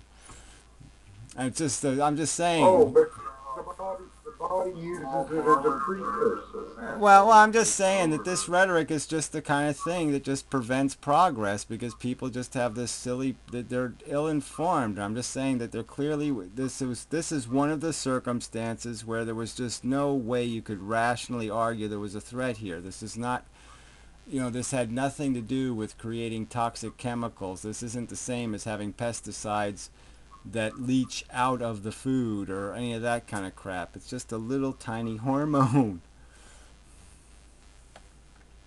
We had a problem with fleas here in California, and they figured out that the fly only mates once. So what they did is they brought a lot of males into a lab, irradiated them, make them sterile, made them horny, and then sent them out to do their job. And what happened is they had fun, but all the flies died. Yeah, well, they Great did that. way of doing it. They actually did that for, there was a fruit fly from Europe, that like 15 years ago that was a really huge threat, and they wiped it out doing that. They just, one generation, and they just did a really heavy dosage, and they killed it in 2 years or whatever it was. They, just annihilated it. But I mean, they're trying that with malaria. And it's just that you can't really beat the Congo, though. I mean, you can't compete with the amount of mosquitoes the Congo produces. So they tried it, but they just can't. Their mosquitoes get eaten up by the compete. There's just so much competition mosquito-wise that they can't overwhelm the native population. But I mean, they have mosquitoes that are that don't carry that won't carry malaria. And they're trying to get the the genetically modified mosquitoes to take over the mosquito population, but they just haven't been able to win the evolutionary battle. The indoor growers here were having problems growing pot indoors because they would get aphids. And these damn aphids, which reproduce every 14 days, when they were in a perfect indoor environment, they could reproduce every 2 days. So you could grow pot outside and didn't have the problem, but if you brought it inside. So they found out, finally some hippie here figured out that if you take ladybugs and release ladybugs in the room, that the ladybugs lay eggs, and when those eggs hatch, they eat the aphids, and they will come back to that spot time and time again to remate. So they'll just re-up, re-up, re-up. And now we've got ladybugs flying around inside of these houses where they're growing pot here in San Francisco. It's quite beautiful to see. Yeah, but they do bite. Yeah. Ladybugs aren't as nice as they look. They will bite you, the little fuckers. I never got bit by a ladybug. That's amazing. Yeah, no, I found a whole colony once, the cliche in the log thing, and I was playing with them. All of a sudden they were biting me, and I'm like, fuck, I'm getting the hell out of here. Now, they're easily confused with the Mexican community. Yeah,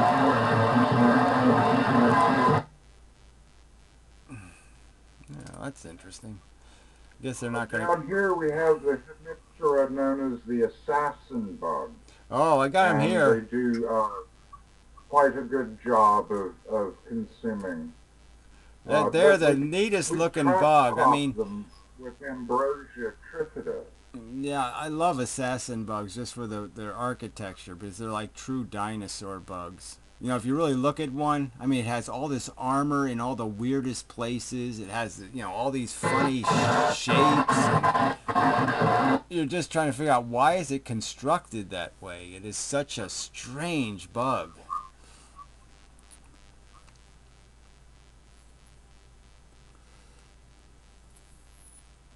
But nasty. I mean, it's well named. It's, it basically just walks up to something and then spears it and then, sucks its guts out.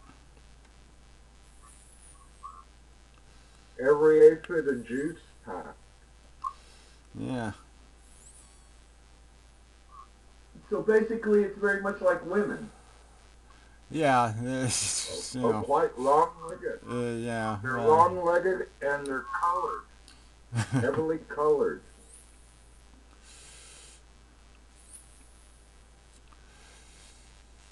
I didn't say any of that.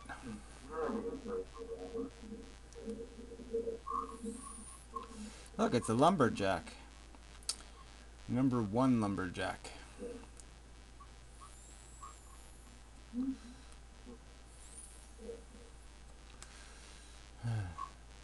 Irwin at 22.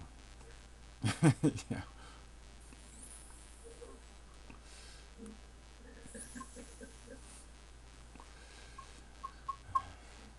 Alright, so we've covered snails and assassin bugs and potato beetles and ladybugs and aphids, and let's see what else. Let's see what other bug subjects we can come up with. But it's all there is, right? It is a bug planet. We're just bugs. You know, we're just really ugly, smelly bugs.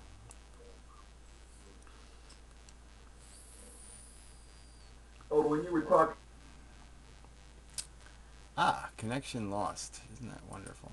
Thank you. on, Gary's gone and disappeared. Oh, it took away my magic powers. Damn it. Well, if there Bandit is, seems to be frozen.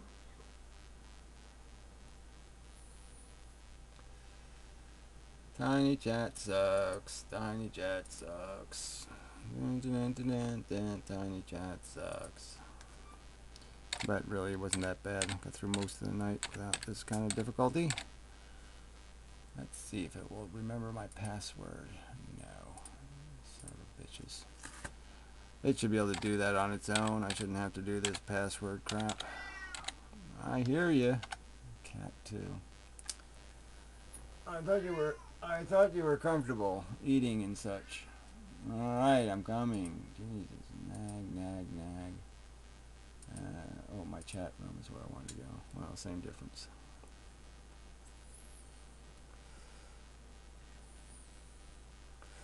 May take up to 10 seconds. I don't think I can wait 10 seconds. Ow. Just ran over my foot with the damn chair. Ow. That in stripes is black. So. Very asocial.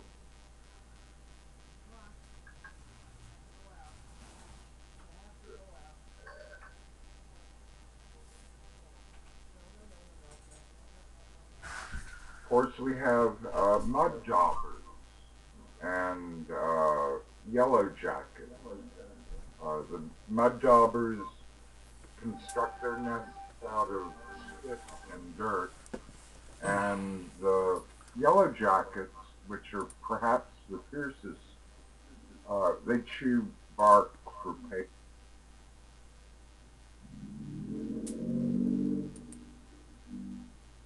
Wow, that was cool. Interesting sounds people make. it hasn't taken up yet. But the other thing that I saw popularized in San so using insects as protein. Yeah, I actually have a very nice backyard. What we've done is we've built raised beds in the backyard that can actually be moved. And part of the reason is everybody in the building is so damn old. We can't bend down anymore. So we thought we would bring the ground up to us. So we have little platforms all the way around it on the corners where we can just sit on the corner and then dig in the dirt and play around. There's 8 apartments in the building, and there's 8 of those back there. Each apartment has their own, and Patty's is filled with flowers, and there's little herb and ultras over there. So and mine are growing mostly fruits and veggies. I produce enough food to augment my income here quite well, actually. Yeah, that's fantastic. Yeah, well, it's probably not too good water-wise, though, right? Raised beds are a little bit tough from water. But anyway, What was I going to comment on? Something about the bugs. I wanted to finish on the bugs somewhere. Oh, yellow jackets. Yeah, yellow jackets will kill you. They are nasty motherfuckers. Vox was talking about the red velvet. So is eating bugs vegan? No. Yeah, that's a simple answer. Guess it depends on the bug, right? I mean, earthworms can't have much of a brain, right? I mean, you know, it's pretty minimal brain. Well, it just means that you're an insectivore.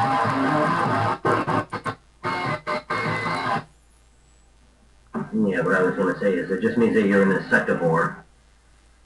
I don't think it just means that. Yeah, I mean, well, there's a lot of, especially, well, actually, the West is one of the only countries that really isn't into eating insects. I mean, they're super high in protein. They're a good source of a lot of nutrients that we should eat, but for whatever reason, we just don't eat them. Yeah, well, whatever. 42nd and 5th Avenue in New York, there's a restaurant there. That's all they serve is bugs. I'm just saying that the world isn't living on bugs, Bandit, okay?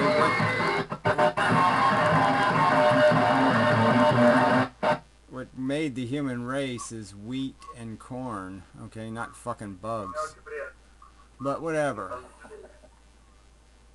Well, I'd much rather eat bugs than wheat and corn. Whatever. You go ahead and eat all the bugs you want. I don't give a fuck, okay? I just think that's a bullshit argument. I don't think you eat too many goddamn bugs. That's just for protein. No, I'm not making an That's all argument. you get from bugs is protein. Yeah, you get a lot of other things for bugs too. I mean, bugs are not, you know, their reputation is bad because, you know, they do carry a lot of fucking shit on them, and you really don't want to be eating bugs raw anyway. Give them a good bath and such.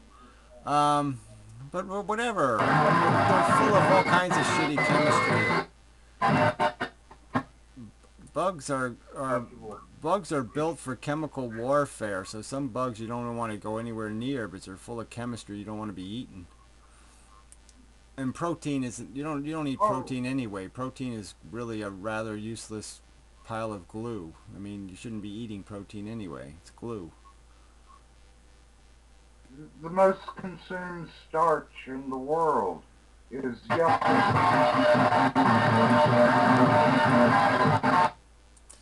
Yeah, I'm just saying by what built the human race, though. I'm just saying what built civilization was the power of wheat. Okay, I mean that was the grass that made the human race in terms of the Europeans and the whole Europe thing and the whole civilization thing. It was all made out of wheat.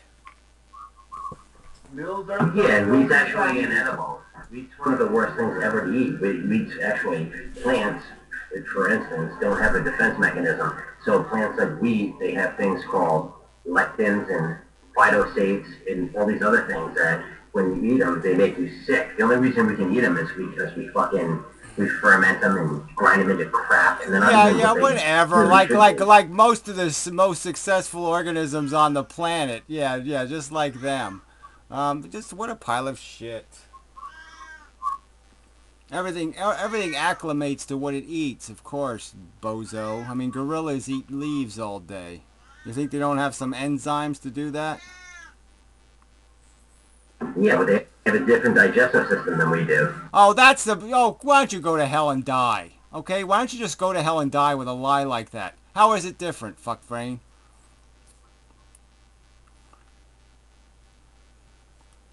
Well, for one, their stomach digests food different than ours. How? How's it different? How? Well, they have a much longer colon. No, they don't. It passes and it takes No, they don't. No, they don't. No, sorry, wrong. We're the ones that have the digestive system like apes, retard. We don't have digestive systems like lions or tigers or even bears.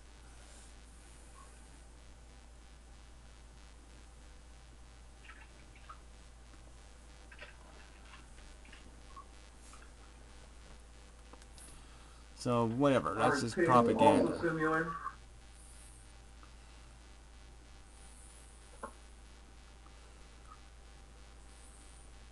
Well, it's just stupid to sit there and make an argument that somehow we're fundamentally different than the animal that has the closest to our own genetic code.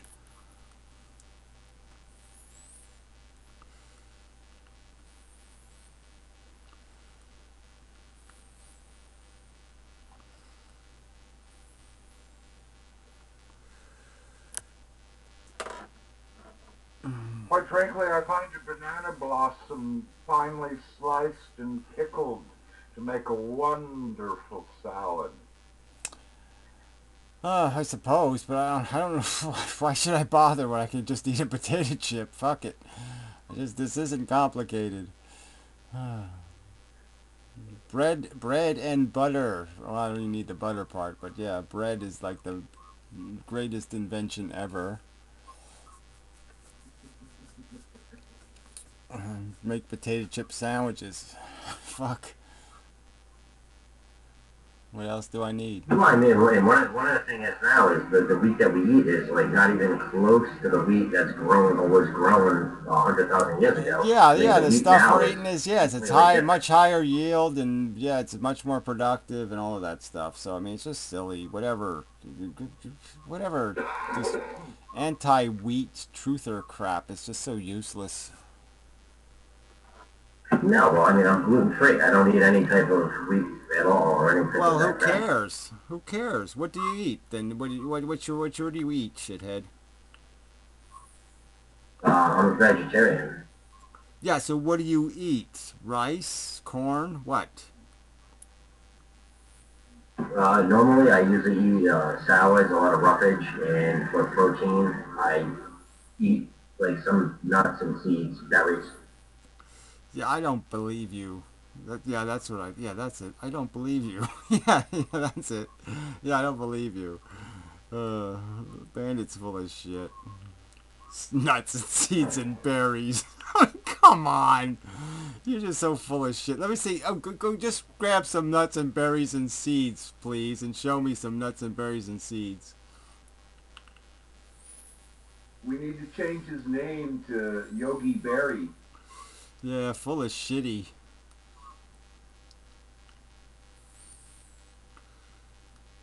Well, I know that a lot of nuts have high fat as well, and I don't think that's good. Oatmeal. Oh yeah, yeah, right. Oh, it has some nuts in it. Oh yeah, there's some nuts in his oatmeal. Oh, okay, those are the nuts and the berries he eats.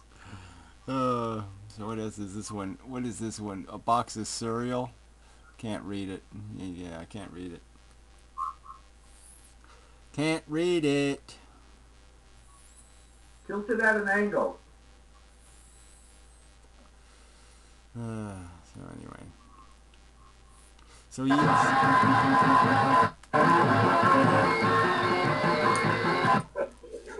so he lives on breakfast cereal.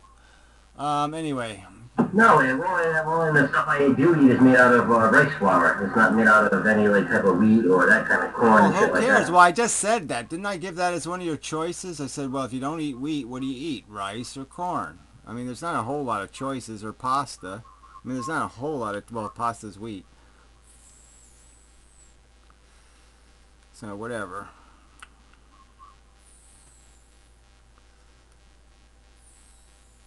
I can tell you, they don't make it easy.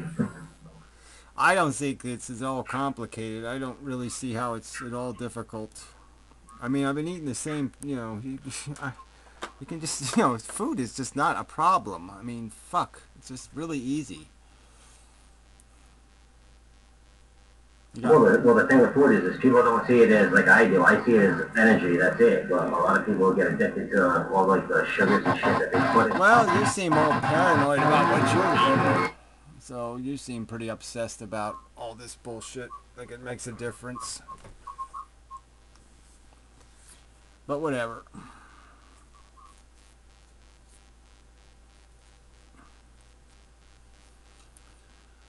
I'd prefer just to eat apples and oranges, but that's too expensive.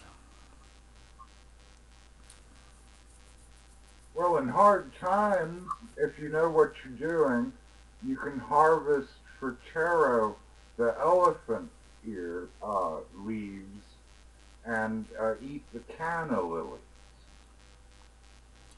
Yeah, well, I have some cattle lilies, but I don't know if I'd bother eating them. Yeah, I don't know. Doesn't sound like a good idea. So,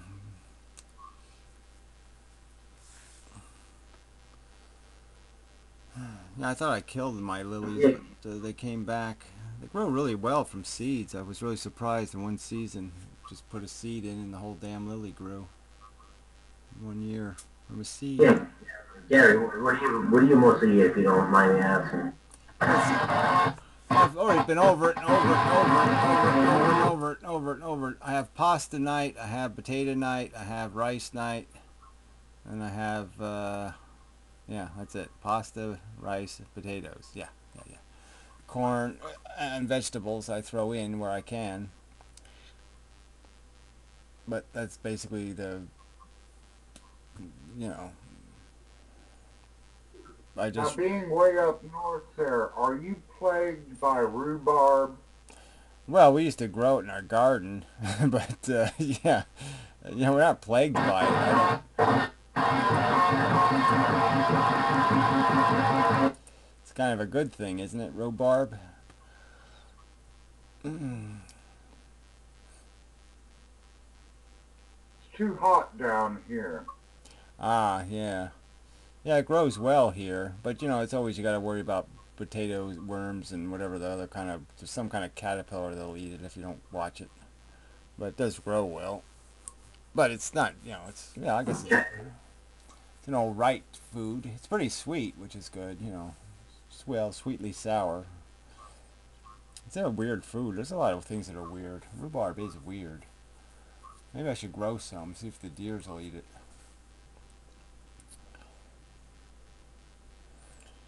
Well, we lack rhubarb, but God made up for it by giving us peyote.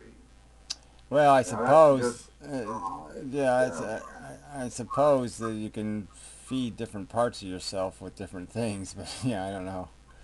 Living on peyote you ain't gonna get you too far, is it? you know, get you walking in circles. far enough. Oh yeah, well, It's nutritionally complete. okay. Well, if you say so. Peyote and mescaline both, the cactus as well. It's nutritional and good for your head. Yeah, well, it says you, but whatever. I'll have to take not somebody's word for it. I'll just wait till somebody, some peyote head, unifies physics or something. Then I'll be impressed. Well, we may send you a cactus. Let it age for about 8 years, and then when you see a flower, do with it what you will. Yes, okay, fine, whatever. Yes.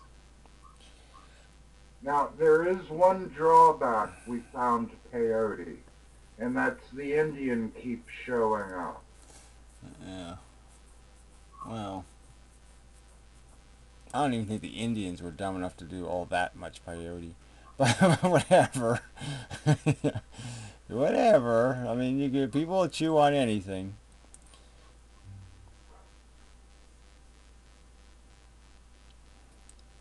Well, we have a very good source from Berkeley College here of excellent synthetics, so we don't have to get the street thing or wait for nature. Yeah, and get the arsenic out, which is kind of nice. It's kind of good to avoid the arsenic and.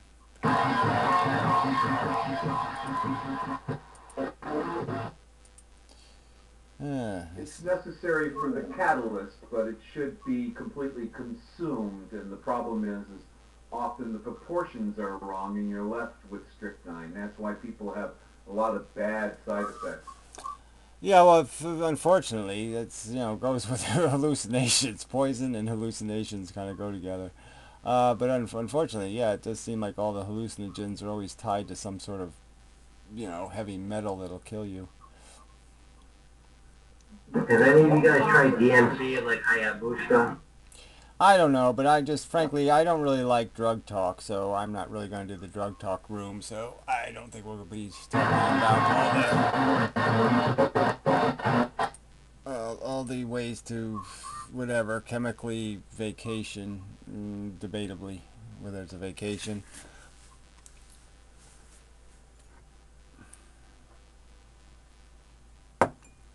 Pot be good.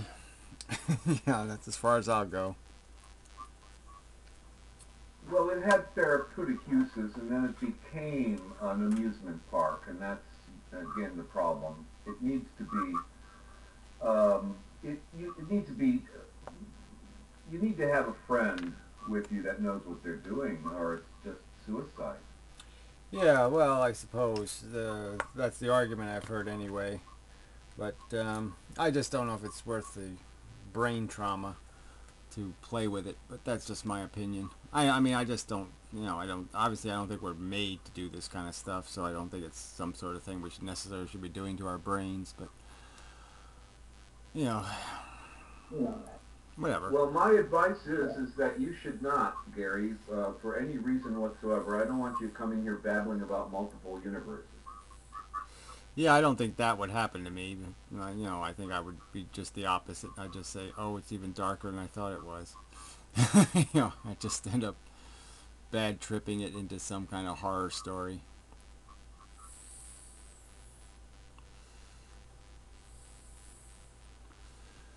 Be even more obsessed with finding the plug. Unplug the whole bad video game.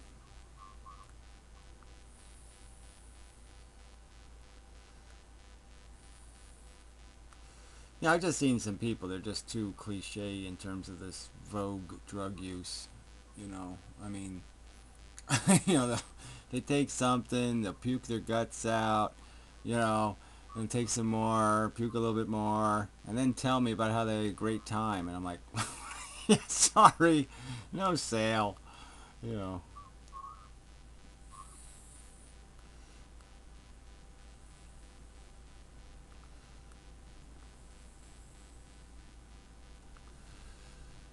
Oh, Glenos is in the room. Yay!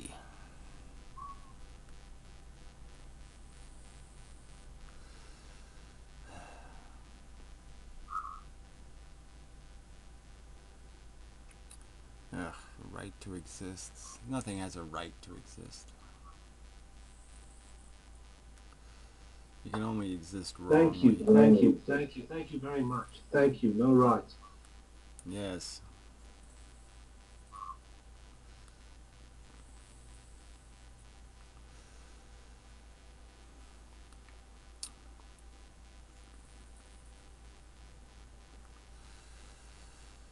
Oh, please. That just sounds silly. God bless Israel. If you think Sorry. LSD is television, you never did LSD. Yeah, well, technically, it depends. You think you're sometimes doing something when you're not really doing it because it's, not the real deal. But again, I'm just not. Well, the real deal. The real deal was so unpredictable that they stopped making it about 30 years ago, and there are so many other derivatives of those psychotropics that are out on the market called LEH, ALD52, and on and on. They just throw the alphabet at these things. And I don't think anybody's had real LSD in 30 years. So there are people tripping on stuff, but it is not LSD. Well, that's sort of extremely unpredictable. Well, that's sort of what I'm arguing. I mean, there was lots of stuff that we took, in the 70s that, you don't know what the fuck it was. I mean, it fucked you up, but I don't know what the fuck it was. That's when you had it last. Now I'm talking to these typers here who are talking about like as if they were born in the 80s, they've never seen LSD.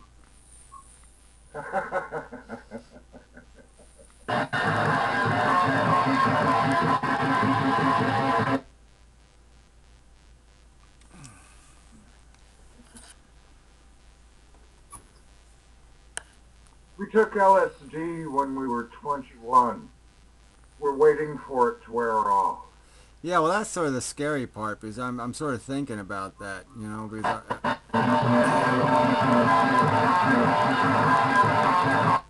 I mean, I remember at work, it was like that. And I was never bothered by staircases, and there was one of the last times I tripped, I was like,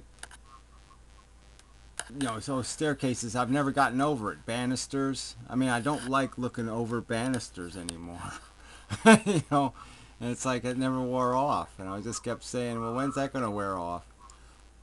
And it just hasn't worn off.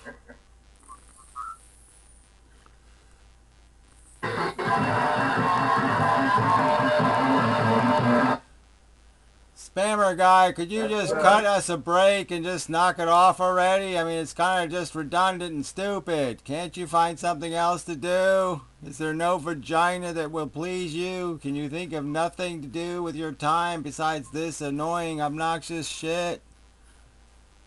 Or could you just get cancer and die or something?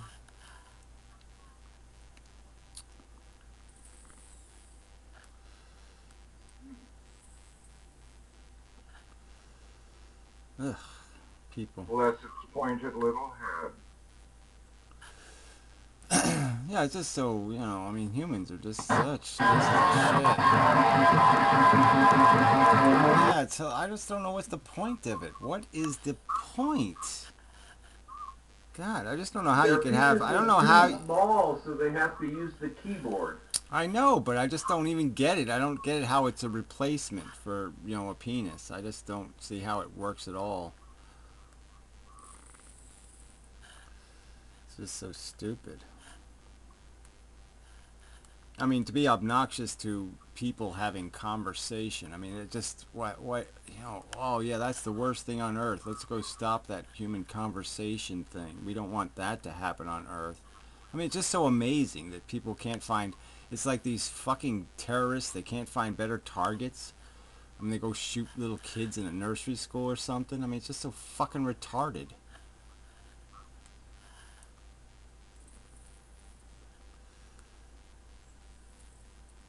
Yeah, I mean, it doesn't matter how virtuous you are. No matter what, somebody's always going to come by and try fucking with you. Like that motherfucker.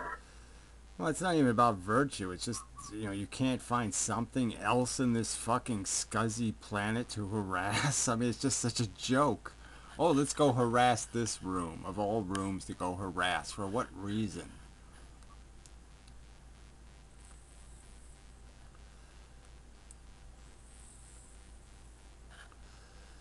Ugh, anyway, just people suck.